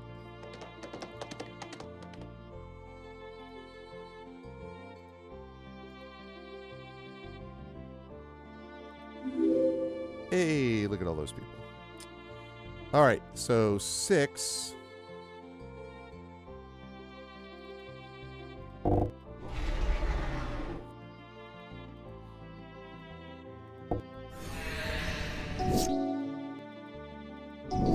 This guy is officially in trouble.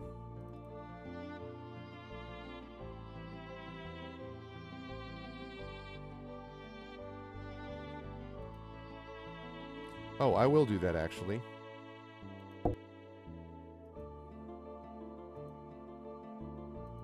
I would like him tapped, please.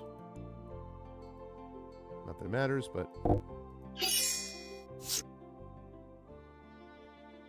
I will discard this guy.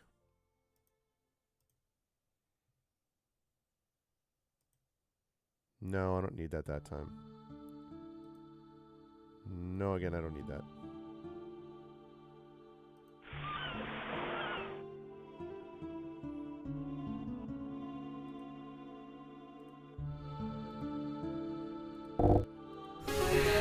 Yeah, it's your own fault for freaking going after me all the time.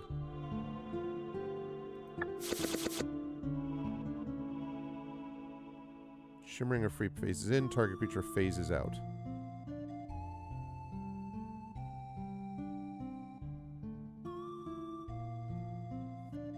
I don't know that I'm familiar with phasing in Magic, to be honest.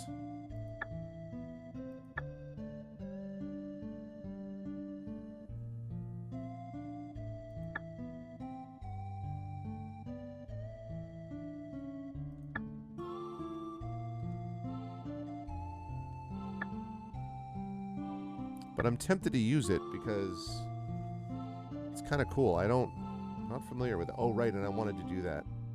I wanted to add that to the deck.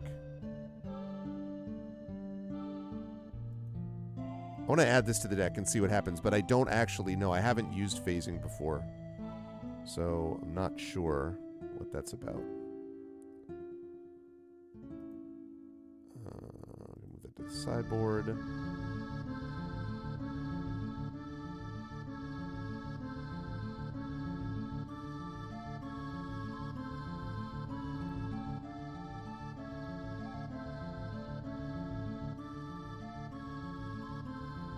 Okay, let's go with that.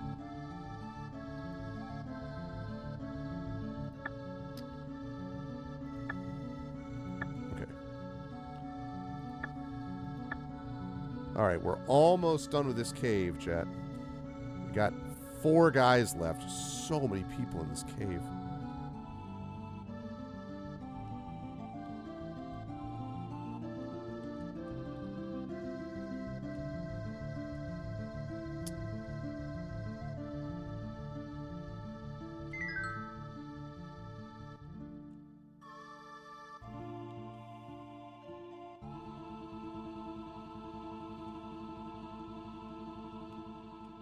Okay.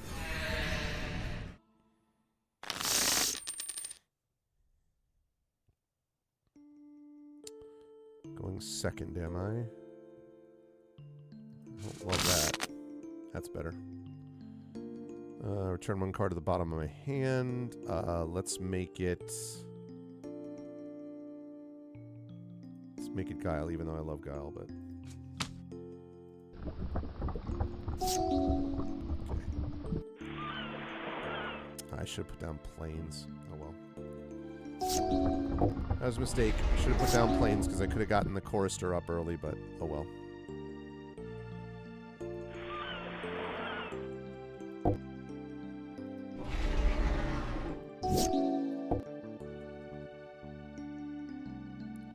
First strike. Yeah. I'll just take it.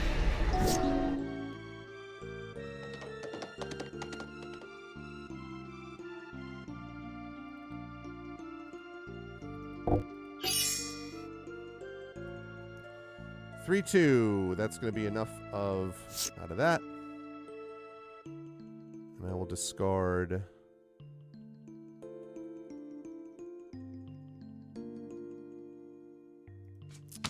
Noted Chorister I like, but...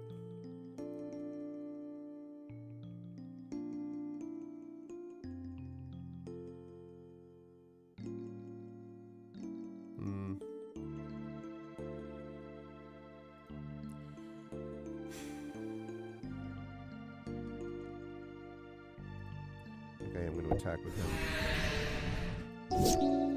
Still talking 1/1s. Yeah, that's fine. That's less fine, but...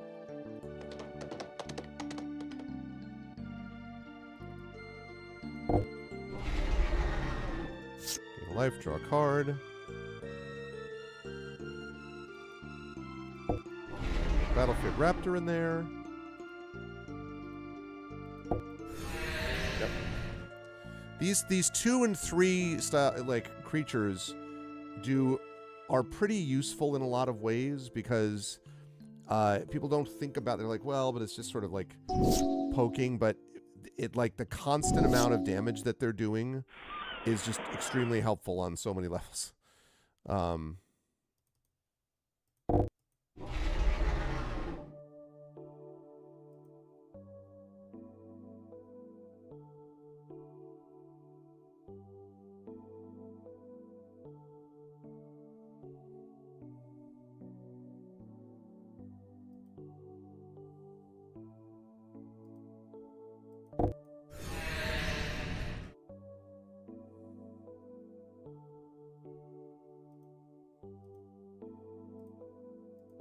Wait, I clicked on it. Darn it. Wow, he had absolutely nothing. Had absolutely nothing.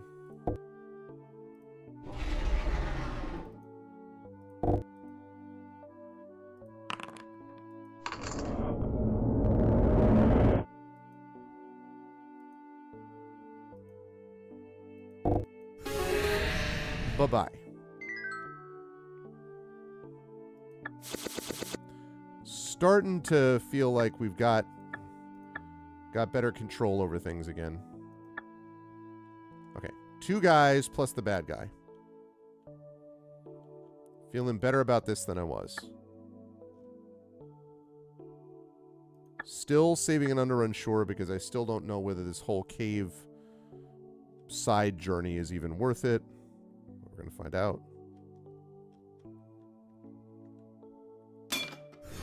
Okay.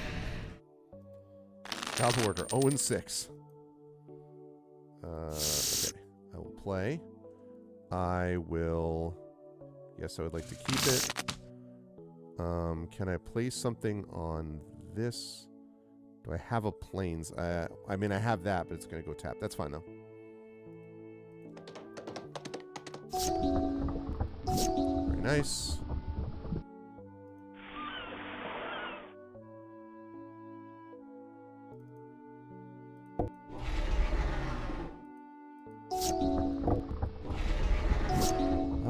Goblin Assailant. Well, good time to test out whether this works.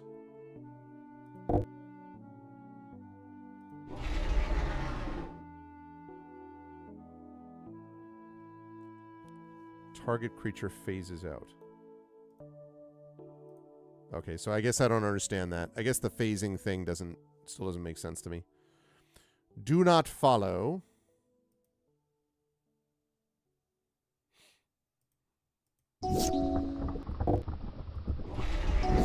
Ah, squee. Goblin Nabob.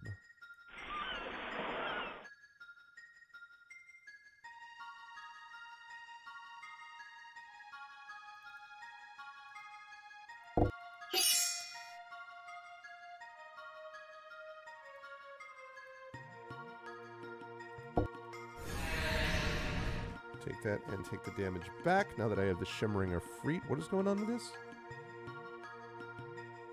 He phases in, target creature phases out. I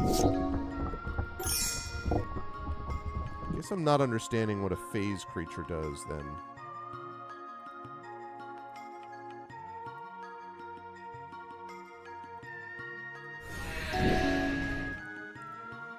Let's take that. Oh, I see. So it's just like he, like, every other turn. Maybe that's what phasing means. I think that is what that means. That seems interesting and a little freaky, frankly.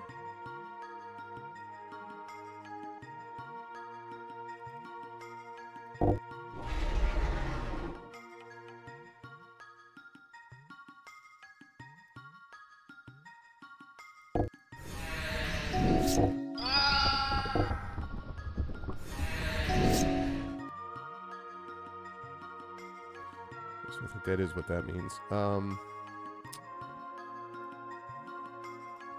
It is a land, please. Really liking that character, though. That land thing is really working well. Okay.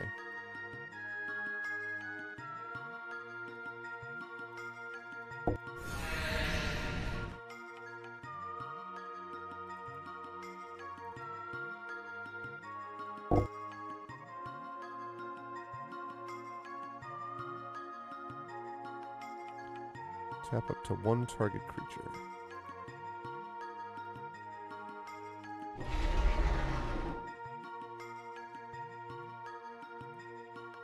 Gave me more life too.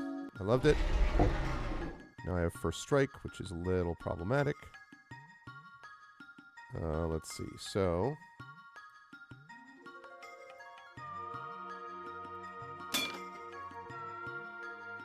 what do you mean? Why? Why can he not be blocked?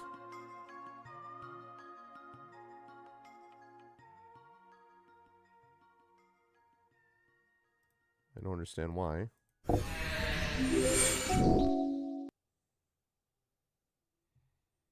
Okay, let's see. You are going to phase out. 5. So we're going to put this guy out there.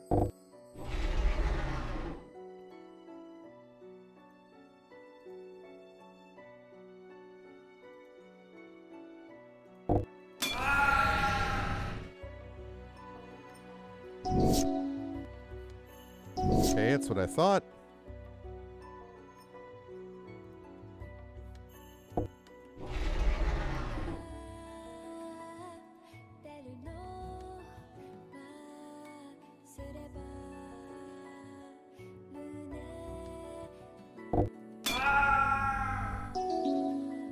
And 16.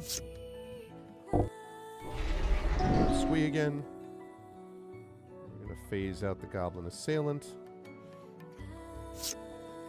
Put down a Plains.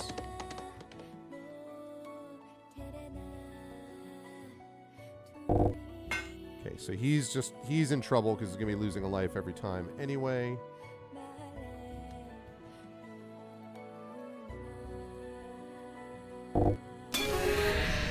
Outstanding. Getting a hold of this deck.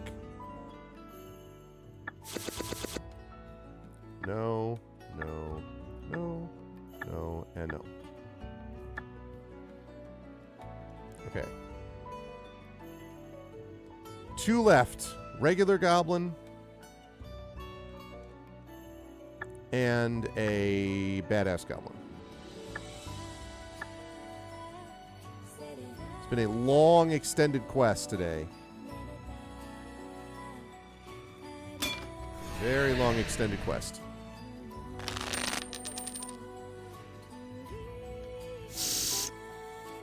That is totally fine. I'll keep that. Let's go with Island to start out. Raised Goblin. Okay, let's start with, let's see, how about Plains? Take Chorister.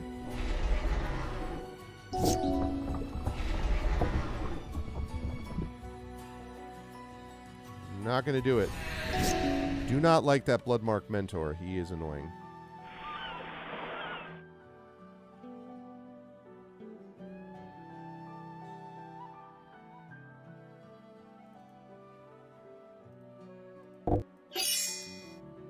Two, draw 2 cards.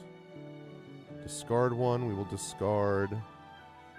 That's tempting. Not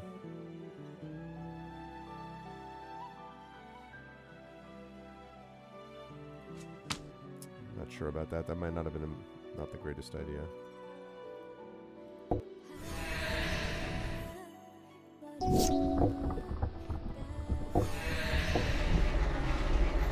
Battlecry Goblin is bad. Too many other things that it causes problems for.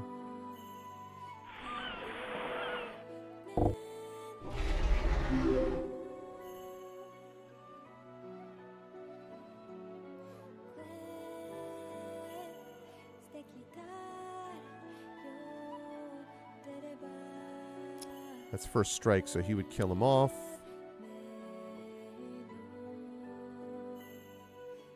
Yeah, I can't do it this time. Can't do it. First strike is bad. Oh, God. The first strike is so annoying. It's so annoying. I just may have to take it.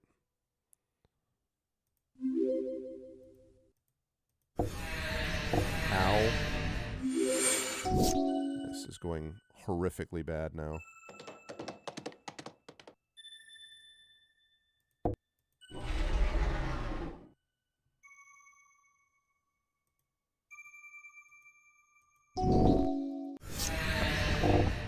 Ugh.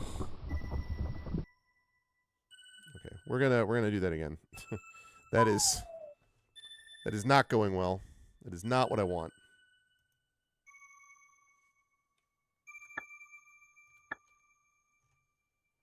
Had a good run, but that was no. That was a big no. Okay. Come on, man. 2 left. 1 guy. And then the big bad. And then hopefully that finishes this quest, which is to finish a side quest, which is part of what I need for a main quest.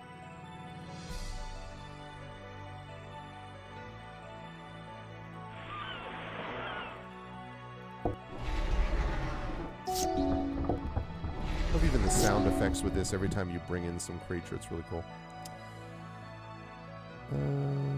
Let's see. Let's bring that in.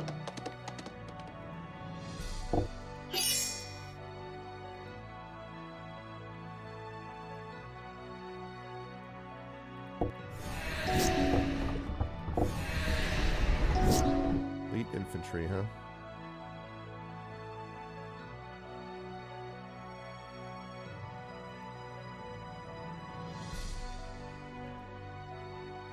Oh, wait.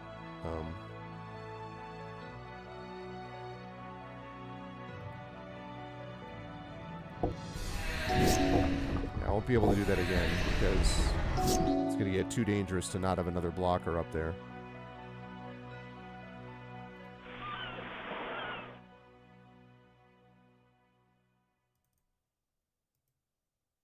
Yeah, it's too bad. I was hoping that I might come in as the fully captured, as the fully, 2/6. I was hoping it would come in as another 2/6, but it did not.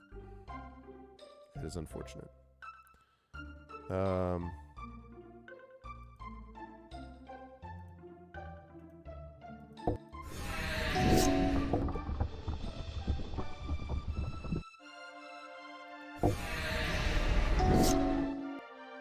Okay. 5.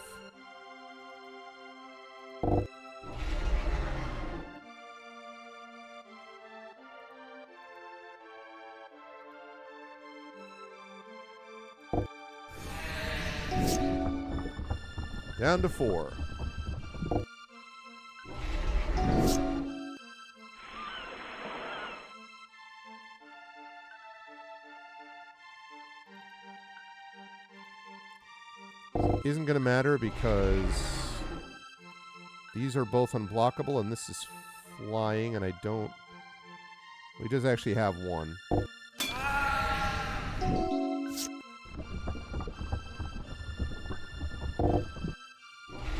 Goblin Marshal. He's got a lot of guys out there, and that would normally be scary. But not in this situation. Unblockable, unblockable. Attack.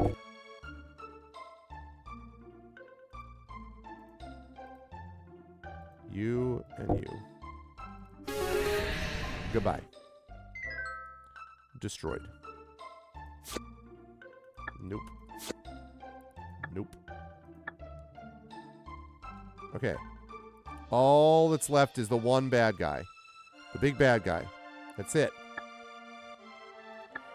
So if it was true that any cave will do in this scenario, then we're going to find that out.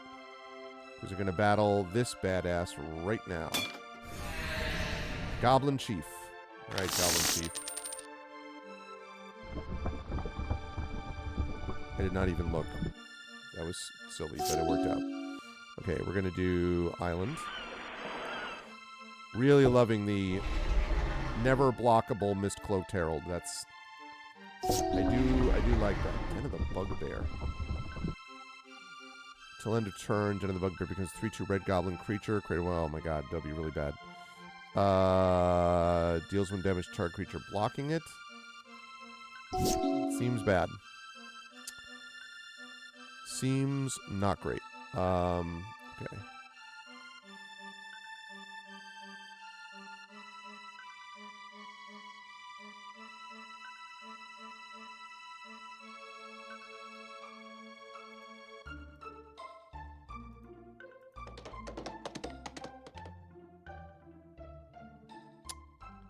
Forgot it comes in tapped. God damn it. Sloppy, sloppy, sloppy.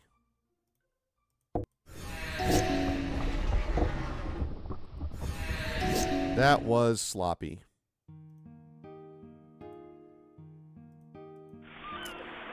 I should have realized that that would be the case, and that was sloppy.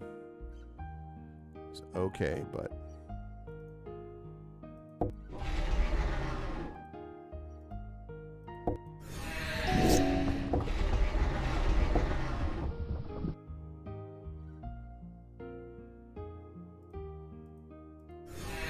Take it.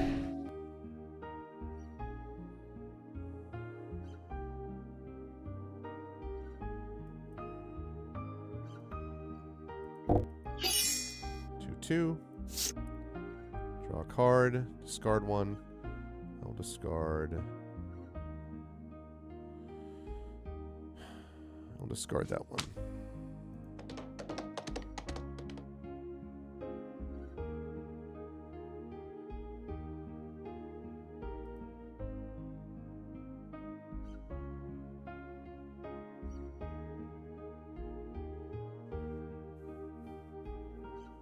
This is interesting.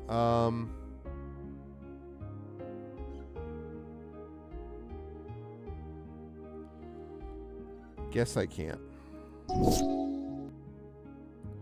Oh, well, that sucks.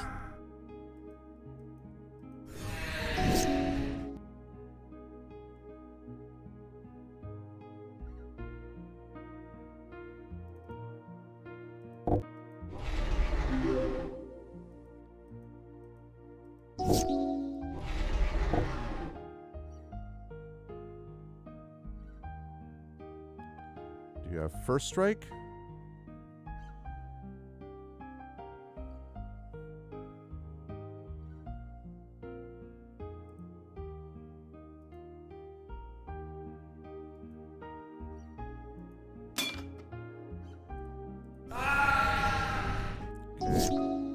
That 4 damage is very bad, and I have not gotten... It's not worked out well with the mana situation, I have to say. Unfortunately.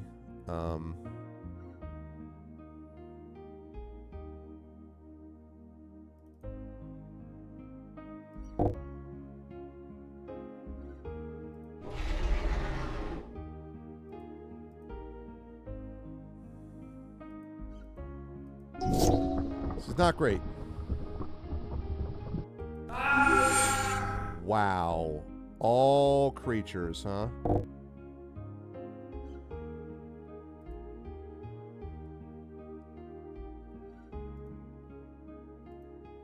Blocked.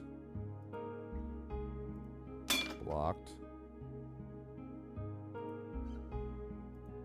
Blocked.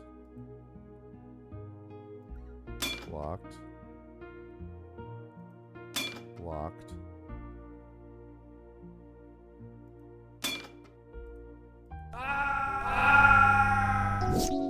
Wow. A lot went down there. That was a whole bunch of stuff. My goodness. Okay. Well, I have 5 now.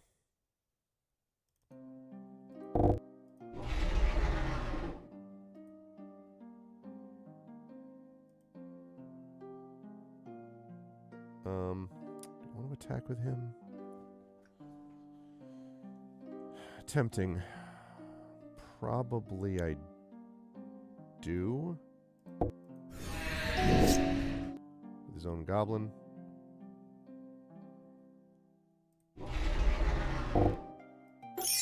Goblin Influx Array. Costs less mana to cast. That's super great. Okay. 5. I can still do this, so...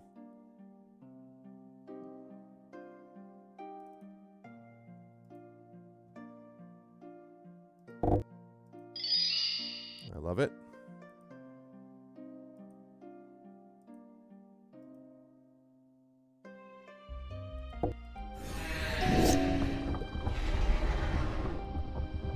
Okay, I do not like getting hit by that Relic Robber, so I'm glad that that worked out. Okay, also, 6 means it's time for your boy Guile to show up.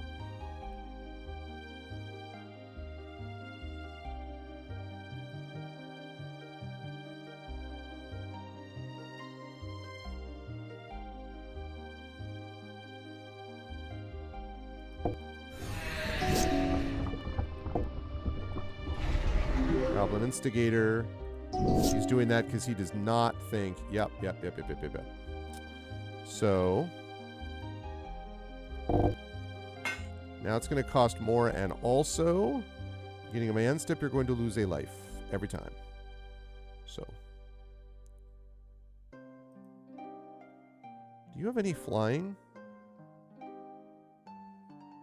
Oh, you don't have any flying. That's unfortunate for you, because it means you lose. Okay. Den of the Bugbear. No thanks. No thanks.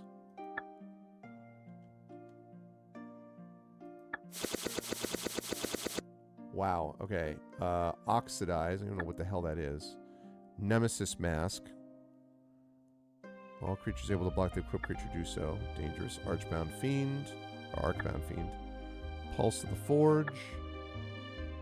Terran Ghost. Regenerate target artifact. Spire Golem.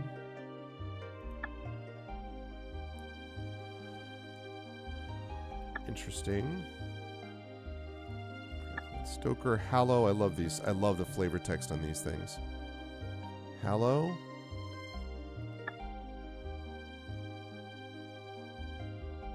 Metal Fatigue. Chittering Rats. I remember Chittering Rats. Echoing Courage. Echoing Calm. Nourish.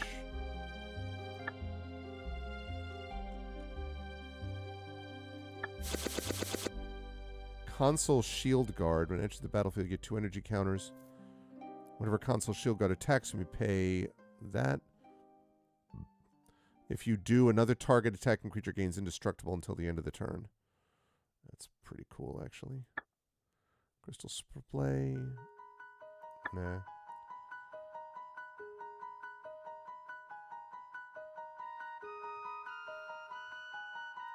Interesting. Temporal Eddy. Target creature land on top of its owner's library. Nah, that's useless. Put a +1/+1 on each creature you control. That's nice.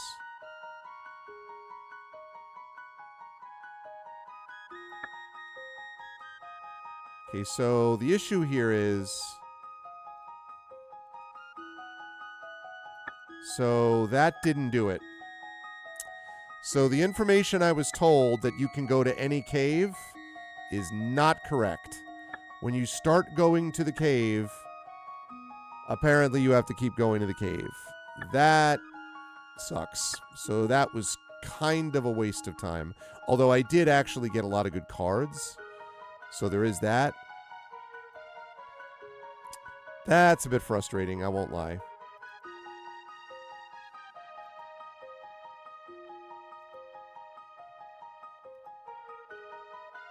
Actually,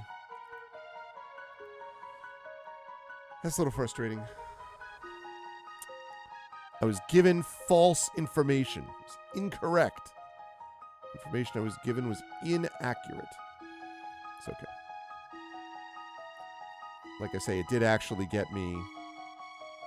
I do like this, the 1/1 on each creature.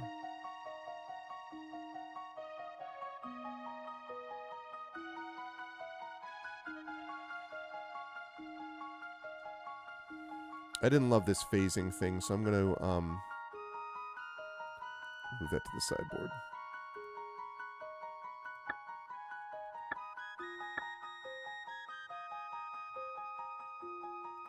Let me get back and sell it, and then we'll wrap it up for tonight. Man, I really was wondering, because it wasn't behaving like that, like the way that I would have expected if it were true that that cave is. So I gotta kill the barbarian in that cave. So it can be any cave if you start that way. But I think if you started with a particular cave, you can't then go to another cave and wrap it up. Like, you can't do that, which is unfortunate.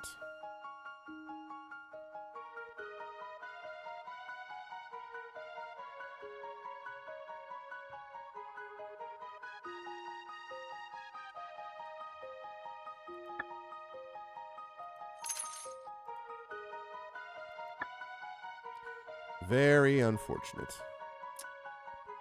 That's too bad.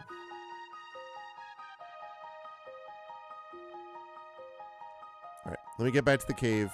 I'll save it outside of it, and whoops.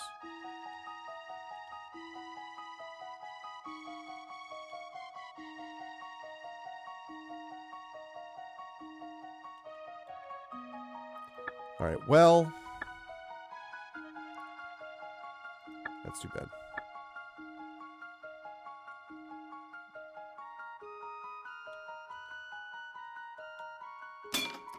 It's still just this one guy, but...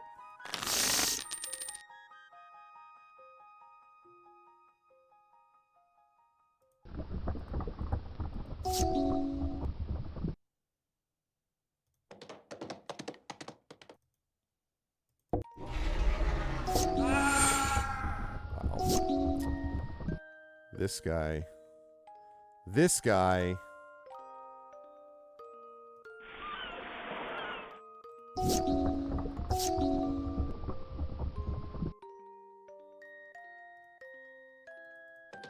Oh, shoot. What did I just...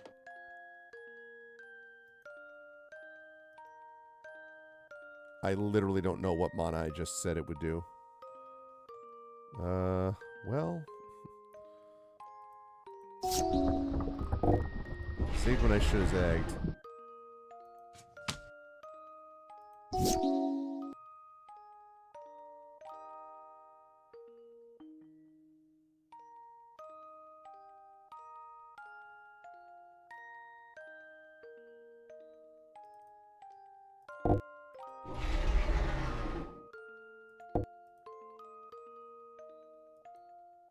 Okay. Oh, what? No reason for that. It's just rude. It's just not what you want.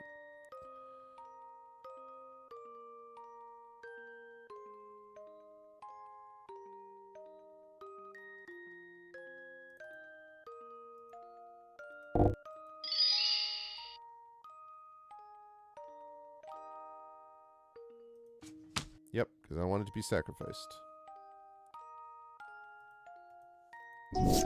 All right, bro. Horde versus Horde. Oh, you don't have anything to do about that, huh? Don't want to do about the Horde versus the Horde.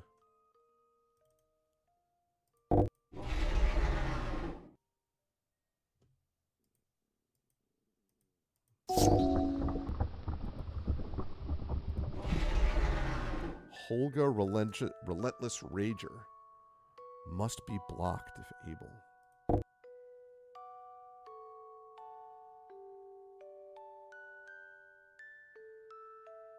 Each creature you control. Jesus Christ. That's so bad.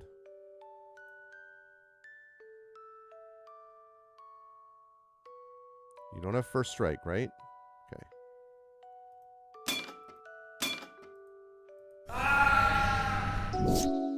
Okay, I mean, that's kind of sucky. I won't lie. That's pretty bad. It's actually extremely bad.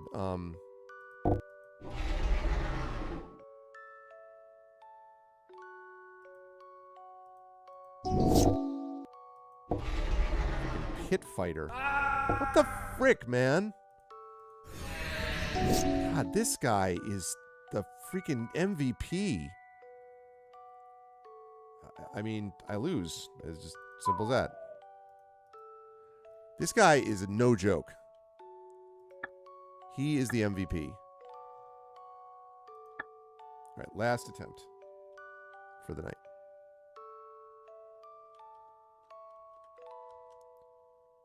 How about the... I'll also try to get some just temporary health, I guess, but...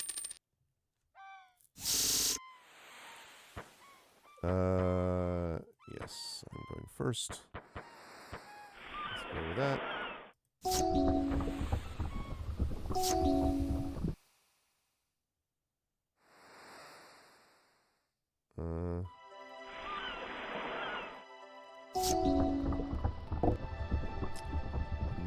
Nope. Let's not do that and say we did.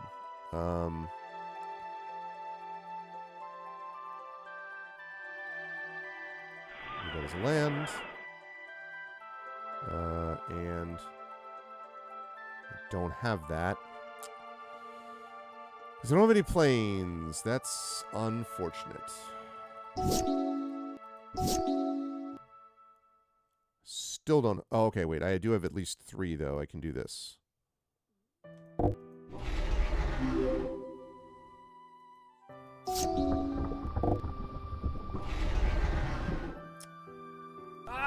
That's annoying. Again, mana situation is bad.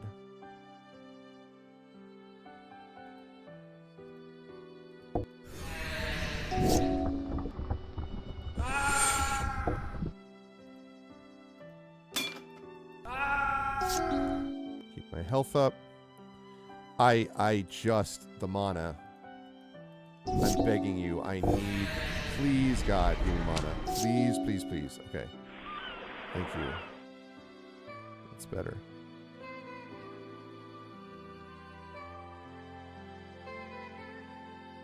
Could have used a plains there, too, but... What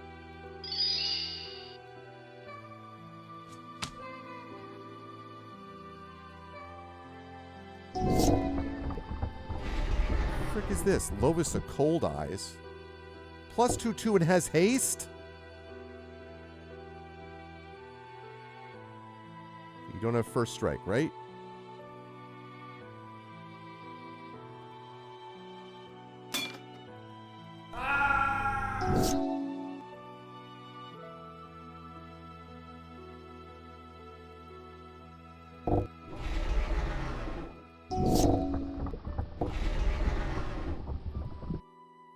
Just...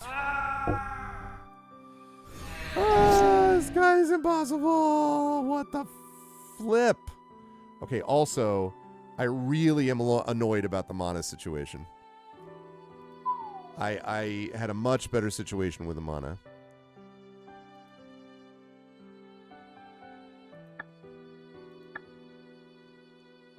One more turn, Mom.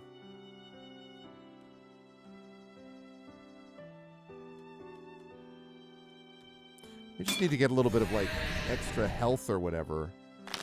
Because the thing is, like, this is a bottleneck. If I defeat this side quest, then I think I've defeated the part of the main quest, and then I get all these things, but, like, I need to actually do it, so.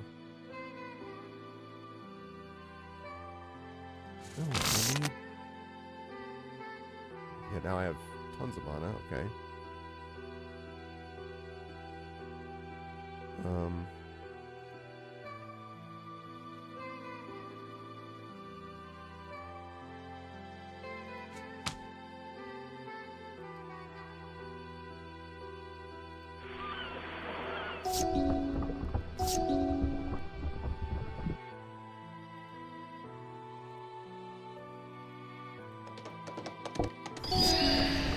Ow.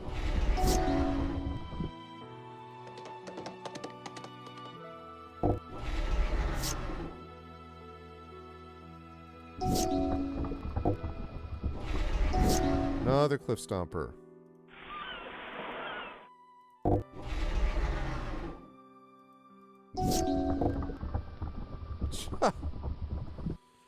Oh my god. It just is unstoppable.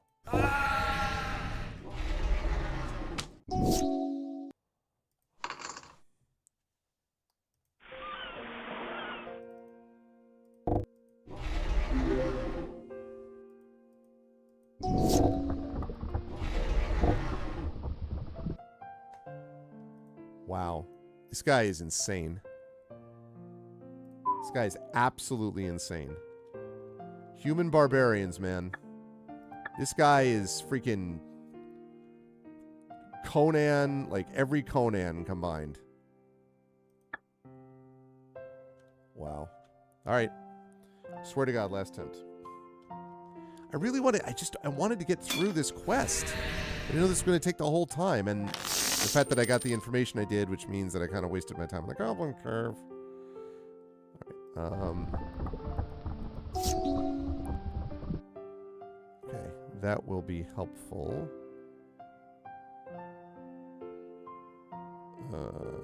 Let's go with that. Shoot, I don't remember what I just did. Did it again. Okay. Radiant Fountain.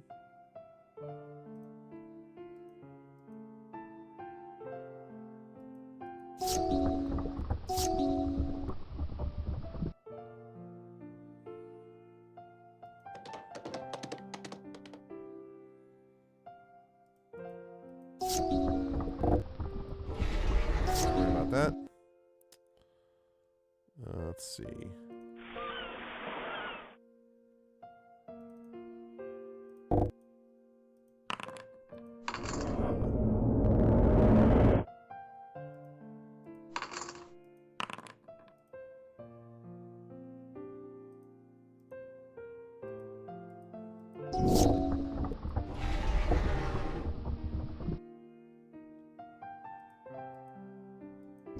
Well, that's unfortunate. Let's see. 5. I need one more to bring that up. This next one's going to hurt. Absolutely unbelievable how good this guy is. Absolutely insane.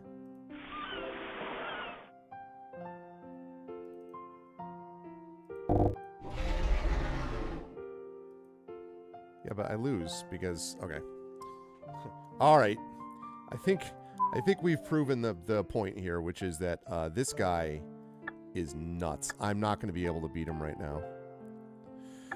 So what we're going to have to do is we're going to have to figure out how to either further improve the deck, and a lot of it is going to be, I think, like just sort of counterspell stuff, or kind of get lucky with the deck, or just get a ton of health points. Because, I mean, I have a lot of gold, so I could go back and just get a bunch of health points and see if I can stay alive long enough. I guess that's another option. I wonder how long that would take if I did that. Never actually gotten temporary health.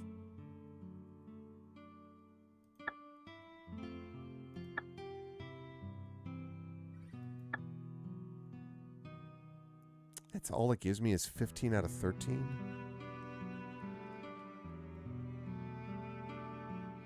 That is not what I was hoping for.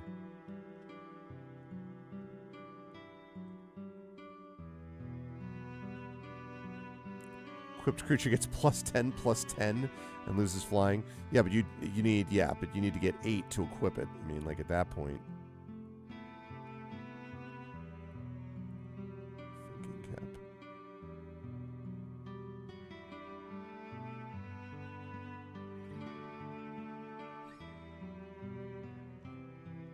Right, I saw some of these before. Sword of the Squeak. Whenever a hamster, mouse, rat, or squirrel you control enters, you may attach it. +1/+1, yeah. Okay. All right, well.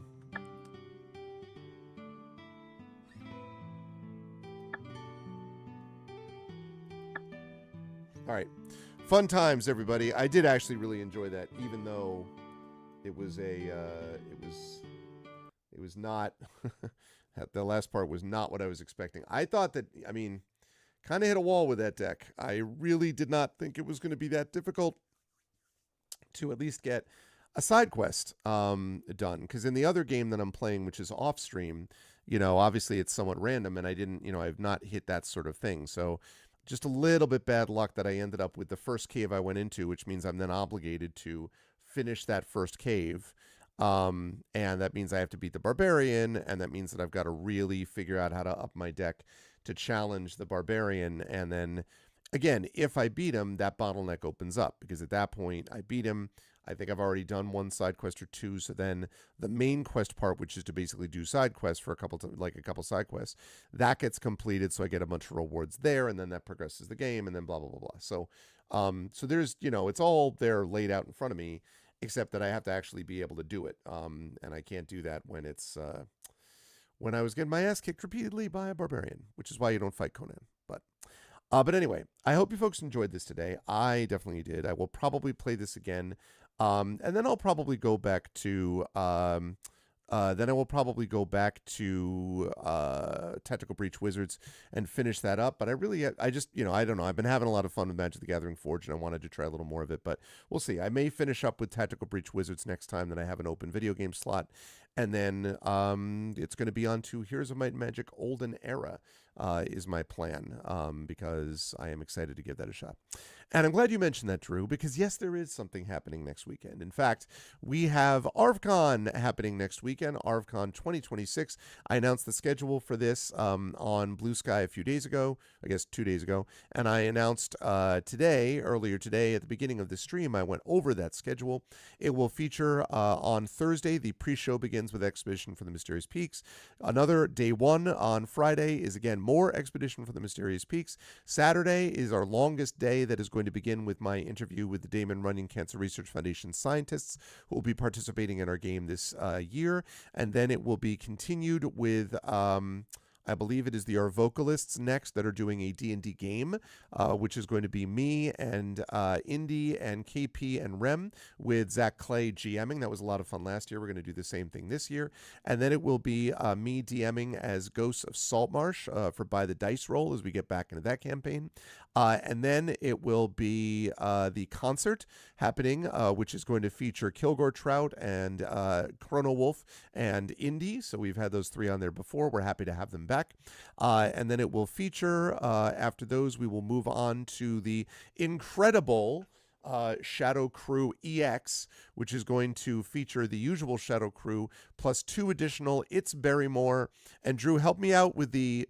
Who's the other person? For some reason, I forgot. I know there's 2 others. It's Barrymore and one more person who is joining you. That's part of your Mayor Emmy. You're right. Because, and as part of the campaign that you've been doing on Shadow's channel. So they're going to be doing that on Saturday nights. That's going to be really awesome. Then Sunday, so it's going to be a 12-hour day, by the way, 12 hours. is going to be happening. So I'm very excited for that. Then on Sunday, we will have our marathon D&D with Infinity and Beyond session, 8 hours of goodness. It will be the epic conclusion of Eberron Oracle of War. Very excited for that. And then on Monday, the final day of ArvCon, we will begin with Prince Justin at noon Eastern. We'll be running a Traveler system-based game with players to be named soon. And then Brandon O'Brien will be leading the aforementioned Damon Runyon Cancer Research Foundation scientists through a DM or through a tabletop role-playing game, one shot. Very excited for that. And then I will wrap up after that. So it's going to be many, many hours of content, many hours of excitement, many hours of fun, all to benefit the Damon Runyon Cancer Research Foundation. So I'll be streaming one more regular set of streams before that on Tuesday. On Tuesday, I will actually have a 3-part stream with the Patreon Fuel Chat Chosen Game of the Month, which is, God help me, Hollow Knight Silk Song. So that'll be first, and then I'll be over on GOG.com's Twitch channel with Pen and Pixels playing more Heroes of Might and Magic 3 Horn of the Abyss. And then I will be back on right back here on this channel at 9 p.m. Eastern for the Avocalis regular session every month, where they will be continuing with the amazingness known as Citizen Sleeper 2. So that's going to be going on. This is part of a out of the next 15 days, 12 days of those will have content on this channel, which I think is very cool. What time does the Sunday game end? It ends at 8 p.m. So it starts at noon Eastern and it will end at 8 p.m. Eastern. So it is the longest single session that we have. Saturday is so we have a lot of firsts. The pre-show into day one is the first back-to-back Expedition, followed by Expedition, Thursday and Friday. Thursday pre-show, Friday day one. Saturday is the longest overall day of programming, over 12 hours of programming all told. Sunday is the longest one-shot that we have, and that is, or not one-shot, is the longest single session that we have with Infinity Beyond. It's the epic conclusion, again, of Oracle of War, Eberron Oracle of War. And then on Monday, we will have our scientists. We'll have the first ever appearance of Prince Justin on a Monday as well, with some members of Prince Justin's court and others to be named, playing the Traveler system, which I think is the first time that's ever been played on this channel. So a lot of firsts we've got going on. So I am super excited for that. If you'd like to hear all of that, please mark your calendars. And especially what I'm asking people to do is not only to hopefully be generous if you can, open your wallets and all that kind of good stuff, but also please spread the word. We really want a really good turnout for this to benefit Damon Runyon. Our goal is $5,500, and we really want to make sure that we make that, and we can if we work together. And that means having as good a turnout as possible. Plus, it's just, fun. So I hope you will join me for that. And if you like what you saw and heard tonight, I hope you will follow the channel. I hope you will check out my YouTube at !ArvTube. Please subscribe over there. Discord is !ArvCord. You can hang out with the Arvanauts in between streams. Blue Sky, !ArvSky, my microblogging platform of choice at the moment. Website for this, arvanelleron.com. Financially, !ArvShop, the merchandise area, !ArvTreon, the Patreon, !ArvTreon for that. Subbing to the channel is really appreciated. Get those custom subs and sub badges and emotes and all that kind of cool stuff to use here, there, and everywhere across Twitch, plus inspirations for our tabletop players.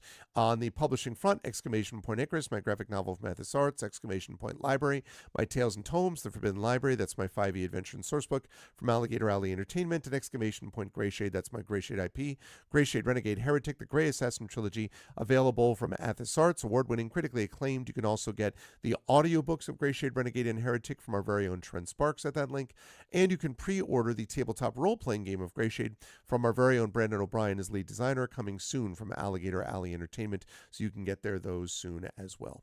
And as always, BLM, Black Lives Matter, important to affirm and assert the significance and importance of Black lives. Help Now, the World Health Organization page on suicide prevention, important to reach out to others when you need help and reach out to others when they need help as well. And Ukraine, UKRAINE, to help the people of Ukraine as they fight back against an illegal and illegitimate war with bravery and courage, and send the message will do so for others in that situation in the future, as they are continuing to win that fight, as are the people of Minnesota, specifically Minneapolis, continuing to fight and win against federal occupation and invasion, and inspiring all of us as they do so. Much love to all of you who are out there continuing the fight in that way. That's going to be doing it for me, though. I will see you folks back here on Tuesday for the final pre-ARVCon 2026, non-ARVCon 2026 show. And that is going to be happening, as I say, at noon Eastern with Hollow Knight Silk Song, which is the Patreon-fueled chat shows and game of the month because people want to see me suffer, I guess. So that's going to be the deal with that. But otherwise, thanks everyone for being here. Much love. And I will see all of your wonderful people soon. Want to thank everyone who made this an awesome stream tonight. Thank you to Tendercia for the raid, first of all. Thank you to my wonderful mods, Prince Justin, Drew the Damager, best in the business. I know Triffid was here earlier as well. Thank you so much to my Patreon supporters and subscribers, Prince Justin, Drew, JLC. Thank you to my viewers. Thank you to Kalamon. Thank you to Intensely Eric, Jagtris, JD Menders, Shattermage. Thank you to who's lurking in the background. Thank you to Stu Mega. Again, thank you to Tendercia. Thank you to the Airmaster. Thank you to Wispy Song. And thank you also to Chef Leandro and those who were hanging out over on the YouTube chat contributing as well. More of this game to come, definitely more of Tactical Breach Wizards to come, and most of all, more awesomeness to come as we get ready for ARVCon coming up on Thursday, but I'll see you before that on Tuesday. Everyone have a lovely rest of your weekend, and I'll catch you all soon. Until then, thanks for being here. Much love, and be good to each other. Bye for now.